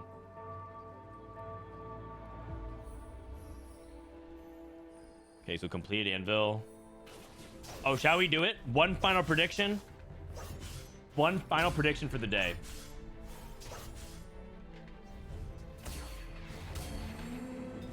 Game 3, Fnatic TL.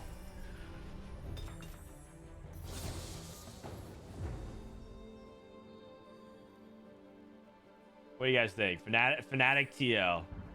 Game 3 predictions are open. And then you guys get to earn your money back. Triple or nothing for the people who want a Gamba. Whoever wins this wins the scrim, by the way. And for reference, apparently Fnatic got 0-3 last time. So this is like an opportunity for them to get some vengeance. T-Lives. Faded opener. Ego illusions with Ink Shadow. Help is on the way. It's silver opener. Kind of ambiguous. Silver opener.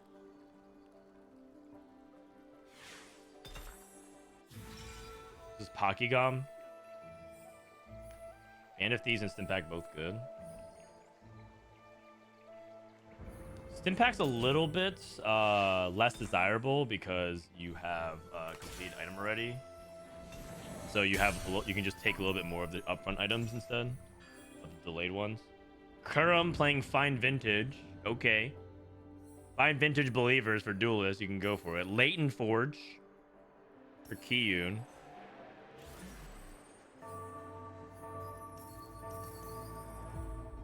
Kerm sells to 10. Open for it basically. Dish soap on 1, 2, 3. Slamming AP. Looks like he opened Redemption, playing around a Moo Moo. The Exalted, Caitlyn, Cho'Gath, Olun, Galio, and Lee Sin. This one's a little bit weird, but you could basically play. I think this is actually one where people try to play around Olun, believe it or not. But you could also try like a sniper setup if you want. They do like Galio, because the way you play around it is you play Galio and Silas, and then you play like Umbral Loon. And then Lee Sin's like a duelist. He's not a bad unit.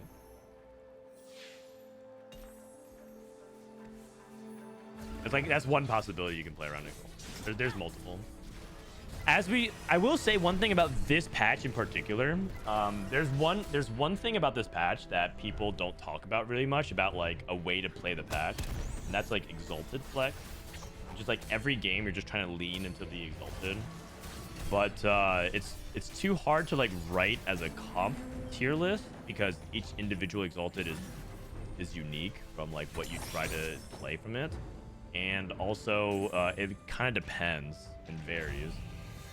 It's like so complex that it's just impossible to make a guide for. So, but I will say that it's like a hidden thing that's like S tier. And I don't know if we can actually play. I don't know if we can actually put that in like a TFT Academy guide because it's like too hard. Maybe we could think about it, but.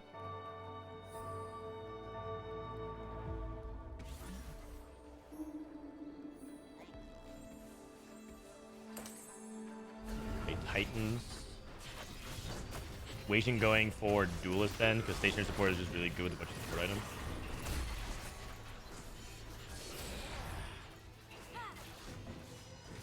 Make a guide for every Exalted variant.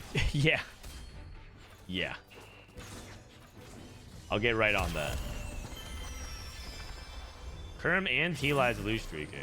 I mean, Kerm is loose streaking because he's playing Fine Vintage, but T-Lie the fade opener. Support encounter.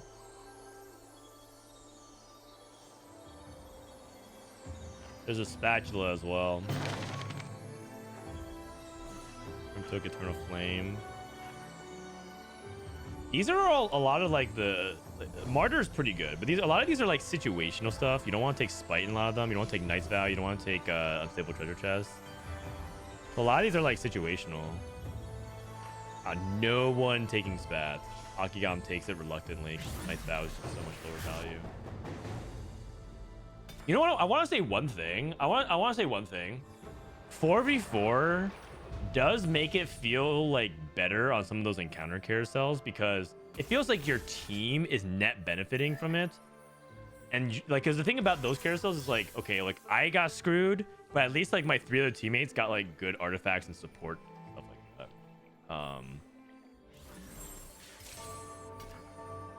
So that's like something that like helps mitigate a little bit of those bad feelings of like, oh my god, I just got screwed and everyone else got something good.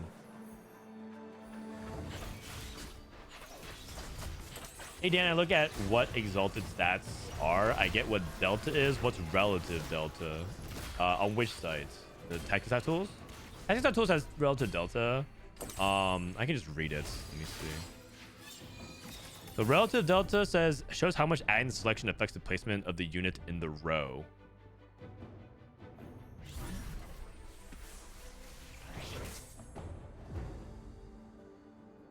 I don't know. I would just use regular Delta. I'm guessing relative Delta is like it's like them doing an advanced version of it to make it like feel like it's better data. But I have no insight into it, so I don't know.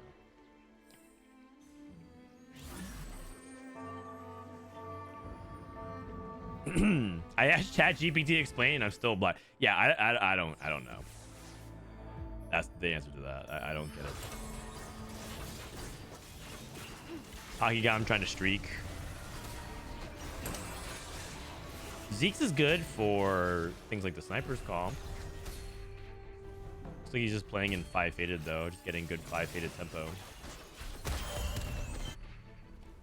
Ego Illusions wins barely versus Equation.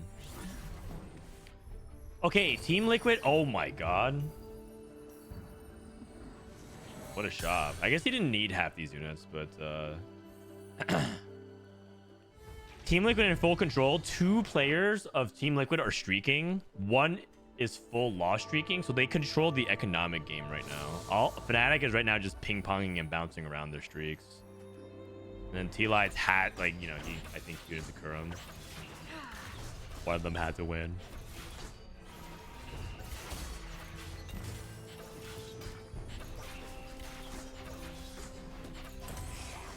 What up, Slooper?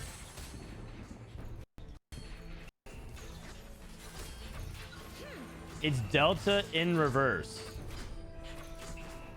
Okay, so if it's Delta in reverse, it means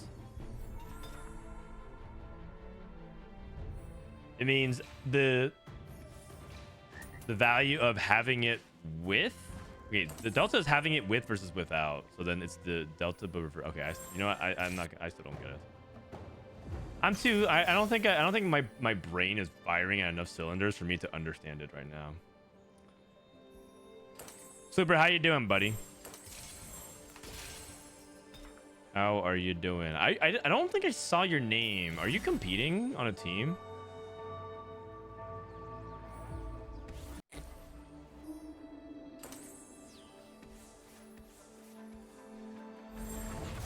Do you usually watch anime? I watch some. There's a new season of My Hero that we're going through.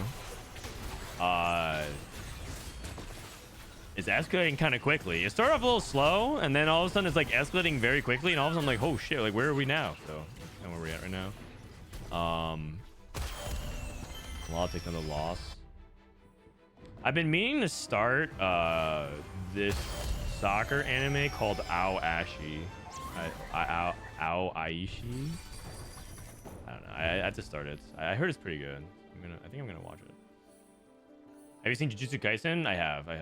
It was fun. I think Jujutsu Kaisen is very like fun, but I do feel like it's a little bit high on its own farts in terms of like the action junkie thing. I would like a little bit more character development, or like just a little bit like less like crazy. Like it feels like it's just so high emphasis on the action, and I feel like they could do a little bit more foreplay, you know, like seduce me, woo me. They're just trying to go in straight, like, man, just go straight into the action. It's like, man, just take me out to dinner first.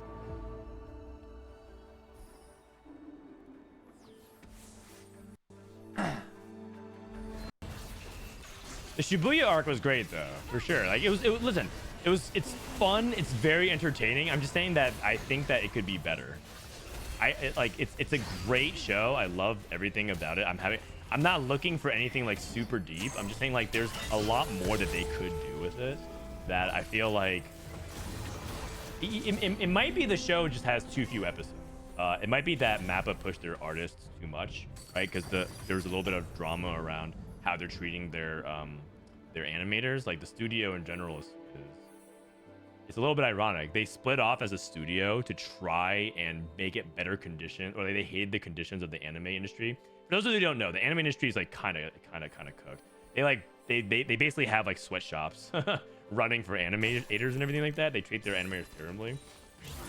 But some studios are splitting off from that and then getting themselves back into the exact things that they split off. The irony, right?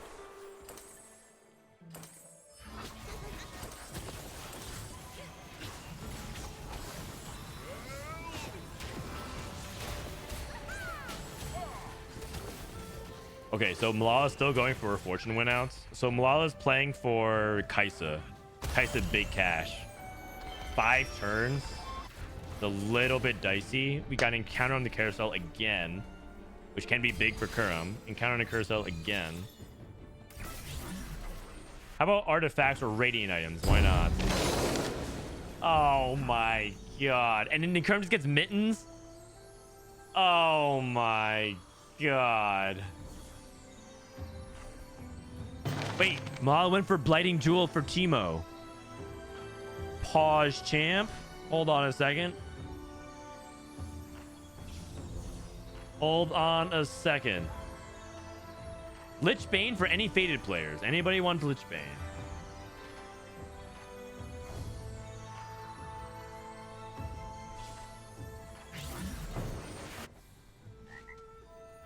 Lich Bane Kindred. Man, I'm getting more dogged again.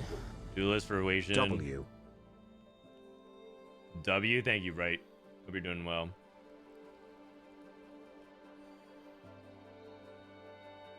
So T-Lides took Lich Bane for his Kindred as well. Dude, Team Liquid got such good artifacts.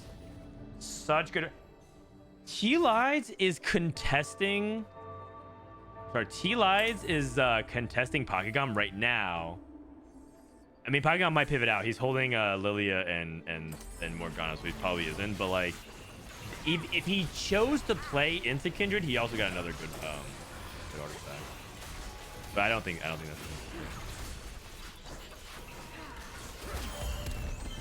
Eli's struggling a little bit right now, though.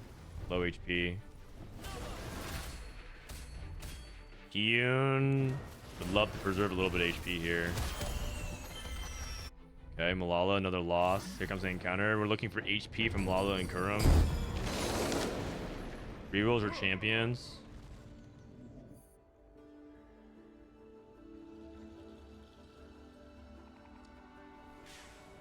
Cleaver. Rerolls or 2-cost champions. I mean, I think I would take. I was gonna take the champions. But maybe I guess he's gonna reroll in a couple turns anyways, so it's fine. Wow, that's actually so bad. That's actually so bad. Wait, Kurum's kind of gotten screwed on some of his support items. Knight's Vow is like the best pick, but it's not like great. And he has Spite. Like he's missing like the really good support items, like the Moonstone Renewer, the Locket stacking. He has like a lot of the stuff that's like nice to have, but not that necessary.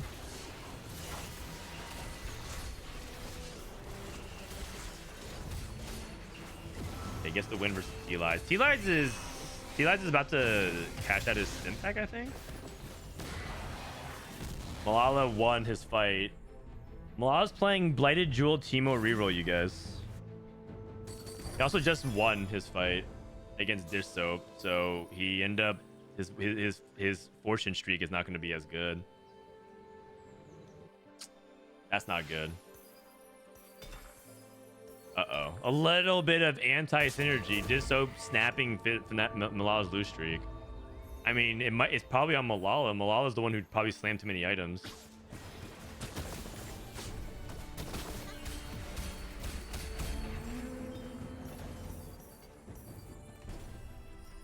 TG for frontline. Oh, okay. Kaisa can take all these sword items. Actually, perfect. Deathblade IE. Oh, he has Caretaker's Teemo. I see.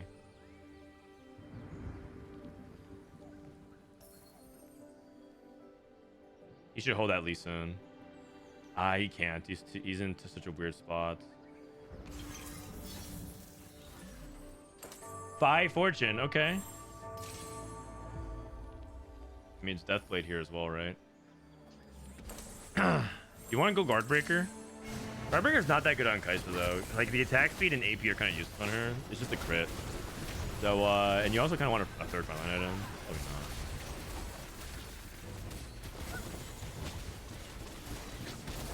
Beating Kurum is actually not a bad thing either. You're just crushing his life total. Like, we're going to be missing on the 30 cash out. We might as well just win 2 more and go down to 20. T-Lides and Kurum lose.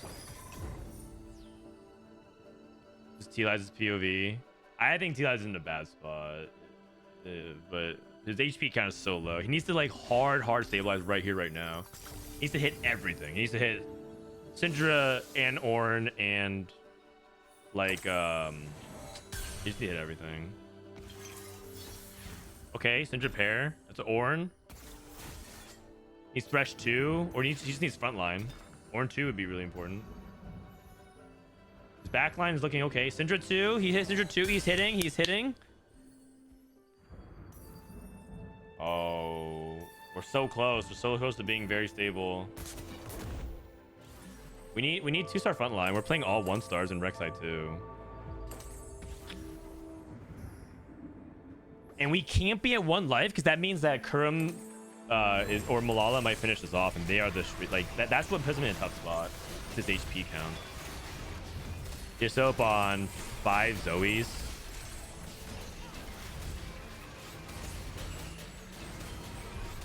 Decent loss for Ysoap. Malala lost to Wasian. Yoon wins. Okay, Malala cash out. 29. Anvil. Galio. 4 costs. 4 costs. Oh, geez. It's just gold. Did you get an item? Oh, man. That is not worth. I think he messed up his fortune cash out. Not rolling. I mean, he did get stronger. He replaced his fortune unit, so he did get stronger. Going against Pokegam. Pokegam is stuck on Kindred 2 and Ari 2. Pokegam's hoping that his front line will stall for his 1 and 2 cost. Pokegam takes a loss here, so Malala gets the win. How's Kurum doing? Kurum's stuck on Tristana 1.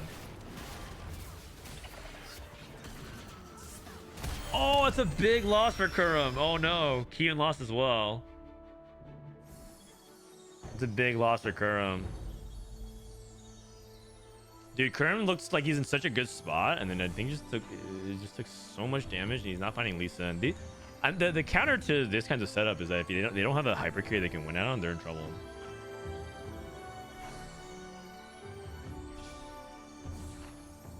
This mode looks more interesting than Double Up, but it's a fair bit less casual friendly though. Oh yeah, and I think it could be improved by a lot if they support it, but it kind of depends if Riot wants that to support it. Look at the HP separation, by the way. 13, 24, 25, 25, 60, 63, 63, 93. 30 HP gas between each tier right now. It's a Rakan pair. Oh, Kurum needs to sell Zolbear. Rakan is definitely better than... Oh, is he better than Malphite 1? I think so, actually. I think Rakan's might be is better than Malphite 1. The unit quality and like, yeah, you lose some resistances, but your unit quality is what's lacking right now. Ego Illusions versus Kurum. Good positioning for Ego Illusions, but his front line is cracking too fast. Okay, this should be a win for Kurum. Oh, it should be. Okay, man. Malala lost again to T-Lides. T-Lides is stabilizing. Dude, this bot 4, the ordering is gonna matter. Like, it's just gonna be everything. Malala is going to 9. Kiyun hit Ash 2. It might be Kiyun versus Malala for 8th place. Uh-oh. Oh, Kiyun doesn't have any more HP to give. It'd be really bad if they played each other. They could also play Dish Soap. Dish Soap has Zoe 3, and he's also very strong. Malala's playing Ego Illusions. Kiyun's playing Pokegum. Kiyun's spreading out so that he doesn't get Nautilus. Nautilus should aim to the bottom right if he casts. Oh, never mind. Caught the Ash. Okay, big win for Kiyun. Kurum is losing. Oh, it's Malala. That's Malala. Oh, Kurum did lose. Kurum did lose. Okay, T-Lives looks like he's stabilized. Looks like he's stabilized. I wasn't exactly sure about his front line, but I think the little buddies and the Thrash was good. And he also has Lichbane Kindred, which is like, get real, it's so strong. Also, Weijin looks like he's in a spot to convert this into a potential top 2. If Dish Soap can also convert it to a top 2 and block out T-Lides from any of them winning, like Fnatic might win just by the nature of that. If you ever go 1-2 in a lobby, you win the lobby because that means the worst you can go is 7-8, which you tie, and then you have the tiebreaker for winning. So going 1-2 in the lobby means you win the game. Another win condition. Check the Teemo 3 damage. 3,000. Oh, that was during the creep rounds. We'll watch this fight. We'll watch this fight. Chef Malala in the house.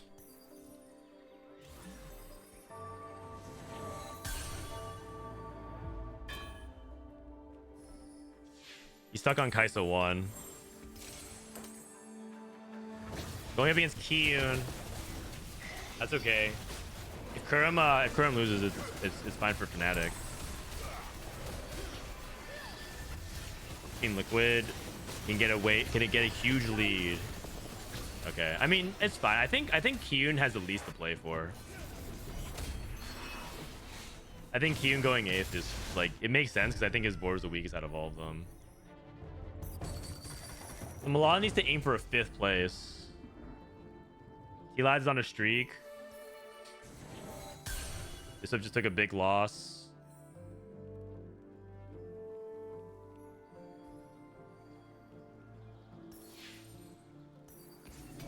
Kurum needs to pull himself out. If Kurum can outplace Malala, then basically Disop and Weijin have to go 1-2. Oh, check Teemo 3 damage. Sorry, 7,000. Okay, Malala needs to win this fight. Disop is not necessarily in a position to sack either.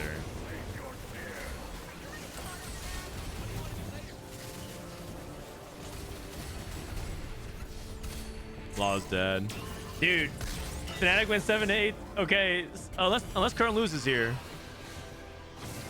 Okay, so now Fnatic needs to go 1-2. Otherwise, Team Liquid wins this game and wins the scrim.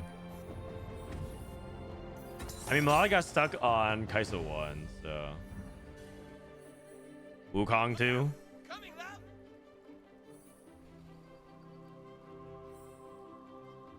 I think Weijin is not in a spot to win based off his current... the way things are looking at the moment compared to T-Lides.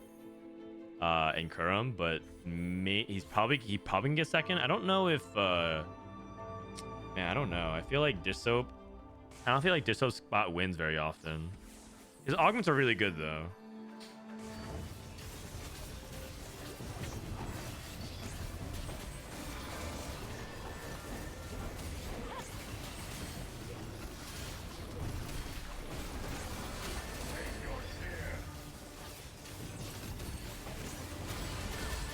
Okay, Eagle Illusion's out. Wait. Okay. I knew Weijin was playing Duelist. If Weijin eliminates Kurum, that's one other person for the top 2 contention. Because Pokegam is probably going to go 5th, something like that.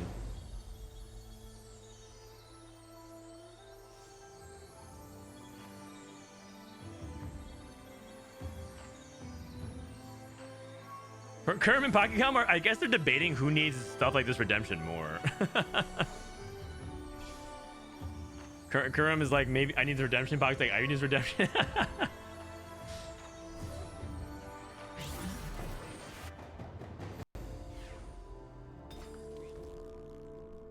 1-2-7-8, yeah, 1-2-7-8, and then you win the lobby. But all ask.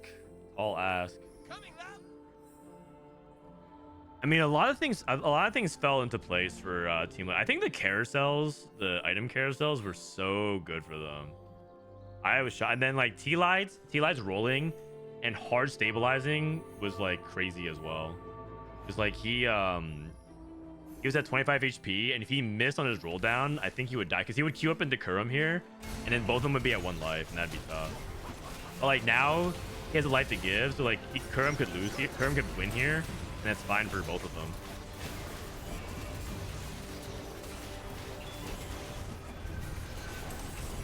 Oh, T-Lies wins. Looks like he has critical mass. Okay. T lose, can't lose.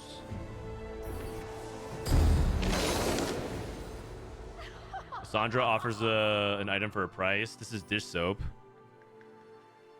Is there something he could use here with an artifact versus going to 9? If he does, what would it even be? It's like item component. Oh, he had a component already. Oh, he reforged. I see. Interesting. I missed that. I missed that detail. I think T-Lights wins the game. I think he's too strong at this point. He cleared all the hurdles he needed. Maybe the Ghostly ends up getting a good matchup into it though, because like Ghostly can like essentially stack all the damage. It does not look like it.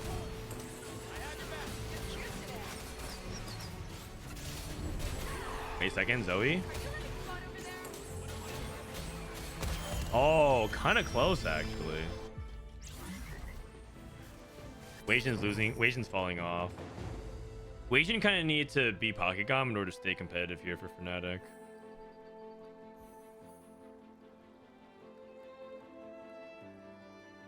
If Kurum was likely to die there, shouldn't have been playing off that carousel to deny dish soap and Weijin items. I think maybe, but I don't know. Like, I don't know what his matchmaking pool looked like because Ego died the round before, so it could have been reset matchmaking. Also, I think T-Lights wins the lobby, so maybe it's like all kind of moot.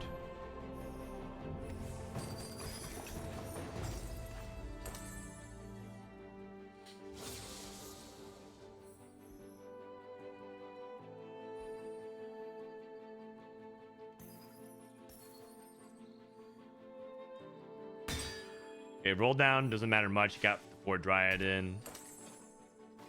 I realized T-Lights has been playing without Shred this entire time. Holy cow. I did not realize that. This is a good matchup for T-Lights. Oh, dude.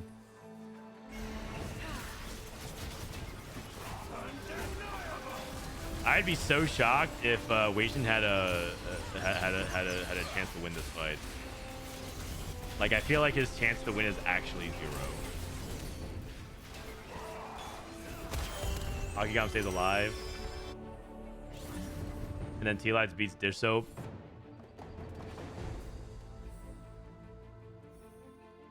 Dish Soap's getting a 9. Oh, but he's about to play Weijin. So he actually stopped. Because they need Weijin to top 2. So they need Weijin and Dish Soap to like tie. Not really though. It's like they basically, it doesn't matter that much actually, right?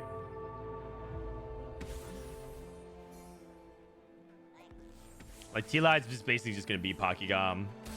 Pokigam actually is incentivized to just like lose guaranteed. I think if Pokigam accidentally beats T-Lights, that's actually bad.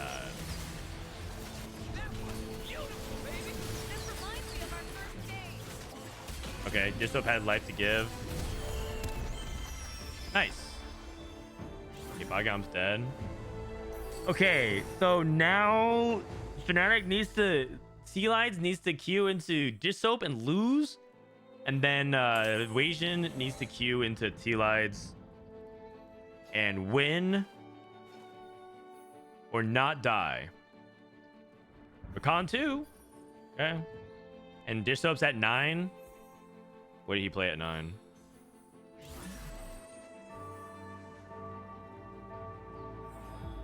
Oh, a Warden. Nautilus.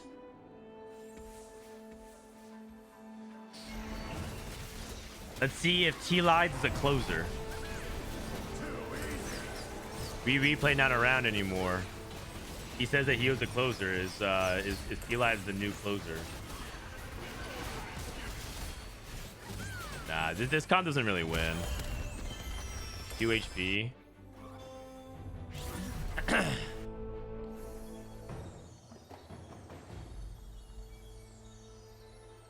Why is replay gone? Oh, I mean, you can ask him that. He joined another team. He joined another team.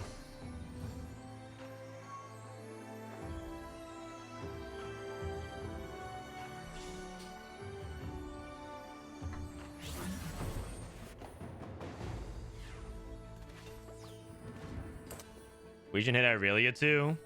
I mean, I don't think it really matters though, because Weijing, if he beats T-Lides, actually, is there a possibility that T-Lides plays Weijing, and then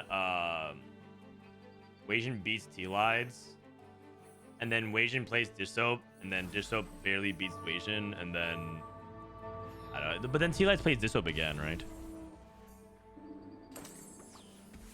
And it's all moot if T-Lides just wins here.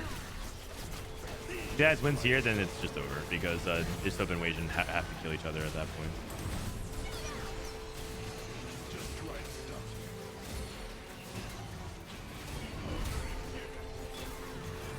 Dude, this Lichbane Kindred 2 is just so filthy. All right, that does it.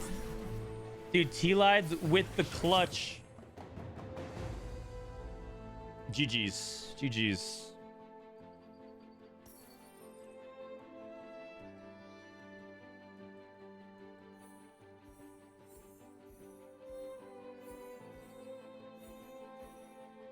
They had agreement to not Reaper bug abuse. Yeah, don't Reaper bug abuse, you guys. The new closer? I mean, yeah, they needed the role was open. They needed someone to close. They needed someone to close. At this point, I guess they're playing for like maybe they're just talking about the scrim, but that's about it.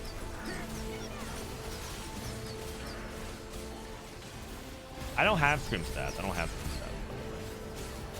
stats. If someone else does, please let me know.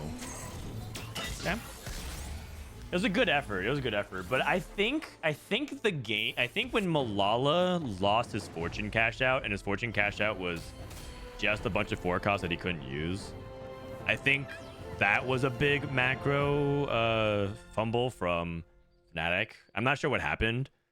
I think my memory serves is like Malala won versus Dish Soap and then won again, and this cash out ended up being pretty bad. Oh wait, they're playing another game. Oh, I thought they're playing a best of 3. All right, one more game. I feel like they're salty. They need to run it back. They need to run it back. One more game, game 4.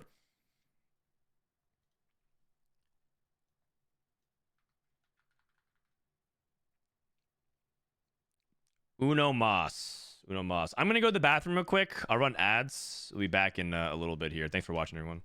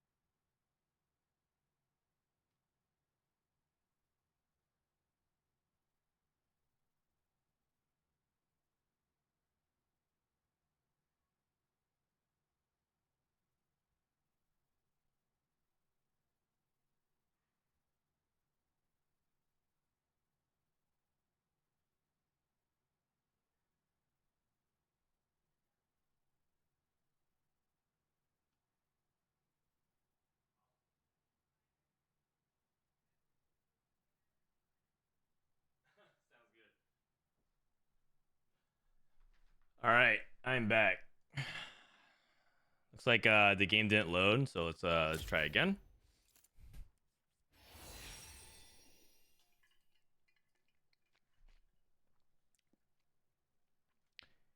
Cash me out. Oh, sure. Team Liquid wins that one. The Team Liquid blessing.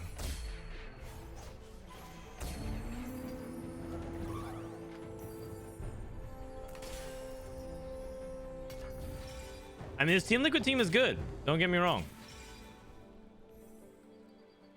People consider them to be underdogs in this head-to-head, maybe sometimes, or maybe they just like really want to cheer for some of their favorite players. But they are a good team. And remember, I was telling you how people are calling them the favorites of the brackets. Maybe it's hard to see why.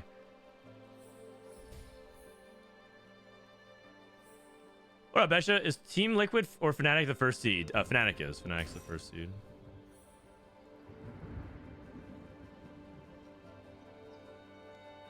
Too healthy. Just so Wardens. Wasian, what doesn't kill you? In as caretakers. Epoch for Kurum. Reaper. Reaper +1 for Pakigam. Interesting. Man, I'm getting more dogged again. And then slamming. Hi.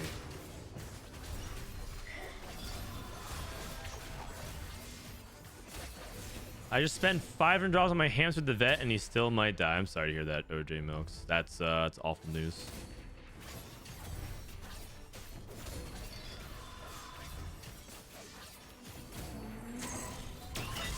Hope he gets butter, but I don't know much about hamsters. My sister actually had a hamster, and when I was growing up, and apparently she blames me for the death of the hamster, which is kind of messed up because I'm like 7 or 8 years old, but she blamed me for it. And ever since then, we haven't gotten one. But I do remember enjoying my time with him.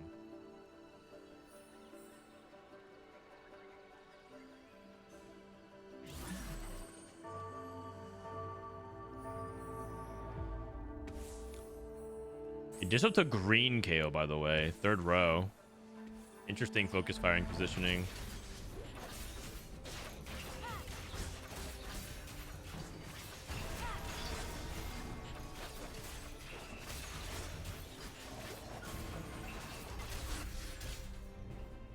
Again, the win over Malala. Dizzle off to a good start. Not a lot of like fortune shenanigans going on right now. I'm really intrigued by the Reaper +1s. I guess because maybe it gives him the Kindred too. So Paki might be playing like 4 Reaper with tempo into maybe reroll Kindred. He has 4 Kindreds already.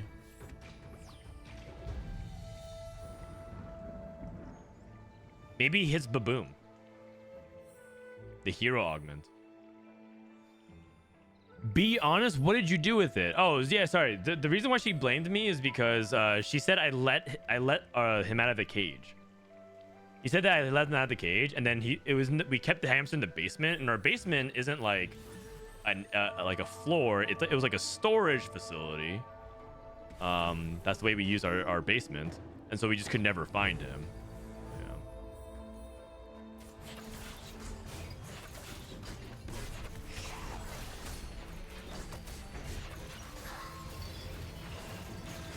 So she blamed me for that, and then after like a certain amount of time passed, we just assumed that he's gone. Well, okay, he lies with Deathblade and Toxin, so he's probably committed to snipers.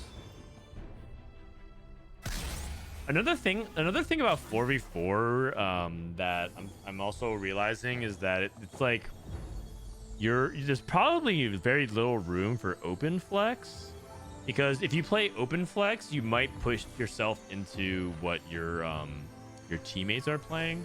And so 4v4 might be hard for some casuals at first, but also it might be easier because you're supposed to play really committal TFT. You're supposed to kind of like type in the chat what you're supposed to play and like Not really deafen, but not really supposed to pivot.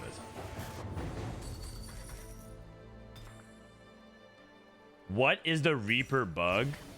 Oh, it's like Kha'Zix. Kha'Zix is kind of like a little bug, and he's a Reaper. Story champion from Ego Illusions. Still just stuck on Garen 2.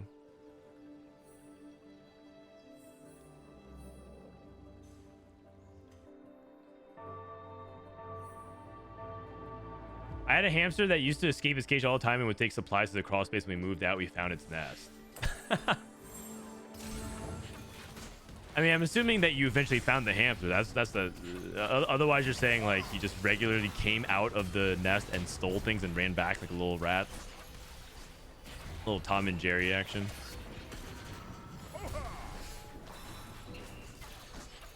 Is Kiyun also faded?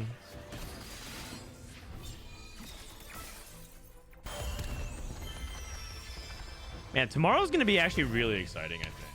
I hope this 4v4 format ends up being really fun. I feel like more tournament diversity would be good because we have so many tournaments.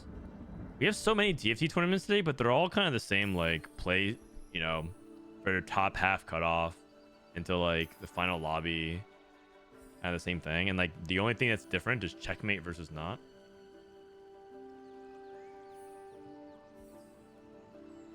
Too healthy into Zoe Zyra. Damn. I mean, it's a cool setup for Baki. I really want to see how it goes.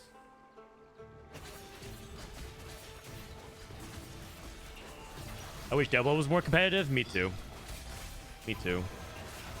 But double up game modes in general have kind of been a struggle point. You guys know how I some of you guys might have seen that I did like a thing for Hearthstone Battlegrounds. They came out with a duos mode. It's basically them playing double up, and I think that mode also is like not really taking off. At least content wise, it's not really taking off the way I thought, maybe, or the way I hope it would. And I think it's maybe just because people just play these games because they want to play by themselves, you know. The moment when they realize that a lot of their player base don't actually want to socialize with other people.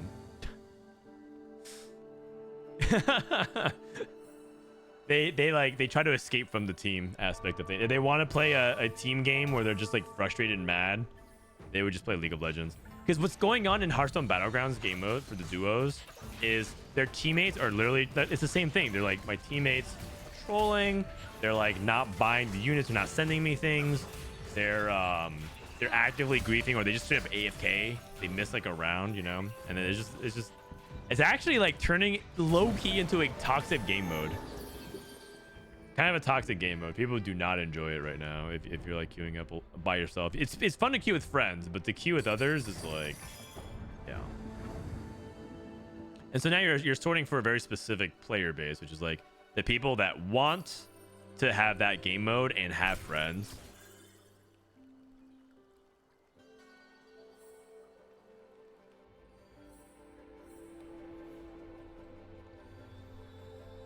Anyone who plays Battlegrounds but wants to team sweat would go to TFT anyways. Maybe. I've had a few people from TFT try, or from Hearthstone try TFT, and it's hard, man. It's hard to get into the game. TFT's a hard game. You guys really underestimate, because you guys are really exposed to it. You guys are like the cream of the crop. The people who are chilling here in my chat right now, you are the excelled gamers. To make an analogy, you are the AP honors class students. It's like you don't understand these low APM children's card gamers who love to play on one screen while like watching other games. You can't take your attention off of TFT like ever if you want to excel in it. It's hard, man. It's really hard.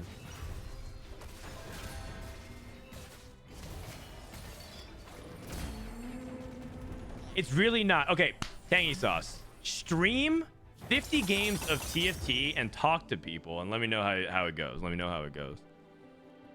Stream 50 games of TFT and tell me how it goes. Like, have active conversation with people, talk about it. It is very hard. It is very, very hard.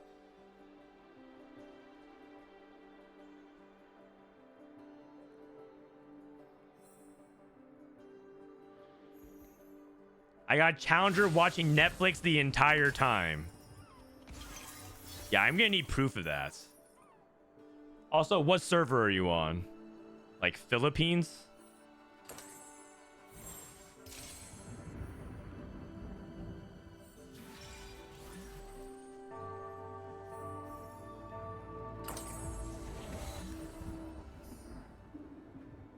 Okay, we're playing Ink Shadow, just temporarily the tattoos. Things are looking good. So Dish Soap and T-Live's kind of contesting similar-ish setups here. I mean, Dish Soap has one bow, but no rage blade, so he's kind of at a disadvantage here. T-Live's spot's really, really good.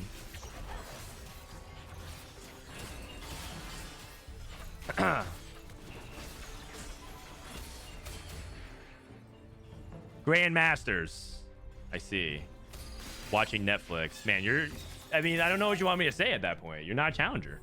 Anyways, the point what I'm trying to get at is that it's hard. And if you're like, it's easy, it's because you're in too deep. You're like, your nose is too close to the screen. Because you've already done the no-lifing part. Like you're speaking from a point of privilege. You've all-ined on TFT. You spent night and day thinking about the game. You've like talked to people. You studied guides. You researched it and everything like that. And like you are coming from a position of having built that existing knowledge. Try to get into the game from a different gamer's perspective. Try teaching it to somebody else, and you'll like understand what I'm talking about. It's a hard game to get into. It is so hard to get into. It's not a bad game by any means. In terms of like, it's not rewarding for people to learn, but it's hard. And if you're like, well, it's easy, I just think you don't understand the struggles of other gamers. Maybe you're a gifted person. Maybe you're a socially inept person because you don't understand the struggles of others in terms of their time, their limitations, and their abilities. Maybe you're just a person that is just being facetious, like, oh, the game is too easy. But, you know, the game is hard. The game is hard.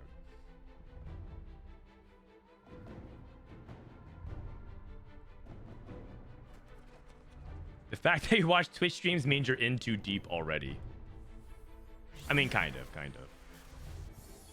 Like, I know a lot of people who watch streams casually.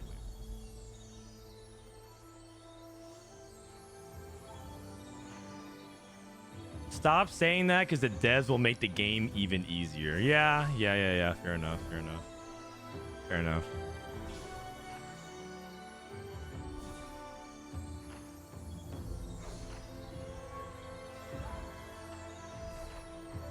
Oh, we have a first-time chat. I started playing 2 months ago after being into Hearthstone, and it's 100% more difficult. I agree. You know what my Hearthstone friends tell me? My Hearthstone friends are floored that I'm good at TFT, or rather, like that I'm. When I'm saying good, it's like good relative to. I'm not good relative to these players. I'm pretty bad at it. But like my Hearthstone friends are like, wow. Because you were not that good at Hearthstone. I was like, okay, thanks. They're trying to compliment me. They're doing their thing where they're like trying to compliment me, but they're like flaming me. Like, yeah, because you were not that good at Hearthstone, man. But you're like way better at TFT. I'm like, cool, thanks. Like, no, man, you're like way better at TFT than you are at Hearthstone. I'm like, okay, thank you. It's a different skill set. It's a different skill set that's being challenged.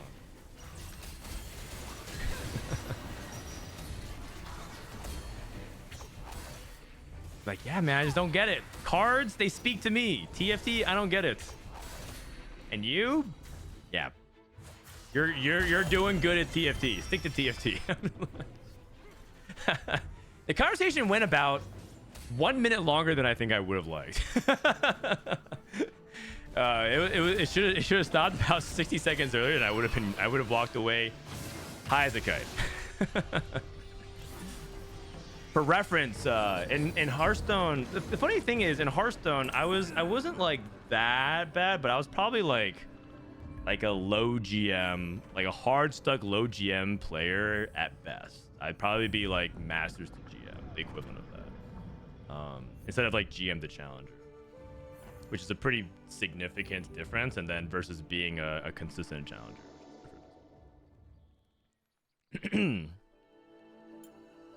So everyone just pretty much just gearing for the stage 4 roll down here at this point.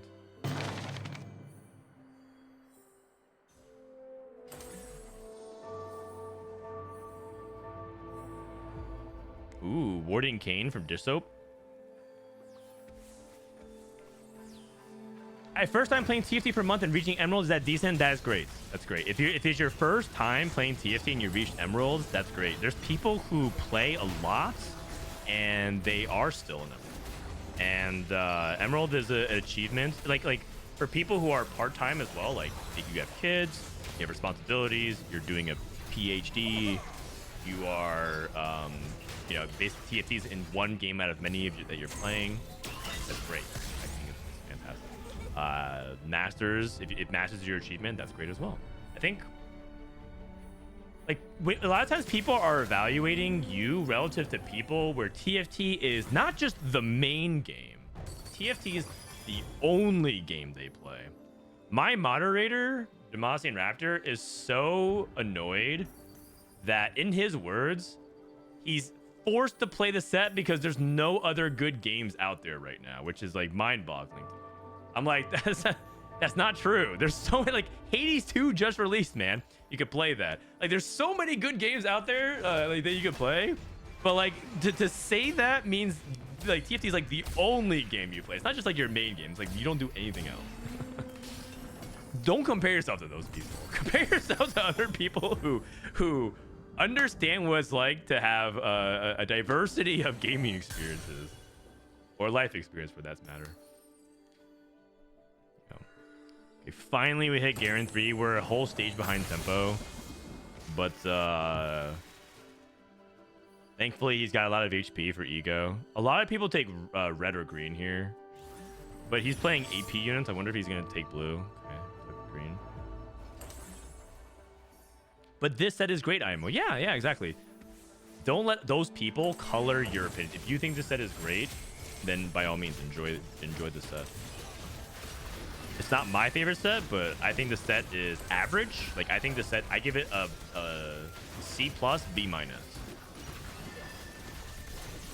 That's not a bad thing either, because someone has to hold up the middle, you know? The middle class matters. Like not every set could be like the best set ever, contrary to what Robin's song says.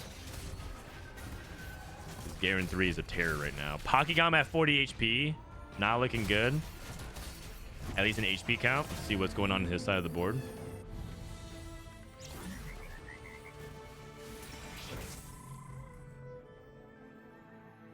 I give you an A+ as a streamer. Thank you, Moose. Robin likes every set. He never gives negative comments. Did you guys watch the most recent podcast episode with Robin for Don't Talk If You Don't Know? Where he was like, yeah, I don't even remember previous sets, so I can't even tell you like what I didn't like about the previous set or what I liked about the previous set because I don't even remember.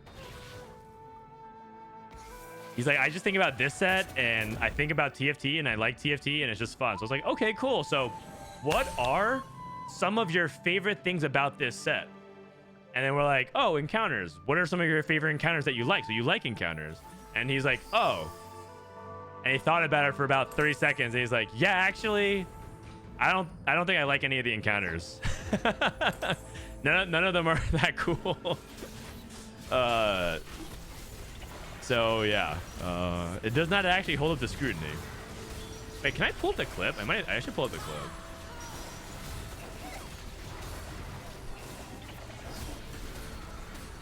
Then finally, I did manage to reach.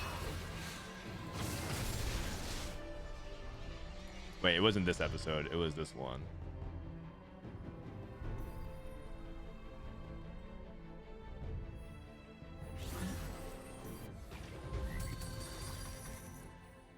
And I love that shit. I like Sivir as well. It's pretty cool. Give me a no. Okay, it was this. Positive. What like yeah. And then sometimes encounters are cool. But yeah, how often do you think Sometimes they're cool, encounters out are of curiosity? cool. Like, what percentage of your games do you say you have a moment where you're like, okay, this was a good interaction? Honestly, like, yeah, they're not that cool, actually. Yeah, no. I don't know if cool is the right word. Wait, what percentage of games do you have a moment in the game where you're like, okay, that was a positive interaction that I had? Probably like 0, actually. Like, or like, I can't think of an encounter where like, what encounter happens where you're like, yes, let's go, like, whoosh. Set. I like the 30-second break from the game. Oh. Yeah. So that was a clip with Rob where he was like, man, yeah, I love the set's not bad, right? The set's not bad. And we're like, okay, so what encounters do you like? And he's like, yeah, actually, I can't think of any.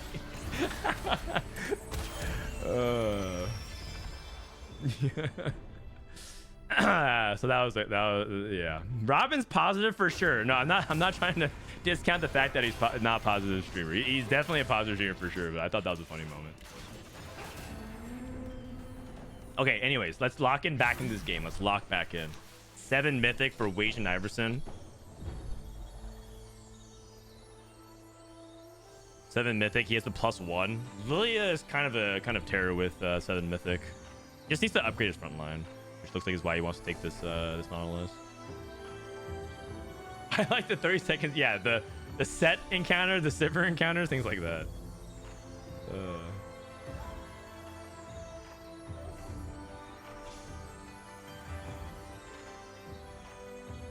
Are assassins coming back next set? How many people want assassins to come back next set? Raise of hands.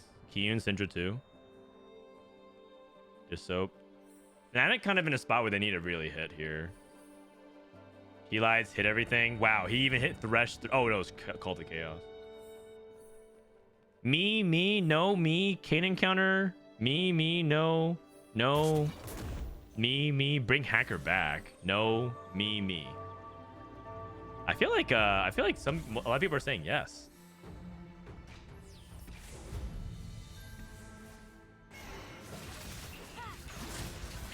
Call to Chaos, 5 emblems for Malala. Or 4 emblems. Uh-oh. You guys, I think this is looking bad. Oh god, I want legends back. Okay, you guys get to have assassins back, legends back, or dragons back. Would you, or actually hero augments? I'll put that in the mix. Which ones would you want?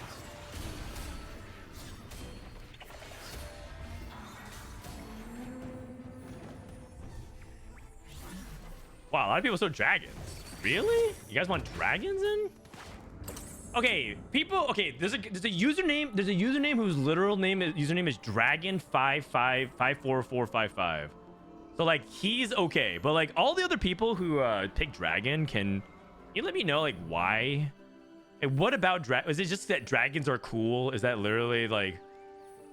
Are you guys all just like Brian Kibler stands? Like, oh, dragons are cool.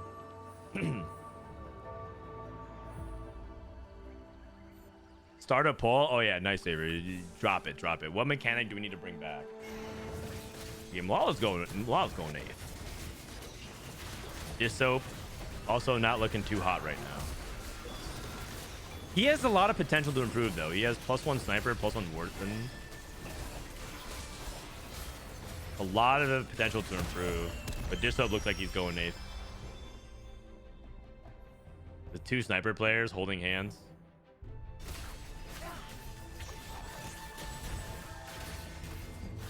Ego Illusions look like he's in a good spot to play for like top 2. Perfect items.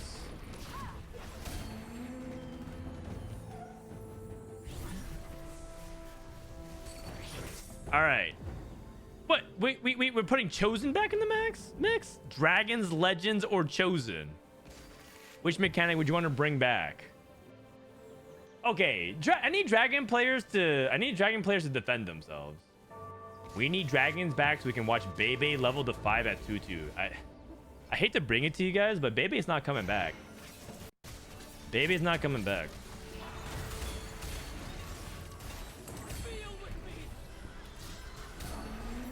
You guys bullied him out of the scene.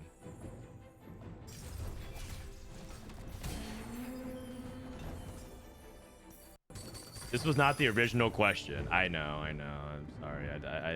We didn't. It's not a perfect poll.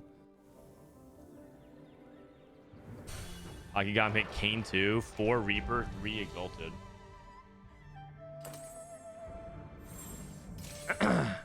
Kane, Ornn, and Soraka. It's a cool board. Reaper Silas. I mean, this board is actually really cool.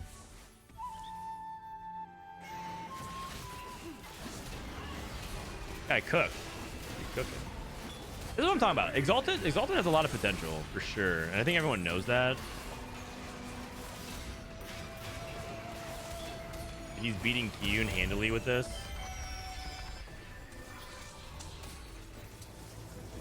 I think Disop is dead. Uh-oh. Kurum with the 2-star AP doing too much. Ego illusions. Losing the Wasian. Okay. Another game where it might be Fnatic 7-8.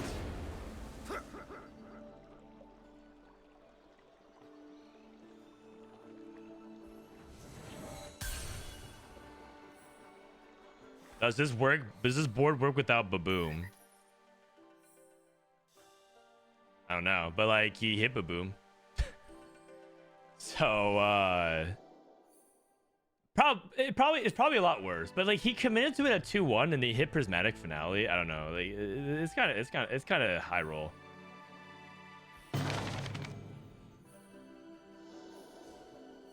Exalted is one of the best design traits they've ever made. I can agree with that. Okay, so why do we want Dragons back? Looks like it's Dragons number 1, Legends number 2, and Chosen number 3. Why do we want Dragons back? Let's see. Set Dragons were so fun. 7.5 was terrible though, since you had Dragon Lance always on and just play 4 Dragons level 8 veg. Set 7 Dragons were so fun.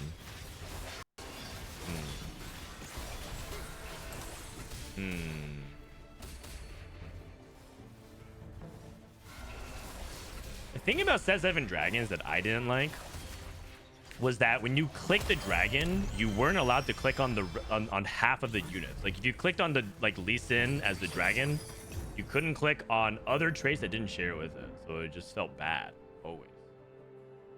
I like Siphon. Okay, this conversation's over. It was a good discourse. We tried. It was a good town hall for about 3 minutes. Let's talk about the game.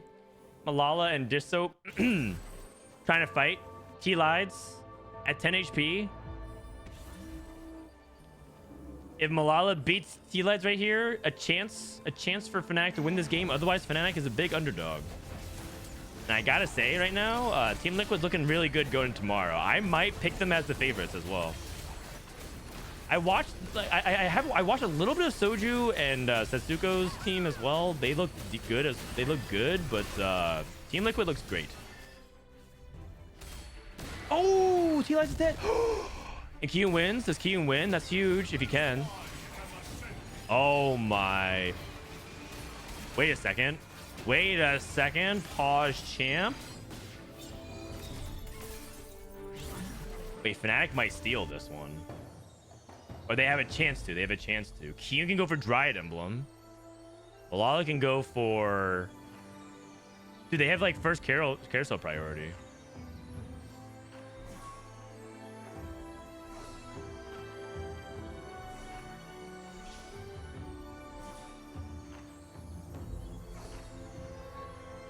Glem the Milk, why doesn't he stream anymore? He doesn't feel like he's in good form for TFT. He said that he'll stream for next set, the 12th. He'll be back for set 12. Lala. No Zoe 3. Pokegum lost to Kurum. Dissoap. Hit Ash 2. Double Rage Blade IE. Holy sick. Sniper set. Okay.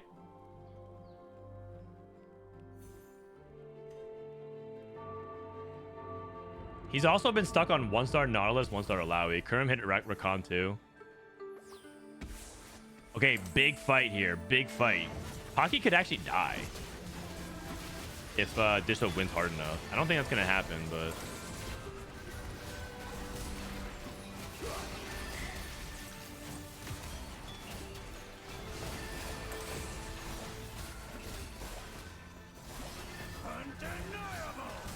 Okay, Pocky wins, or Disho wins. Pocky loses. And Malala's dead. Okay, Malala can't beat this. Keen's also dead as well. Oh, man. Okay, so now Pocky has to go 5th, and if so, then it resets. And then it's whoever wins at a major advantage. Or actually, whoever wins probably wins the whole thing.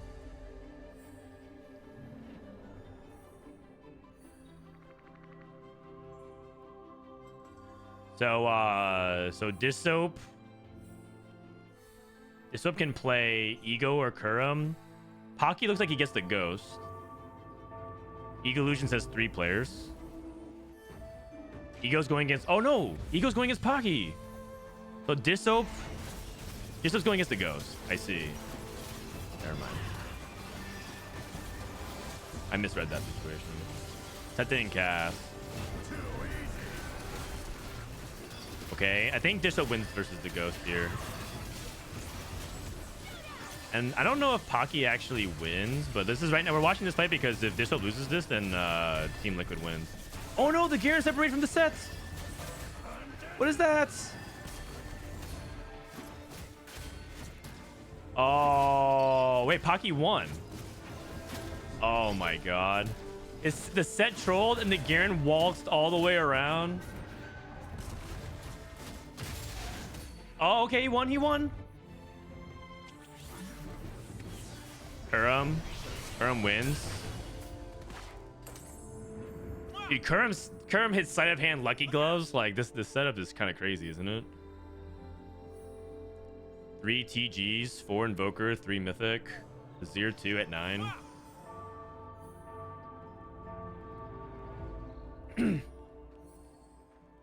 Weijin is also surprisingly very low HP for how strong he is. He lost to Kurum and Disho. Okay, so what needs to happen for Team Liquid is that Disho or Weijin dies in 5th, or preferably both. They die right here. For Fnatic, they need Pocky or Ego to go 5th, and then one of them to win the game. Okay, Kindred 3 with Baboom. Weijin has 10 Mythic. So Disho just has to not go 5th. Wait a second. Fnatic might rob... they might rob Team Liquid here of this game. They might rob this one. Disho's playing against Kurum. Ego's playing against Pocky.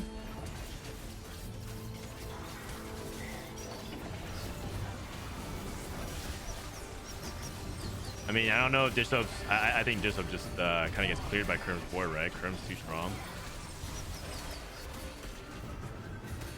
Oh, it's every single unit. Every single unit matters. Oh, man. Pocky is at -10. Oh, they tie? Wait. Oh, my God. If Weijin wins this game with 10 Mythic, Fnatic actually wins this game because then they went 1, 4, 6, 7, which is a 4.5.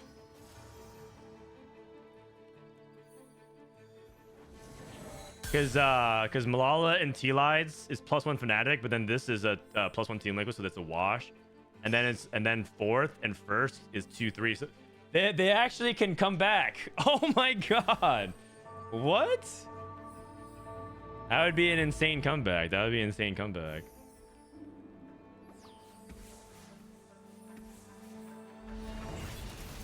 Okay, how is Story Champion? Can they get it done? 10 Mythic.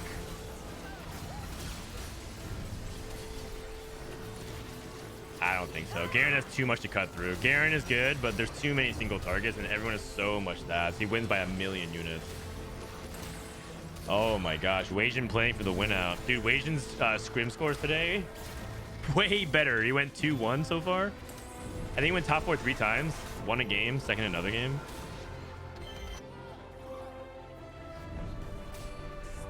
All right. And is there anything Kurum can do? I don't know. 10 Mythic is really powerful.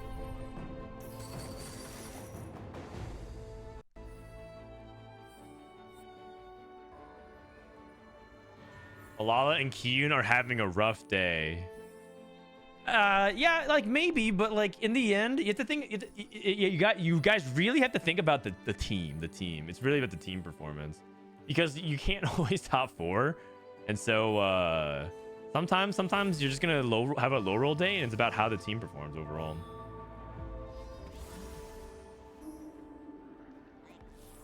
Kurum just needs 6 Azirs.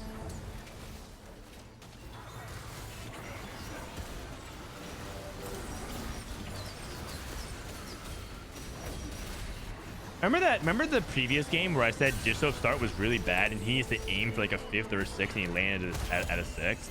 I think that is a good game from Jisop relative for his opener. He got Caretaker's Favor into Yorick too, into power level, and lose a streak. Like, that's a game where like you have to just learn and recognize your spot. And so like that's what you have to do in 4v4. Like aiming for 6 there is a good result relative to like where it could have been, because if you played it worse, you could have gotten 8th, and that'd be a terrible thing. Dude, Kurum concedes and Fnatic wins that round. Wow, what a back and forth game. That is wild. Okay, so scrim scores were 2 games apiece. Technically, if it was a best of 3, Team Liquid would have won because they won the 3rd game. But yeah, that was a good scrim block, and looks like scrims are over for the most part. Everyone else is still in ranked. Soju's offline. Replay. Oh, is Replay in a scrim? Oh, actually, I said I was gonna leave after this game because I need to get ready for tomorrow. Tomorrow we're gonna be doing all of this. 4 p.m. Eastern. 4 p.m. Sorry, Pacific. 7 p.m. Eastern. The brackets are set. We're gonna do Team Soju and Team Liquid. And then we're going to do Arjingwai and Team Quack. It'll be fun. And then the finals will be best of 5. Like the winners bracket finals will be best of 5. The losers bracket finals will be best of 5. It might be 10 straight games. It might be 10 straight games of TFT. Whew. Why are they called Quack? Oh, I don't know. Oh, I think maybe like a duckbill reference or something like that. Are you gonna watch the losers bracket? Yeah. Yeah, I'm gonna watch as much as I can. That's reasonable. I'm gonna watch as much as I can. That's reasonable here. So this is the LATAM scrims. This is the LATAM scrims. Can we get that Liquipedia link? Here you go. Here we go. I got you. I miss Setsuko's voice.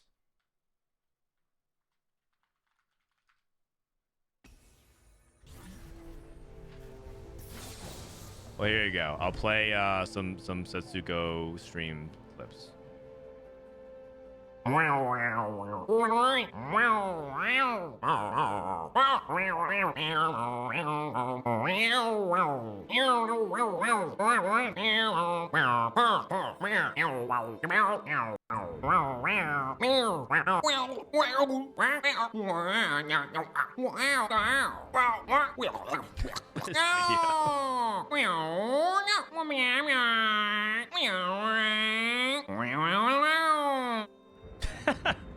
1 hour of silence occasionally broken by Shy Guy.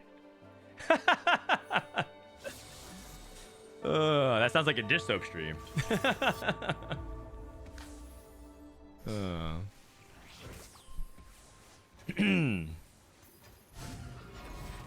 It's crazy how Nintendo just uses Setsuko's voice with no royalty, right? All right. Are any of these guys streaming? I think I'm out for today. Today was fun. I want to pace myself. Tomorrow's gonna be a long day of streams because it's gonna be a pretty hefty competition. I'm gonna raid Raidits. I'm gonna raid Raidits, you guys. Go hang out with Ray. Send him my love. Big shout out to everyone who showed up today. Fritz.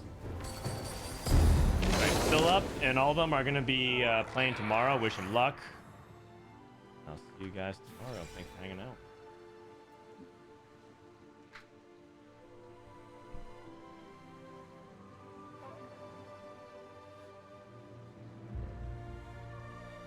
Oh, also, before you guys go, if you guys love this podcast with me, or if you love podcasts in general, just open I started one for TFT Academy. It's called TFT Study Hall. You should definitely check it out. It's a great podcast. If you are on Spotify, please give us a review of like 5 stars and like, you know, follow and stuff like that. But it's good stuff. It's like a full-on fundamentals podcast. The first 20 minutes are always covering the meta, and then the second half is like talking about things about the set or fundamental skills. And it's good to listen to, even if it's like outdated patches. Right? So when we talk about econ management, that's on an older patch, but you can still listen to the second half of it. And I think it's really good. So, I enjoy doing this podcast a lot. You guys should check it out. 1 star. I mean, if you want to be the one guy that gives us 1 star, fine. I understand. Cheche streaming. Okay. If you guys want to go enjoy Cheche, I'm gonna hang out. I'm gonna raid Ray, just show some love, and I'll see you guys tomorrow. Peace.